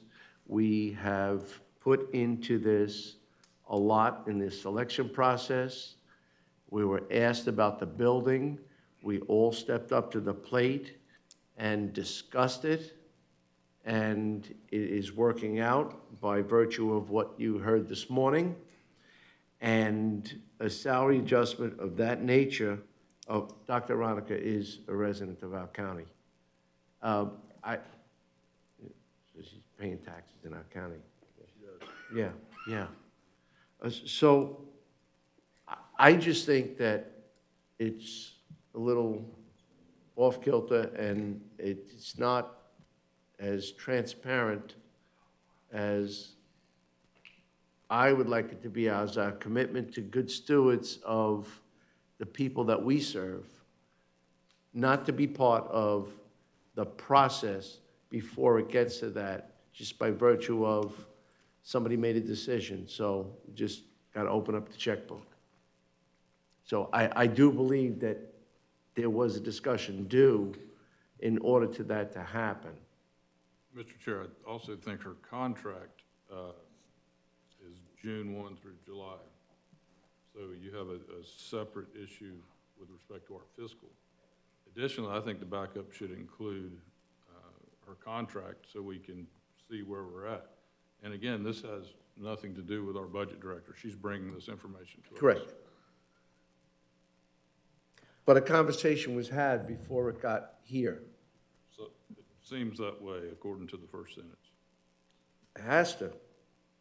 Was anybody from Indian River County included in this study or discussion? Well, I was contacted by the county administrator, and we discussed Before or after the study? after. So St. Lucie County decided that she wanted a raise and did a study and then is telling I us? think she went to St. Lucie County for the raise, and then since they're at 46%, 47% of the salary, the responsibility, and I think it's part of the ILA that I think she reports that. I'll get a copy of that as well. Well, I understand that they pay the lion's share, I get that, but you're still talking about a 33% increase in her salary. That's pretty significant to not have, I mean, I can't disagree. I would like to see this pulled and have somebody come and talk to us about what the process is that they went through to even come up with that suggested salary because I'm looking at the information on this survey and it doesn't necessarily indicate to me that the number that they have gotten to is justified. You know, and the way I look at it is, our taxpayers are silent partners with a gag order. They had no say in the matter, but they have the ability to pay the taxes that are going to be used for this appropriation. And I believe that at that point, that we as a county representing the good citizens who are paying their taxes to be involved in the process. And not just one phone call to the county administrator and, all right, we'll just get that going. I just think our taxpayers are due more of an explanation, participation by us, because we were committed in the selection process, we are committed in the building process, and this is just another expenditure that should be accounted for, and we should have participation when somebody's getting a 33% increase. I think you all would like to have a 33% increase. $127,000. That was it. Again, this is not about Dr. Aronica. This is about the process, how we're here today, what we're doing, and how it got to us. Mr. Chairman, I agree with y'all and Commissioner Adams. I think we need to take another look at this, maybe have the county administrators meet and report back to us and have somebody come here. I don't know who that would be. I don't think it's the county's job either to tell us this is what we want to pay or y'all join in. I think we all have to agree on that. So maybe the county administrators of the four county areas should get together, talk about it, bring us back something that y'all can agree on. I mean, explaining our position. I'm sure, because I remember when we were building the facility, Okeechobee was like, no way at all. We can't afford this, that we're gonna build a facility. But at least we see that's getting done, so maybe, that's just a thought. I mean, I'm open for a game. I think we need to look at this as a whole and not be basically told by St. Lucie County, this is what we want to do. Agreed. Is someone going to make a motion? Move it? I'll be glad to, I'll make a motion to have the county administrators discuss it somehow together as a group to see what they can come back with information, what are contract states, all those things, and we'll make a decision from there. But I think at least it's just easier for them to get together. The county administrators should talk about it, and other than trying to get us all to talk about it. The county administrators aren't commissioned to adjust the budget. We owe it to them. So they can communicate all they want, but that comes back before this body. Yeah, bring it back, and have the county administrator bring something back. So that's my motion, Deb. So it'll be an agenda item in the future. I'll second that. The agenda item 22. Right. Okay, not the entire package. Correct. And as part of that, can there be somebody here that can answer our questions? I don't know who I'll that would request be, but somebody made a decision and did a study, so somebody can be here to answer the questions that we have. I think St. Lucie County did the study, but yeah, might not hurt to have the medical examiner here too. Not sure. Salary studies affected our budget. Mr. Chairman, let me rephrase my motion. Make a motion to approve the miscellaneous budget amendment Well, we had a motion and a second. with the exception of, Wait a minute, excuse do me. you want me to clarify it better? The second, this is the second removed, and if the initial is removed, then you can go ahead with a new motion. Okay, it's my motion. We approve. It's fine, I'll remove, good with I'll that? remove the original second. We approve the miscellaneous budget amendment with the exception of 22, and then 20 under 22, we have the county administrator meet with the other county administrators and vet this out and come back to us prior to the June 1st deadline. It's going to be a public meeting. It's going to be on our Yeah, agenda. he'll bring it back here. Okay, okay, that wasn't, Can we do it in a separate way? I have two separate motions. I'd like to You would like? have an approval of everything exclusive of 22. So this way, that's done, I like that idea. okay? So you're, I'll make a motion to approve the budget amendment with the exception of item 22. That's my motion, with the exception of item 22. I have a motion. And a second. We have a motion by Joe Ehrman, seconded by Commissioner Moss. Any further discussion? All in favor? Opposed? Motion carries. That leaves item 22 at the abeyance, which, Make a motion to have the county administrator come back with information such as how the study was done, the contract, and ask somebody to be here to present that information at a future meeting prior to the June 1st. second. discussion.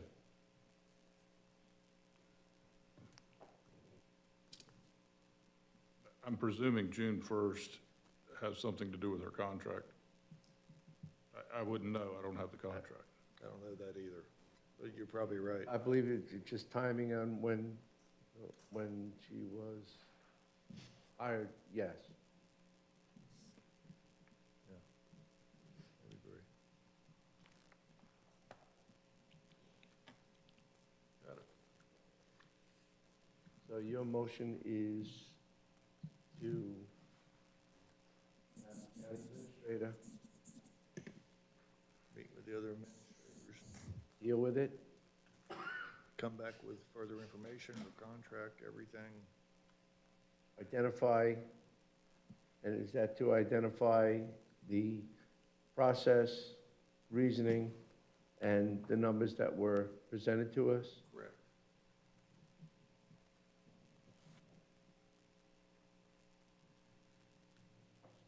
Yes. You understand? Any further discussion?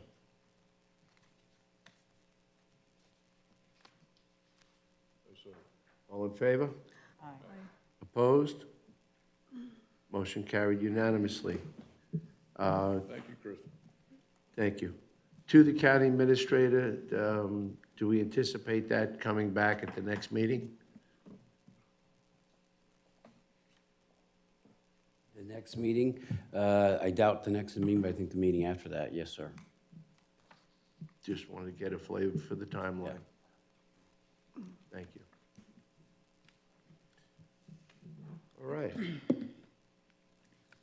got miscellaneous done, well, for the most part. And now we'll move on. We have no public notice items, but we do have Community Services, CSAC, and it's item 13B1. And we have a return on investment report. Go team. Here we go. Chairman, Commissioners, on behalf of the Children's Services Advisory Committee and the Community Services Department, I want to begin by extending a heartfelt thank you. Your continued commitment to funding programs that support the children and the families of Indian River County is not only appreciated, but it's truly impactful. This funding represents one of the most proactive, forward-thinking investments you can make in the well-being of this community. By supporting wraparound services such as after-school care and summer enrichment, you're helping our working parents remain employed and children stay engaged in safe and supportive environments. Your leadership here ensures that families in Indian River can access essential resources without trying to choose between job stability and their child's safety or development. But it really doesn't stop there. Thanks to your support, these programs extend from prenatal care all the way through high school graduation, offering a continuum of services that build strong foundations, address challenges early on, and unlock potential in every child. So I'm going to let Megan, our Human Services Manager, take you deeper into the outcomes, performance measures, and the really incredible impact that we're making here because of this funding, and talk about what that investment means for the future of Indian River County. Good afternoon. I had in my speech, good morning, but we had to do a little editing. I'll walk you through quickly. We just wanted, again, to say thank you for everything you've done. When you look through the research, it shows that there is a 2.7 to 16% return on investment for every child, not for every, but for serving early childhood education and programs. We, in 23-24, our annual report, which I'm not going to go through all of it, but it is posted on our Children Services website. We had over 20,000 touch points through 46 funded programs. So this return on investment is happening here in Indian River County. Just a couple highlights. 97% of children in early childhood development supported through CSAC funding demonstrated improved gross motor skills. 571 children entered kindergarten ready to learn thanks to the support of our programs. 80% of participants in workforce programs transitioned to employment, becoming law-abiding, tax-paying citizens. 100% of children in our intervention programs avoided the juvenile justice involvement, which we all know can be a very costly program. So being proactive instead of reactive is something that I thank you for allowing us to do. Oh, last one, 97% of participating parents showed an increase in developmentally appropriate parenting skills, helping build that foundation for their children very early in life. We are moving full steam ahead. So in 24-25, thanks to the Board of County Commissioners who allocated over $3 million to invest in children programming, we have 47 funded programs. The CSAC staff, along with the CSAC committees, have been out to the majority of these programs doing site visits to ensure that their activities are aligned to the outcomes that are stated in the goal. Each of these 47 programs that we are funding submitted an application in the funding priorities that were identified in our needs assessment. Those funding priorities quickly are health and well-being, nurturing families and communities, and success in school and life. Those needs identified from the Needs Assessment Committee looked over thousands of pieces of state data, local data, and research studies to determine what our local needs are and what the biggest return on investment is. So with that, we are just going to quickly show the return on investment for each funding priority. I'm not going to read every one verbatim, but it is on our Children's Services website for any of you to go deeper on, or anybody in the community. So just a couple. In the health and well-being, the cost savings for investing in prenatal care is around 5.7 return on investment, and it could save the society $26.2 billion, or almost $51,000 per infant. Nurturing families and community, this is just a big one. To catch a 14-year-old and save them from an at-risk path, it could save society $3.2 to $5.5 million when you compound all of the things that you have to do when you have somebody that's incarcerated. Lastly, success in school and life. Investment in early childhood programs for disadvantaged children yield a $4 to $16 return. And we all know if we were investing, that's where we'd want our money to be. One other one that I found very interesting is that investing in youth career and technical education programs leads to a 220% return on investment within 5 years. So the money that you guys are investing in our children and our family are really making a difference. We see it every day. We hear the impact stories, and we can't thank you enough for everything you do. I know together we can ensure that every child in Indian River County reaches their full potential. So thank you. Any questions? Yeah.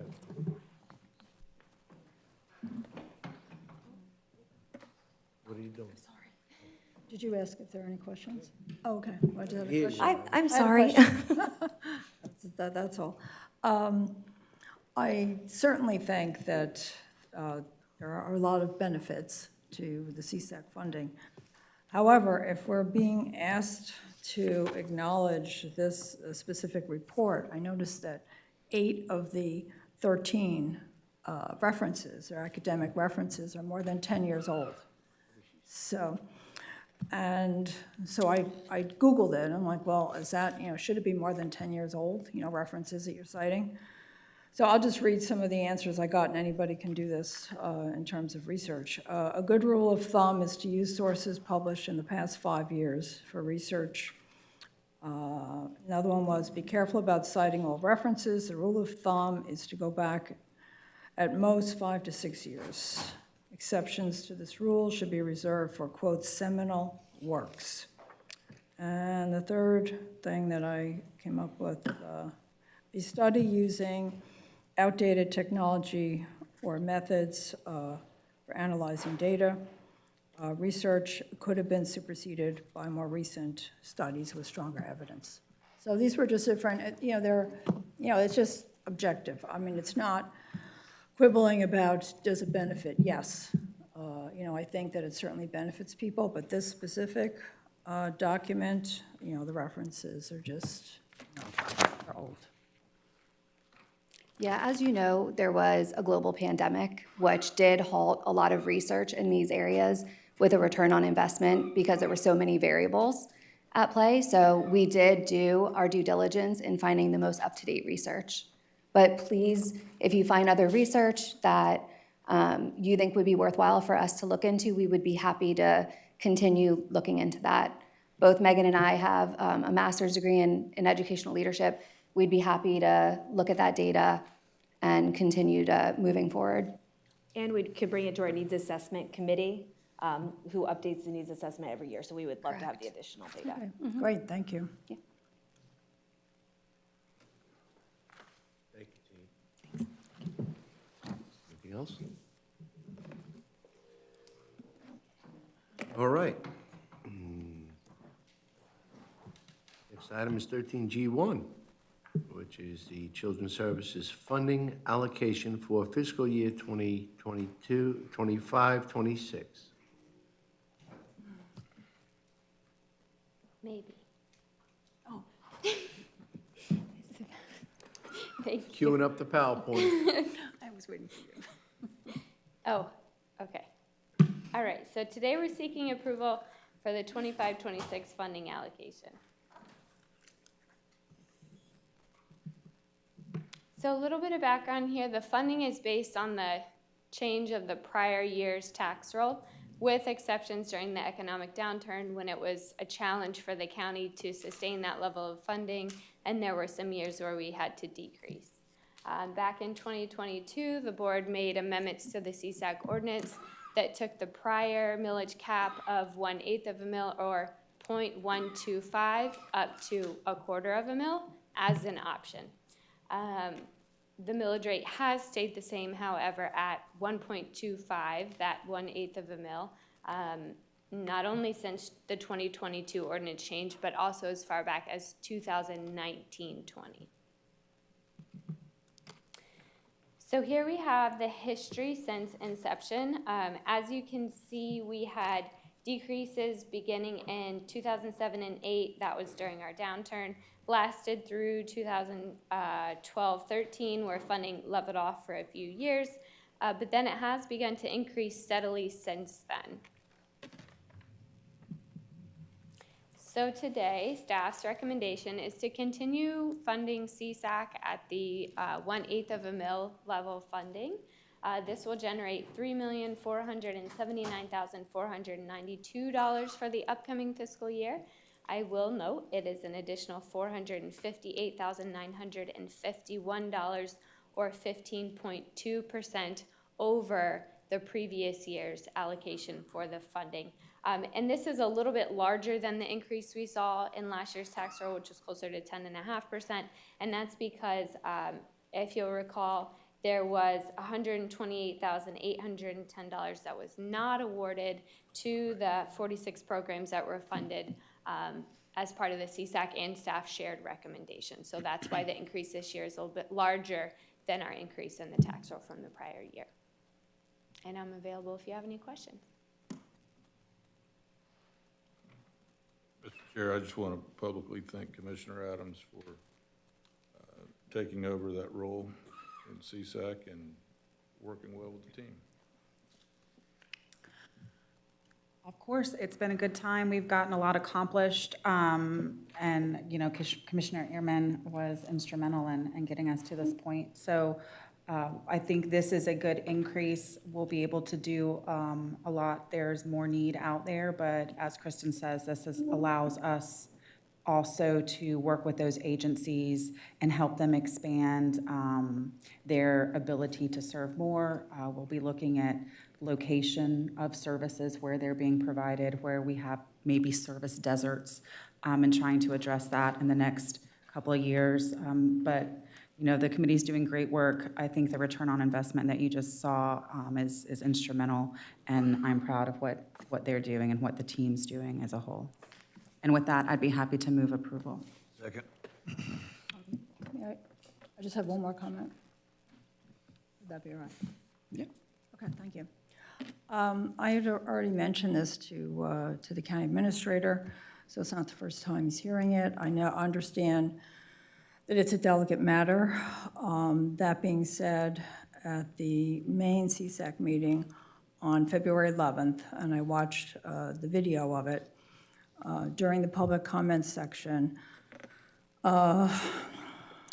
fears were expressed that there was staff retaliation could be in play against certain agencies that might have questioned certain practices. So anybody can watch that video. I just want to ensure, and I said I've already mentioned this to the county administrator, I just want to be sure that people, all the people participating, you know, all the nonprofits, feel free to ask questions and to speak up without any fear of reprisal, in a very open atmosphere. Because I know myself, my own experience was that on August, for our meeting, August 23rd of 2023, I had questions. And just because you have questions doesn't make you the problem. You know, it doesn't. But the questions I had, and this is all public record, and I'm not going to read the questions now, but I'll read segments of it so you can see, perhaps recall the tone of it. Number one was, I would suggest for your consideration. Number two was, do you have a preference? And number three was, do you have any comments or suggestions? So it was just to get the ball rolling on certain areas having to do with policy. And it was summarily voted off the agenda that day. So I've experienced a bit of suppression or hesitancy to discuss openly items that should be policy or even just should be considered. So I don't want this to happen to anyone else, because I'm in a position where I can take that, because, I stand for re-election and did very well in the last election period. So I have that to fall back on. But these nonprofits, I try to put myself in their position. If they are afraid of any reprisals because they have questions, comments that might be unpleasant to be heard, or maybe just people don't want to talk about it. But at any rate, I would appreciate it if the county administrator, and I've already discussed this with him, could, however he chooses to do so, look into this, because I just, if there is this Commissioner Moss? concern, I'd like to see it addressed. If I could address your concern, since I'm the chair of that committee and I was there that day, and if you had watched the entirety of the meeting, and we can talk about the entirety of the meeting, it was very clear that the agency had come in for funding under the wrong category. In fact, they admitted that at the meeting, A. B, staff makes no decisions about funding. Staff makes no decisions about the programs. Staff makes no decisions about any of that. They guide the committee makes the decisions, then the sub-grant committee, the needs assessment committee, and the main committee. The main committee sets up all the requirements that these nonprofits have to go through, not staff. There's no opportunity for staff to have any kind of reprisal because staff is not in any kind of decision-making position. And in regards to your item on August 29th of 2023 that was removed, that wasn't removed by staff. That was removed by the fellow commissioners that sit up here that are also elected. So I think it is, again, a misrepresentation that staff has anything to do with the decision-making process. What staff does do is puts together a PowerPoint presentation. As you know, you used to be on this committee. You used to chair it.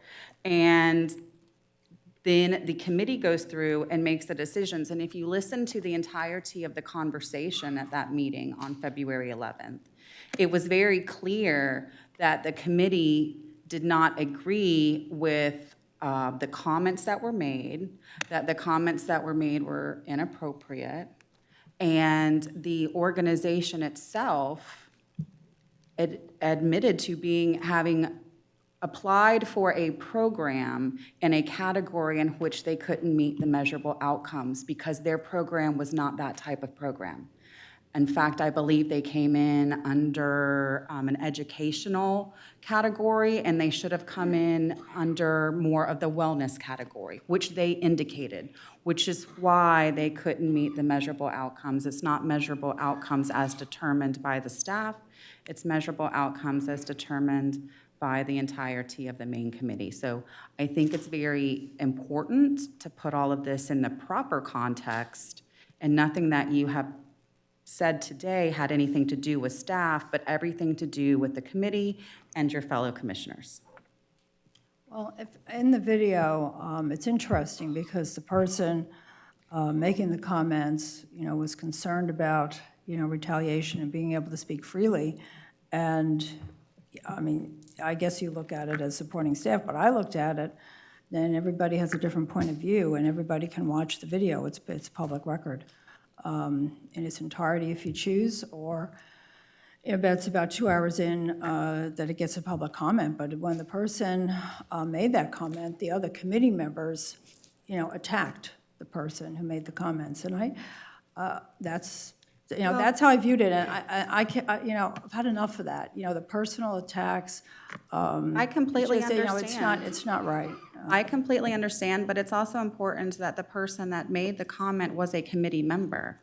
It was not somebody from the public. It was another member of the committee. And I will say that we have reevaluated the way that the agenda is done. So if a committee member has something that they want to bring up, it will be on the agenda for everybody to notice. So there's none of this gotcha moment at the end of the meetings, just like has been happening, because that's unfair to committee members and it's unfair to staff. I think that it was very clear that where staff has gone with this, and this group is doing a lot better as far as transparency, as far as responsiveness, and as far as providing information. I also know that you have not necessarily been the biggest supporter of this program or this funding since its inception, which I respect. You don't have to, just like I'm not a big supporter of some of the other things that we have funded as a commission. That being said, I think it is very inappropriate just to lob grenades into conversations without the proper context and blame staff for things that are decisions of commissioners and committees. And with that being said, Nobody's blaming staff. you just did. So there was. Hang on, I just said take a I look did make a at it. motion, and I think there was a second, Mr. Chair. I'd like to call the question. It was. I appreciate your edification and information pertaining to the meetings. I just want to add that I have witnessed the meetings, and we talk about measurable outcomes. It's not the two individuals that are sitting in the room. It is the board. When they are looking at this, there is dissension, as you're aware.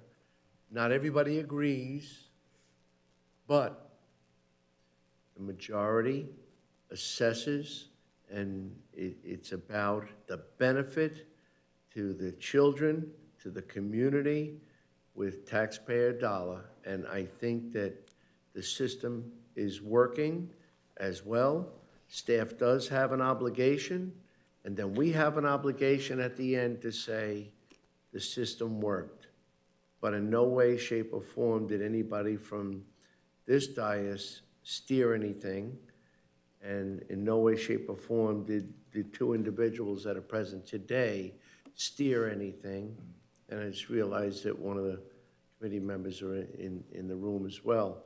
So again, if you're going to castigate on a system, know how the system's working, who the people are, and what's being discussed in the approval process, and then you got something. We have a motion and a second. Mr. Chair, if I could just add, I've heard the word suppressed and reprisal, and I think it goes back to understanding the topic and understanding and believing in the staff that this county has, whether it be CSAC or a traffic study, for example. We have to move the dial and not talk about suppression, not talk about reprisal, and understand the commitment that our men and women of this agency have. Thank you. Motion and a second. Any further discussion? All in favor? Aye. Opposed? Motion carries unanimously. Thank you. Next item is Public Works. Item 13J1, which is the options for paving of 32nd Avenue in the Gifford neighborhood. There are attachments. And on disclosure, there's option 1 and 2, but there are 3 options. And, well, good afternoon, Doc. Good afternoon, Honorable Chair and Commissioners. Adi Javed, Public Works Director, here to present the options for paving of 32nd Avenue. You have the attachments and the board staff report in front of you, and I have a quick presentation where I'm going to go over some of these options with some more details. I also wanted to point out that we recently actually met with Progressive Civic League and also shared this information with me. We also had County Administrator John Titkanik and then also Nancy and Chris Walter as well. And these 3 options were presented to them as well for information purposes only. So the 3 options that we're looking at, and obviously these options are more conceptual at this time. One is just paving 43rd Place between 33rd Avenue and 32nd Avenue within existing county right-of-way. The second option is to basically pave 43rd Place and 32nd Avenue.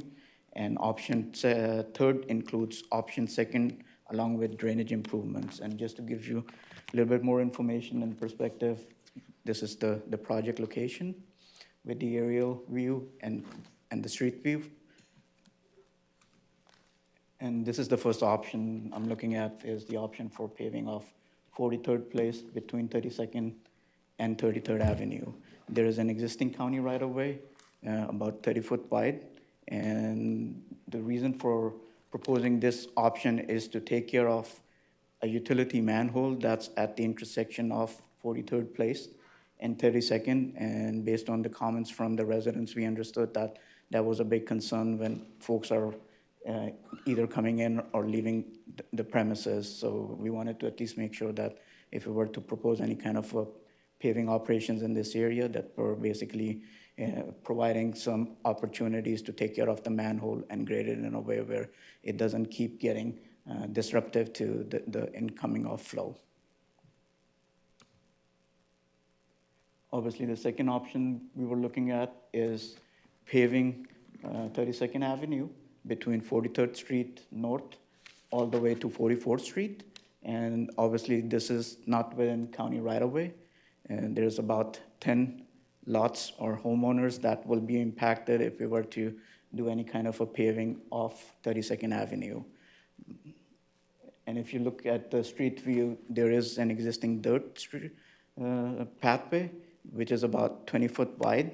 And the proposed recommendation for this paving option includes basically paving it and having to also look at some options for drainage improvements. Last option that I wanted to also present is basically not just pave 43rd Place and 32nd Avenue, but also look at doing some drainage improvements along 33rd Avenue and bring them all the way north to 45th Street and tie those drainage improvements into the Indian River Farms Water Control District drainage canal up there. This will not only address the paving issues, but it will also address some of the drainage concerns that we heard from the residents during a recent meeting. And these are the three different options. And I also wanted to point out that the cost for all these three options, so for option one, it's about $300,000. That is only for paving of 43rd Place. The second option, which is the paving of 43rd Place and 32nd Avenue, is about $1 million. And for third option, the cost is about $2.5 million. As I mentioned, there's going to be impacts to about 10 homeowners if we were to pave 32nd Avenue. And this map basically shows those impacts. One thing I also want to point out is that typically for streets like this one, county used to require a 70-foot wide right-of-way. That has changed in past years from 70 to 60 to now 50. Obviously, in this case, if we were to take 50-foot right-of-way, there would be substantial impacts to the residents. So what we're suggesting is to basically make that right-of-way acquisition down to 30 foot, again, consistent with the right-of-way that county has on 43rd Place. And with that, the reason for me presenting these options is to seek your guidance and see if you have any preference for any of these options presented to you today. And I stand for any questions that you may have for. Thank you, Adi. As you know, from the early times, this project is very near and dear to me. It's been a long time. It's been in the Gateway Neighborhood Plan. We've heard many turns of reasons why we can't, and we shouldn't. We don't. There was so many avoidance issues. We've gotten past that, and so I want to say thank you for bringing these options so that we can finally get it done. Because this was signed off for the future plan 10 years ago. And others were involved, not Avi. With that said, I do appreciate the presentation of options. First and foremost, I don't believe option one addresses the issue. It kind of protects the mufflers and the catalytic converters from the manhole because it's an avoidance. You got to go through the hammerhead and you get it back around. And I realize it's a short street. It's not, this is not a highway. But in looking at the cost analysis or estimates of option 2 and then 3, well, I'll tell you what, option 3 really does it all. That's the Cadillac, but it's got a Cadillac price. And I believe, and after talking with you, that option 2 really does it. But with a conscience to say, how can we get there? How can we get to the issue of the drainage? Well, option 2 does something of that nature pretty well. And again, I think I'm the only one here that waded through the waters with the local residents. It does flood. We have a flooding challenge, just one street over, then 2 streets over. Amongst them, there is a lot of concerns about drainage. but that area specifically does have more of a concern, because it does flood. We get a rain like today, I'm sure there's water there. Anytime we have that flash drive, it builds up real quick. That's a lack of drainage from the engineer. So such being the case, I think that option 2 works well for what we have to address, and that's protection of that manhole, ensure a personal, I don't know, well, the access. And then it gives ease of access through the community, and it provides for drainage. I would like to see more drainage, only because sometimes the boots don't work. It's that much. And I know you're aware of that, but is that enough to trip it to a $2.5 million project for that street? I think if we had assurances, and then maybe if you think it's possible to hit the drawing board just a little bit more, because there's some swales that might be able to help in the process that we've identified and discussed, and there's drainage applications that may have been held back for the premium position. But if we can incorporate them a little bit more into that middle-of-the-road project, I think you have magic. So we can definitely look into option 2 with maybe a modified approach for stormwater and drainage issues. I do want to point out that if we were to go with option 2, then, in that case, just so you realize that, we will not be completely eliminating any kind of drainage issues. We will help alleviate some of the flooding, but it would not completely be removed. And obviously, one of the reasons for having a higher price tag with option 3 is because there will be some coordination required with St. John's and also with Indian River Farms Water Control District, if we were to move forward with doing it all. Is there a possibility, Ari, to enhance to make a hybrid, as we say, juice up the volume? We can definitely look at that as part of option 2 and see what we can do. Yes, sir. There's an opportunity to look into that. You think we can enhance the drainability of the project? We can certainly do some of that. Not all of it, but yes.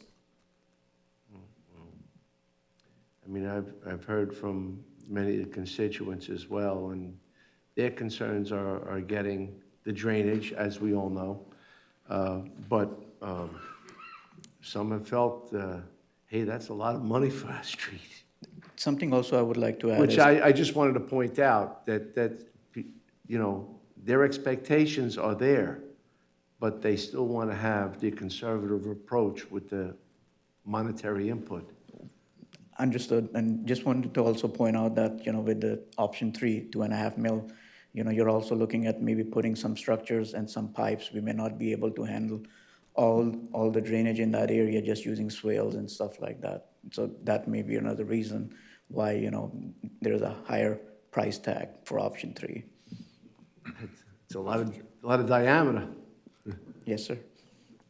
Mr. Chair, I understand through the administrator that he's spoken with Gifford Neighborhood Plans, Progressive specifically.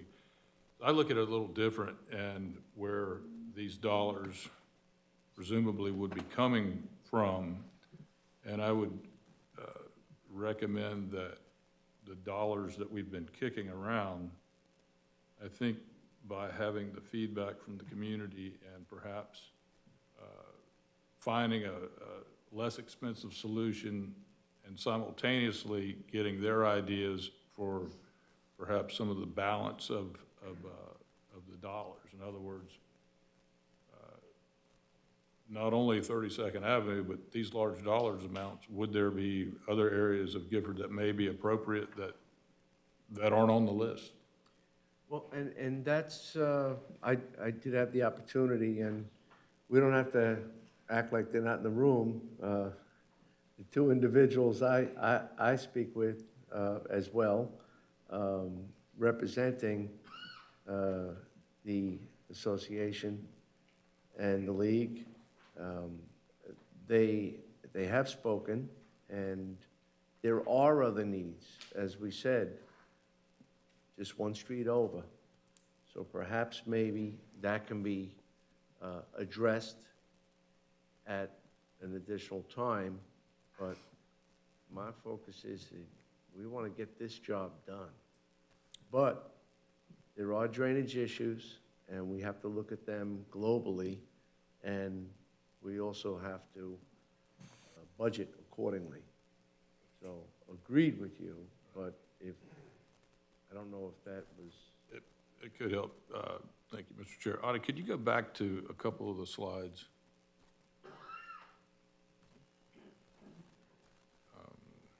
The last one, actually. I keep going. The one closer, I think there was a red truck in the driveway, seemed close on 32nd. Right, in that area, and I think I read something about a term I've never heard before. Was it knuckle? Hammerhead? I haven't heard that. I don't know. And a lot of people don't know what the hammerhead is. Adi, if you want to. Sure, so that was just basically a description because we're right at the intersection, we cannot just pave to the middle of the intersection, and we have to make sure that we're taking care of all the approaches at that intersection from 32nd and 43rd. So that's why we came up with the terminology hammerhead. Learn something every day. Has there been any discussion about one-waying the street? So in this case, potentially, since you're looking at a 15 to 20-foot wide street, it will, in essence, will act as a one-way street, but, instead of putting like a one-way street, we still want to keep it open to be able to provide access for folks to be able to go in and out. Otherwise, if you make it one-way street, it would have to basically either come from 43rd Street or come from 43rd Place. Right. For example, that photo there at the bottom, seems to me that would get awful close to that house. In some cases, yes, it will. And one of the other things what we're looking to do is I'm going to have our county survey team go out there and stake some of these areas, once we get a go-ahead from the commission in terms of which option you want us to pursue and get a better idea of the impacts and see if we need to maybe, tweak some of the alignment. Obviously, this is more conceptual stuff, but once we have more further guidance from the commission, we can look into it and set something in motion. And we've had feedback from those 9 or 10 residents? So we have not specifically talked to individual homeowners yet. We wanted to bring it back to the commission for your feedback before, we initiate any of those conversations. But we did, just like I mentioned, presented this at the Progressive Civic League, and I believe some of the residents were in attendance at that workshop. I think he had some comments. Mr. Chairman, if I may. So, Adi, let's just say for right now, we're gonna pave all those streets. How wide, again, is the pavement supposed to be? You think you already said it, but tell me again, how wide would the pavement be? So we're looking at potentially 15 to 20-foot wide pavement section in this area. When I went by this site yesterday. I'm no engineer, but I pretty much know where county right-of-ways are based on landmarks, telephone poles, all that sort of stuff. I see us moving into people's front yards and taking a good portion of their front yard on 32nd Avenue, just by doing the minimum, basically one car almost, make a single road. It's still gonna take a good portion of their yard up, take their mailboxes, the shrubs on one area are gone, and it's right up next to their front porch at the edge of the road. I look at this and go, there might be this road needs improvement. But how much improvement does it need? I mean, it's kind of swaley and kind of unlevel, and that's probably part of the drainage issue. It's got some dips in it, some heights in it. I would almost say that this project needs to be redesigned as either, I'd like to pave it, but I don't know if paving's gonna cause more of an issue, I think, than what we need. What about if we leveled it, got it right, and milled it? I live on a street, 9th Lane, right off of 43rd Avenue. We milled that road 15 years ago, and I sent Kim some pictures. I don't know if you can bring it up, but my millings are great because it's not like 58th Avenue south of Oslo like we were talking about earlier, because that gets some high-speed traffic and a lot of traffic. My road has 10 cars on it. There's 5 houses, 10 cars on it. It doesn't get torn up because it's low speed, which is just kind of low speed. There's not a lot of traffic on it. Just redesign the road, flatten it out, make sure it's even, put the millings around it, and continue with that. That's just my first idea. Because it works, I mean, it works fine if it's done right, as you know. I think if we pave it, we're coming close to all these houses. I mean, you just showed the yellow line, how far it went up to the ones off of 43rd Place. I don't think they would like it. I wouldn't like the road being right next to my front porch, or taking out my mailbox and my shrubs and all that stuff that I have there. I would like to see us spend, heck, if we're gonna spend $2.5 million, I think we could spend it on something, I guess I'll just say it, better than this, than trying to redesign a road that I think just needs improvement. I don't think it needs to be redesigned. I don't think it needs to have paving with a stripe down the middle. I think it could be a nice road with a little less effort, and we can apply, if we have these dollars, and I haven't really gotten to the conversation with the county administrator about these dollars, have these dollars, let's put them somewhere else in the Gifford plan. I don't know, maybe, that's kind of just where I'm at right now. I'm really kind of confused about the whole thing, to be honest with you. No, it shouldn't be. We're committed to make that a paved road. And the word pave is an asphalt road.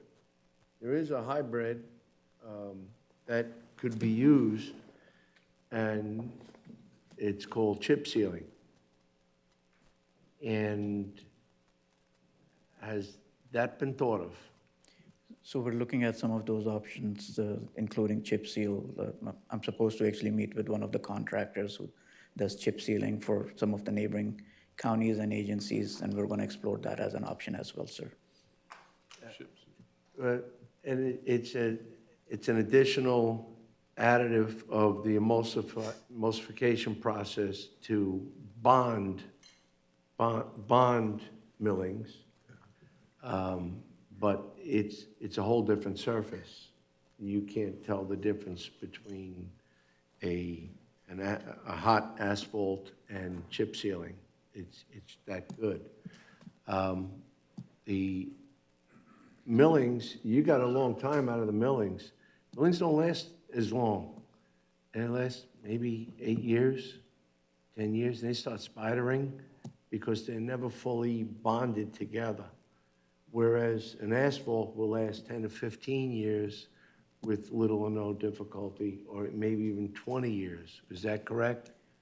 You are correct. At the same time, I would also like to add that if done right, I've seen places where milling can work well. So sometimes it depends on the contractor as well. So it could be a hybrid between what Commissioner Ehrman's saying and your point, sir. Millings are 15 years old, and they're perfect.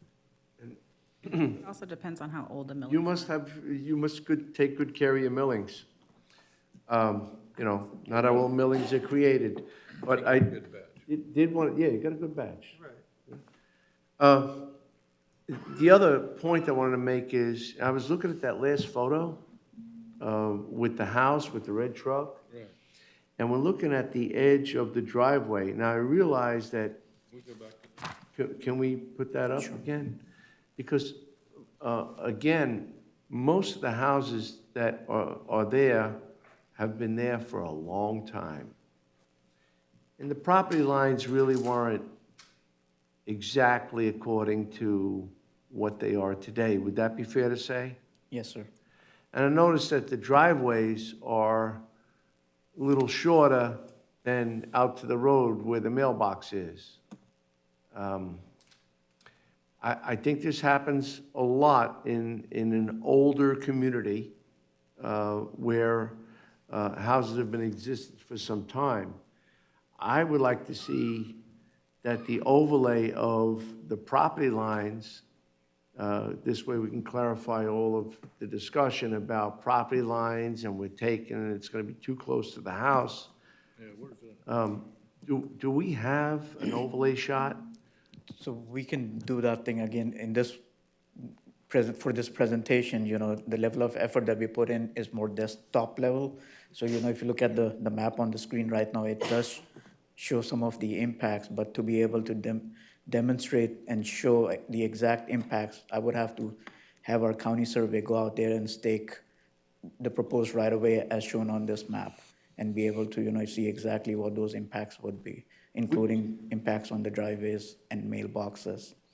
This would delay it once again. We're used to delays with this project. And we can expedite that. I mean, definitely it doesn't have to be weeks and weeks, you know, to be able to go out and stake it and determine the impacts. I'm willing to think that we have a lot of the right-of-way we need, and if that's the case, then the decision on which option is a lot clearer, to say the least. Say we have the right-of-way we need? I said if I didn't hear that part. I'm willing to wager that we have a lot of the right-of-way we need. I have some questions. Yes, ma'am. Option 2 doesn't include drainage, correct?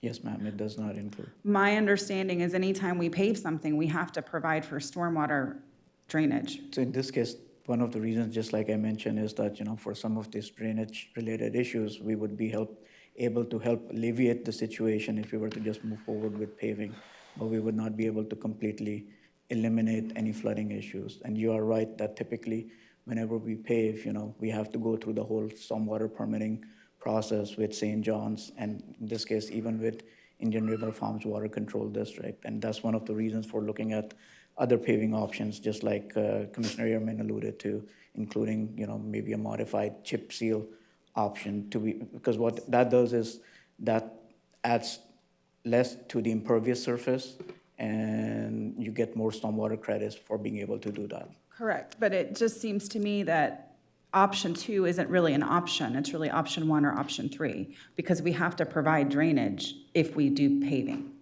And in this case, that's going to either require curb and gutter or swale. So in this case, with option 2, you know, there would be some, what I call like open swales, but there wouldn't be any curb and gutter and stuff like that, especially in this area. If you were to put curb and gutter, you know, you're going to have more substantial impacts on the residents. I don't disagree. I just think that it's a misnomer to say that we're just going to pave when we are going to be required to provide drainage and stormwater. So option 2 is not really an accurate, saying 43rd Place and 32nd Avenue paving, you're still going to have to include drainage. You just are, like it's a requirement.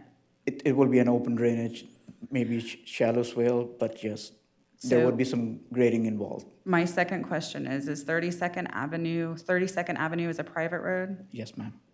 So we don't have any right-of-way? So there is a 10-foot utility strip out there, and it's being investigated right now in terms of whether it's a right-of-way or just a utility easement, but that's all we have along 32nd Avenue. So if you look at the map, it actually shows on the west side, about a 10-foot, I don't know if it's clear So on the where map. it says apparent right-of-way 10 foot, that's ma'am. kind of what we have, but Yes, ma'am. the bigger, okay. So I don't want to put off a decision necessarily, but I don't want to make a bad decision and make a situation that's already been difficult worse. And I feel like we need to give some direction to staff to bring back, I need a little bit more information before I know what is gonna be the most appropriate thing to do. Yes, in the Gifford Neighborhood Plan, we've committed to paving this, and if that's what has been the commitment, then that's fine, but I need to understand exactly what that means from a design and project perspective. Right-of-way acquisition, what is gonna be the cost of right-of-way acquisition if we don't have that right-of-way? What is that gonna mean for some of these people's property? If you look at the top corner where it says Scott on this map, it looks like that's gonna bring that road, or at least part of it, right up to that person's wall.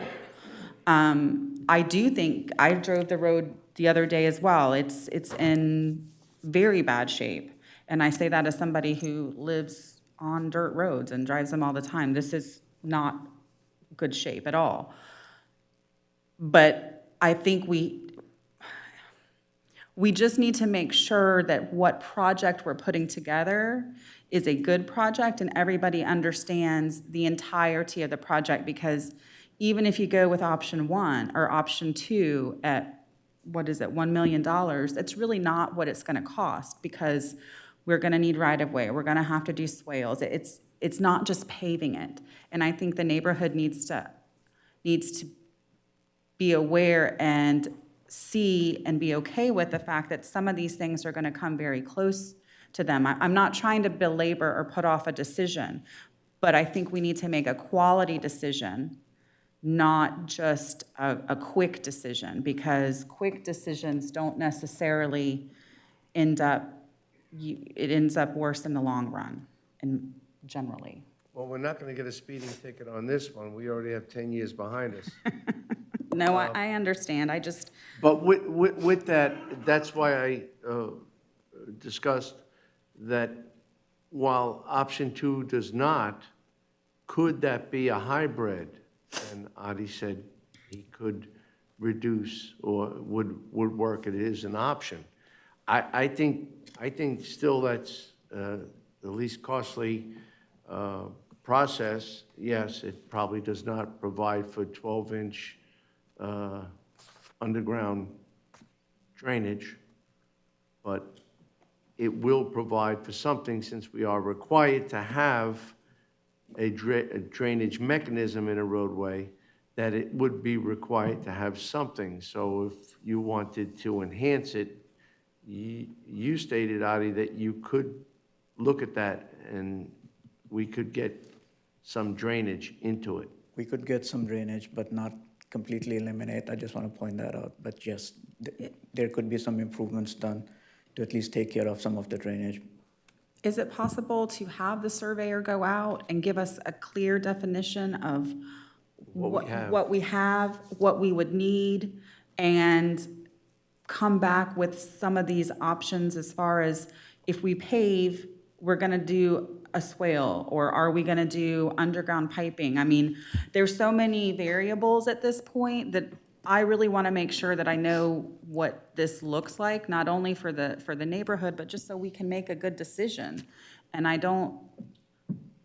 feel like there's too many variables. I don't wanna make a decision and then I didn't really fully understand what it was, and we made a bad decision that's going to make, nothing really can make that road worse. I get that. I do get that. And I get that we made the commitment, and I'm fine with that commitment. I don't feel like I have enough information to make a decision about the options. Sure, so what I can offer to you is that for option 2, back to the Chair's comment, we can do some open drainage and be able to take care of some of the drainage issues. For option 3, that's where we're looking to put pipes to be able to take it all the way to 45th Street and dump it in there. When you say open drainage, what does that mean? That means open drainage basically means shallow swales, and some graded depression areas to be able to take care of some. And some would of the that be flooding. within that 30-foot right-of-way, or would that be in addition? So we will try to do it within that 30-foot right-of-way. So, in this case, it can be potentially, again, this is just one option where it could be a 15-foot wide pavement section with maybe 5-foot depressions on either side. That adds up to, 15 plus 5, about 25 foot, and you will still have a little bit room. Again, that's just an option that can be looked into. Audie, the water flows north, or does it flow west? Based on our review right now, it flows to the west and then goes north along 33rd, based on the initial review and observation, sir. Yeah, I'm with Commissioner Adams on this. I think there's way too much unanswered information, because I'm telling you, you just told me 20-foot road, that's gonna be on parcel 106 and 108, it's gonna be right at their front door. They're gonna be after careful when they step out of the door. In some cases, depending on how far over how wide the road's gonna be and what the needs are. I think we have to have it surveyed and discuss the impacts with these residents as to what needs to be done. We can definitely look into that. The other thing I would like to also offer is that in this case, you're basically looking at more of a paved joint access versus a paved street, That could be like kind of a delineation between like a paved street owned by the city or by us here at the county versus, maybe even looking at it more of like an egress and ingress easement, and then work something out with the residents along those versus, having a complete paved street, because definitely there would be a lot more impacts. And I acknowledge the fact that, one of the reasons for basically asking for the reduction in right-of-way from 50 to 30 foot, because there would be substantial impacts to the homeowners. So not going to deny that there will not be any impacts. In addition to that, Mr. Chair, could we ask for some more firm numbers? I think that what I'm hearing is little differences, but if we have an overlay and we know what we're dealing with, what we believe right-of-way issues will cost, now hearing that we have a utility easement, we don't have that right-of-way. I was under the impression that we had some right-of-way. We only have that 10-foot strip 10 in there, foot. but there's not, Right. it's shown on the map, that's it. Mr. Chair, we need to go into this project just like we would if somebody requested this to be done and there would be an assessment on these homes. This needs to be treated the same way we would do anything. We need to know how much right of way, what's the cost, where the boundaries are, where the road's gonna lay. If not, Well, the we can difference just go is in this there has been and keep included it in the dirt plan. and throw some dirt down and do a nice paving job and level it out. I don't think they want that either. So that's just me. So. Well, Yeah. I'm not supportive of petition paving. We had No. had this I'm discussion. just saying, if. I don't think he was we- talking about doing an That's assessment. not what I was I saying. think he was the process. Right, if It- we. it came out same that way. process. If did. we were doing, if I wanted to get my road paved at my house, and I requested it, that would be an assessment, I would be willing to pay. We need to do the same process, but we're not asking for the assessment, but we need to have the same information as to where these right-of-ways are going and how it's going to affect. I would want to see a stake out in front of my yard to see how close this road's going to come to my house. So we need to do everything that we can to figure it out. Now, I'm not talking assessment, maybe you didn't understand, we're not discussing them, that's not even in the mix. You mentioned the assessment. Well, because it would be the same process, I got you. yeah. Same evaluative research and The other thing I also would like to add is that, the information you're requesting can be done, but that involves more in-depth engineering. So typically, anytime you're doing transportation projects, the first step is to look at the feasibility and look at the options. And that's why we're here with those big picture conceptual options for you to to kind of, get an idea for what may be required. And then based on further guidance or questions, we can go back and look at some more options and, provide you with more engineering and then come back with additional. But at least as long as you can help us identify whether you want us to look at the improvements for 33rd or just focus on 43rd and 32nd, that would be helpful. Well, I hope you're gonna wanna undercommit and overperform. It's called expedition. So, if that's the case, what do you need from us? So in case, what I'm looking for right now is that between those three options, so option 1 is basically for 43rd place, option 2 is for 43rd and 32nd, and then option 3 includes all three streets, which is 32nd, 43rd, and 33rd. So what I need at least is that if you can guide the staff and give us some direction on whether, want us to just focus on 32nd and 43rd and not look at 33rd for, all the drainage improvements, then that's one thing we can use to basically move forward with getting some of the engineering done. Commissioner Fletcher, I don't see how we could just do 43rd or just do 32nd. I mean, the road is, it's already got a problem at that, where they junction, whatever, the intersection. Yeah, I can't use my words today, sorry. So I'm fine at looking at a project that includes 43rd and 32nd, but I need more information on what that means to see what kind of project that looks like. Maybe the design includes something on 33rd because you're gonna have to take into account stormwater. You're gonna have to figure that out. There's not a footprint there really to do what you would consider a normal street, even if it's smaller. So, that is the only direction I'm comfortable giving today, because I think there's too many variables and we need to have a better design. So, how about, And I do want to point out that, we've looked at these options conceptually, so these haven't been like fully designed or anything. These are more conceptual level options presented to the commission for your further guidance and consideration. These the hasn't been. numbers are close, right? Yes. I don't think so. So, no, you're saying that the numbers are fairly accurate? These are ballpark figures, though? Well, these are based on today's construction costs and the design, and we also looked at the Oslo MSBU as a comparable because we just went through the same design for that stuff. But obviously, things can change, and wanted to at least present the options in terms of what can be done. Less the right-of-way, because the right-of-way, I mean, we need to See, the other have thing the with, cooperation of the residents and fund them accordingly.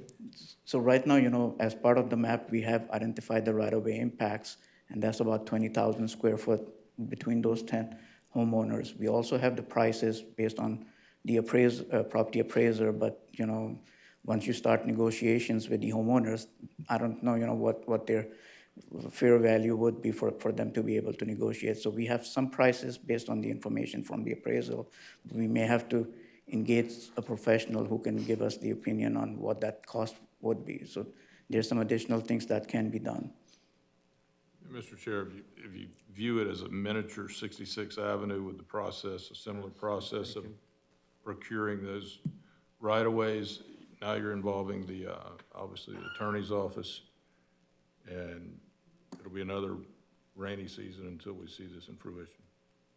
Another rainy season. We started 66th Avenue in 2007. It's not completed.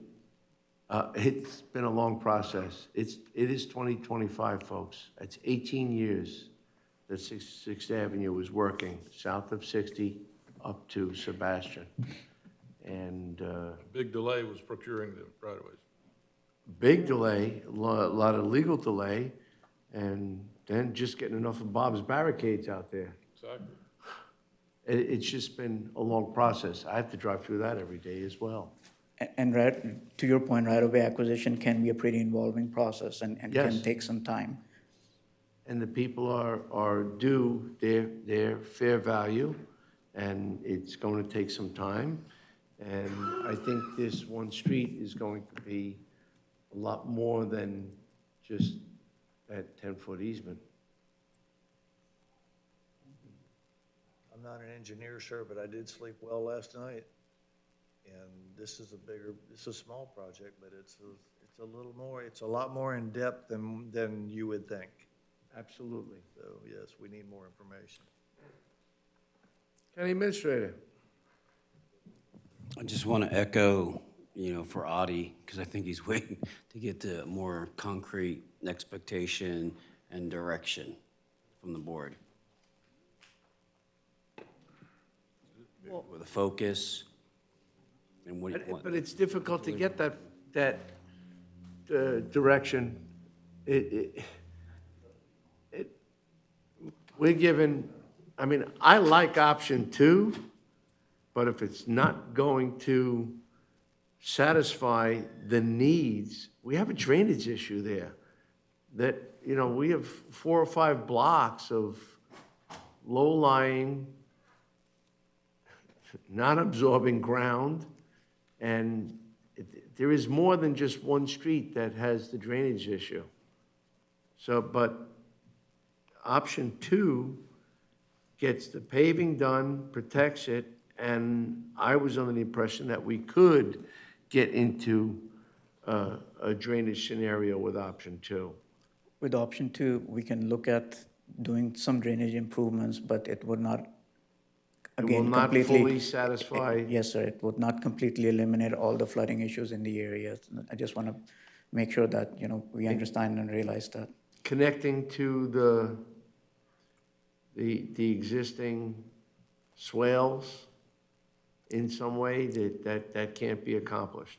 There are no swales right now in that area, so it's all open shoulders, like grassy areas right next to the streets. So, as such, there are no swales, and that was one of the reasons for, if we were to do any kind of a paving, we can come up with some depressions or some swales that can help with some of the drainage, because right now it's all flat, so it's all sheet flow that goes to the west and then goes to the north.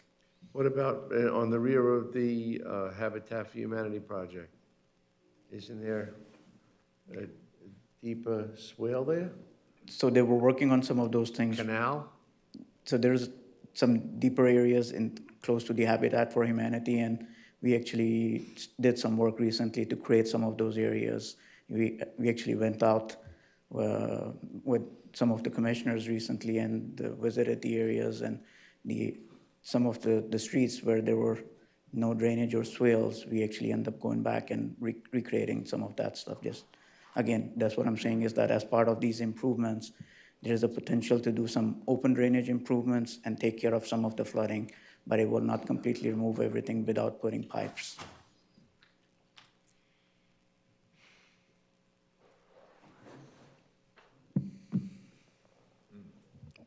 How long is it going to take to come back with it? I'm going to ask it again. How long is it going to take to come back with the new and improved version with the overlay and the surveyed property?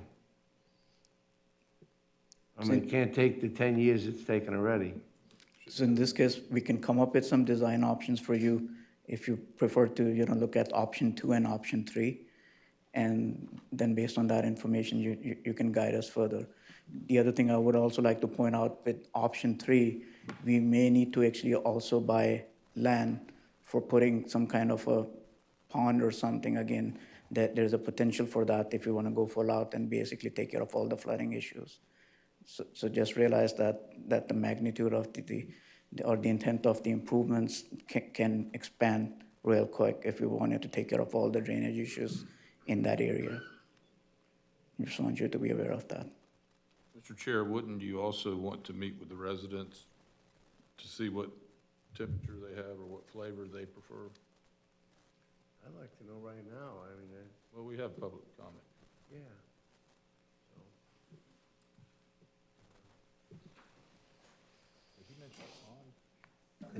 Yes, he did. Yeah. Where do you put this retention? So we would have to look at probably along either 33rd or 32nd. Again, that would be one of the options we would have to look into. if we were to go with full-blown drainage improvements. So it gets a lot more involved. And that's why when you ask the question about, what can be done about the option 2, there would be some minimal stormwater improvements, but it will not completely eliminate all the flooding issues out there. I just want you to know that thing. Mr. Chair, if I could say something for a minute, as I have been deeply involved with the Gifford Neighborhood Plan. As speaking with the residents and everybody in the actual area, we all know that this is part of one of the Gifford Neighborhood objectives. That doesn't mean that this is the first bite of the apple. At the last meeting that we had when we were directed to come back with this, it was given direction to staff to look at the paving on these 2 roads.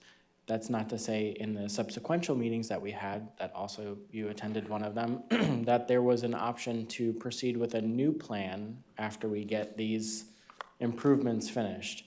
It was the general direction of the community that they really wanted these last few items buttoned up before moving forward on another Gifford Neighborhood Plan.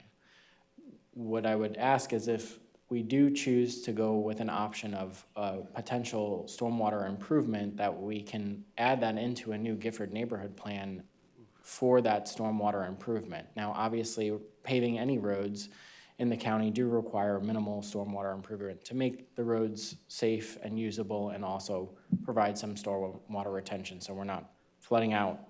But obviously, from our meetings, and John and Nancy were both there as well, that stormwater is an issue on 33rd, and that could be part of another plan at a later time. Well, again, this all started when we were all a lot younger. And I don't want to add to another millennium to the project. And that's what it sounds like it would be migrating to another, let's get it to the planning stage, let's, add it to the plan. If a neighborhood plan was a commitment, it was a document, an agreement. We had many debates about it. I don't want to see the can get kicked down the other side of the goalpost. Of course, Mr. Fleischer. That seems like a long distance away if we're going to add it to the new plan. Respectfully.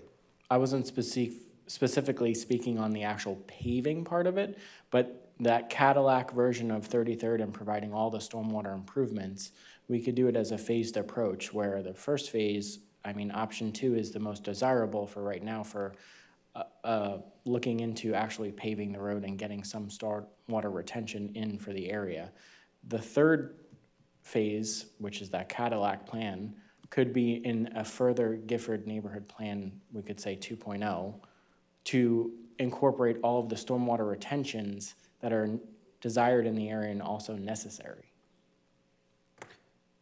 So might I just, Adi, Mr. Chair, can we have an opportunity for Adi and staff to meet and then bring back a timeline at the next meeting on what a design for option 2/alternative option 3 with the requisite data information that you're all looking for in terms of the entirety of the project, the impact to the community, in terms of addressing the issues as it relates to, I think as Commissioner Ehrman mentioned, that all these things that we would do if we were requested to do a specific improvement and have all that information, that more detailed engineering than a concept, and kind of give you a timeline for that.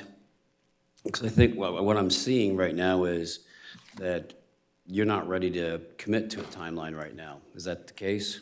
That is correct. We will need a little You don't know bit how more long it's going information. to take? Yes, sir. For the engineering and bringing back more information? Correct, because it will also involve the permitting, like Commissioner Adams was saying, so some of that can also add to the complete timeline. It can be 30 to 60 days for a permit approval, and sometimes, again, depending on the flooding and the level of improvements we're looking to do, it could be more involved. And then the other question would be the right-of-way impacts and acquisition. That would be a big thing. It can be 6 months, it can be 18 months. I've seen small projects take several years before you get all the right-of-way again. Buying versus donation, those are some of the options, but that's something we probably would have to discuss with the homeowners and see. And But I think from the community standpoint, we need the plan. Actually, and there's a member of the with the community, one of the leaders raising his hand, wants to speak, by the way, Mr. Chair. You want to? And I think also it's vital that you speak with the community, because you may have an overwhelming amount not want to participate in the sale of the right-of-way. That would send you to Plan B or C. D. And that could expedite the process entirely. That's why you have to communicate with the community, in my opinion. Sorry, Mr. Chair. Well, you know what? Howdy? I'd like to invite anybody that would like to speak regarding this matter.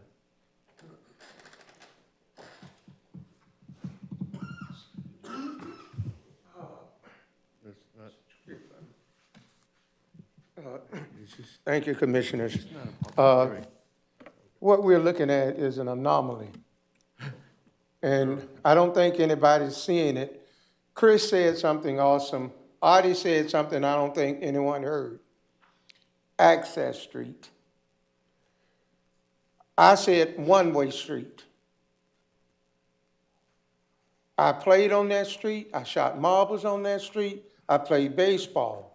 When you start talking about taking these people land, if you're at 32nd, which intersects with 43rd, if you walk that, you're gonna have to buy that whole house on that corner.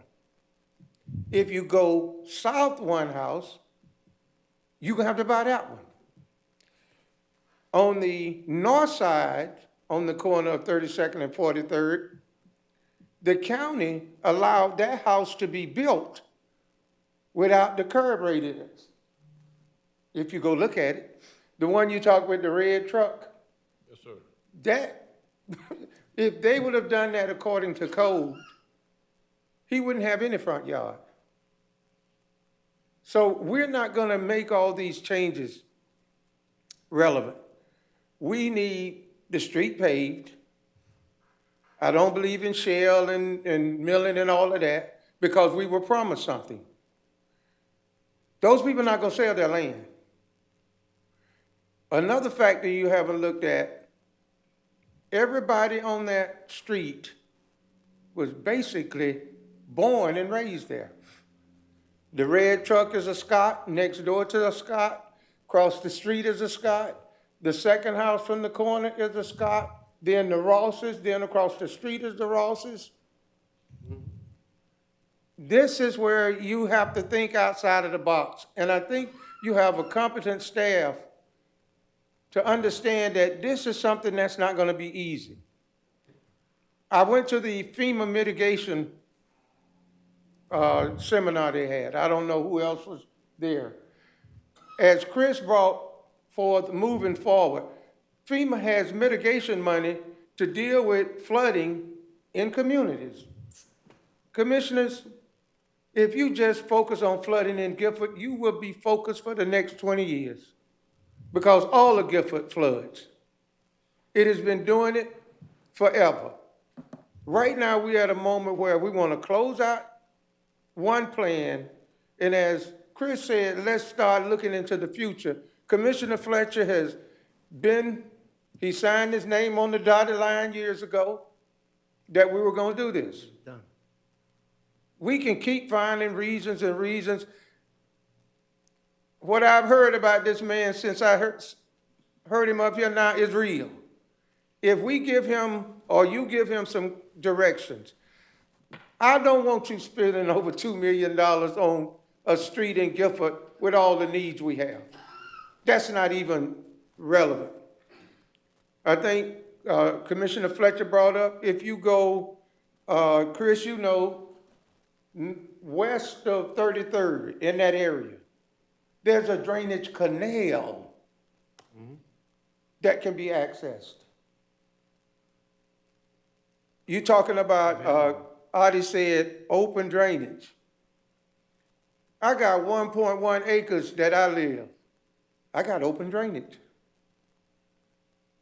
If during Hurricane Milton, you could have bought boats in my yard and So it's not all of that for open drainage. My community wants to see something done. Let's make it simple. Let's make it cost-effective.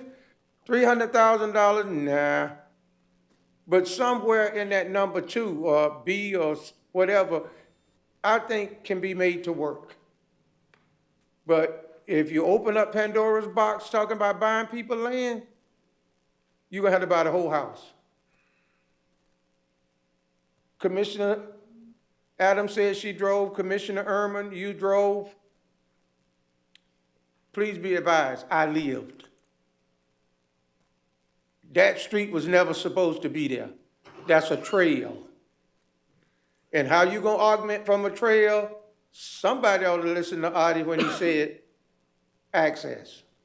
I know a couple of commissioners, I mentioned one-way street. That's the most feasible thing to me. With the hammerhead thing, where it will go in one way or go out one way, but that's gonna be the only way we do it, commissioners. But we'll be over and over. I just turned 72. I like to see this before it ends. So I think you got this man and some staff around them. If you just say, come back to me within this number 2, the hybrid you keep talking about, Commissioner Fletcher, I think we can make it work. That's my 2 cents. Thank you. Thank you. Oh, Joe he is suffering back. He's sick, but he was gonna see it through. And Fred is under the weather, and we didn't want Freddie out in this weather. But, so they made me the hitman, so thank you. Happy belated. Got him covered. All right. Well, Well, but I think that's the whole point of what we're trying to ask. Like, bring us something that we can accomplish and do. This isn't enough information to do that. Bring us back something that fits the bill. Shoot. My goodness, it's been a long day. Just bring us back something that we can get behind, or that has all the information, that has the surveys, that has all that, so we can move forward. Because right now, I don't think we're not being asked to do that. We'll get you additional information as requested, but in the meanwhile, if I can at least get some kind of a consensus to look at option 2 as the preferred option, that will be helpful. Consensus are dangerous and timelines are dangerous. I mean, I think you can bring us something back based on the totality of this entire conversation, which has been going on now. Trust you. Ad nauseum. But yes, let's get it done. We'll make it happen. so there's no vote today. This is going to be continued real soon. We will get you additional information, just looking for some guidance and some consensus. I think we have that, so we can move forward. Thank you. Thank you. Wait a minute, you said timelines are dangerous. No, he did. I don't see him now. I didn't say that. Give me an indication. Give me a few weeks and I'll give you an indication. I'll give you more information on that. 2 weeks. Yes, sir. Here's 3. All right. Couples 2, a few's 3. It's what? It won't make the next agenda. He's not gonna have the information tomorrow. Well, you won't have that because you require it the week before, so it's not going to happen. It's outside the window. Yeah. So realistically, and for the public, I want them to know that 2 weeks is going to be the when's that meeting? 23rd? You mean the second meeting in April? Yes. 23rd? 22nd. We'll have that update. We'll get you an update by then. I'm okay with it. Everybody okay with that? Okay. Thank you. It's the direction. Thank you. Now, at this point, Does anybody from the public want to speak about anything? Bob? Good? I figured you're here. I'm glad you guys kind of went along today. I plan on being here again, Bob McParland, City of Sebastian. We're here as long as you need us. All right, but I went up and the governor had a press conference up in Palm Bay this morning. And We it were looks like invited. they're going to be putting about $390 million into water improvement. Vero Beach got $11 million for water reclamation, and looking for the Indian River Lagoon, $100 million in grants. So hopefully we can work together and get everything along our riverfront from septic to sewer. Fabulous. All right? Yeah, thank you. Great meeting. Have a good day. Thank you. All right. Is there anything else? At this time, this meeting is adjourned.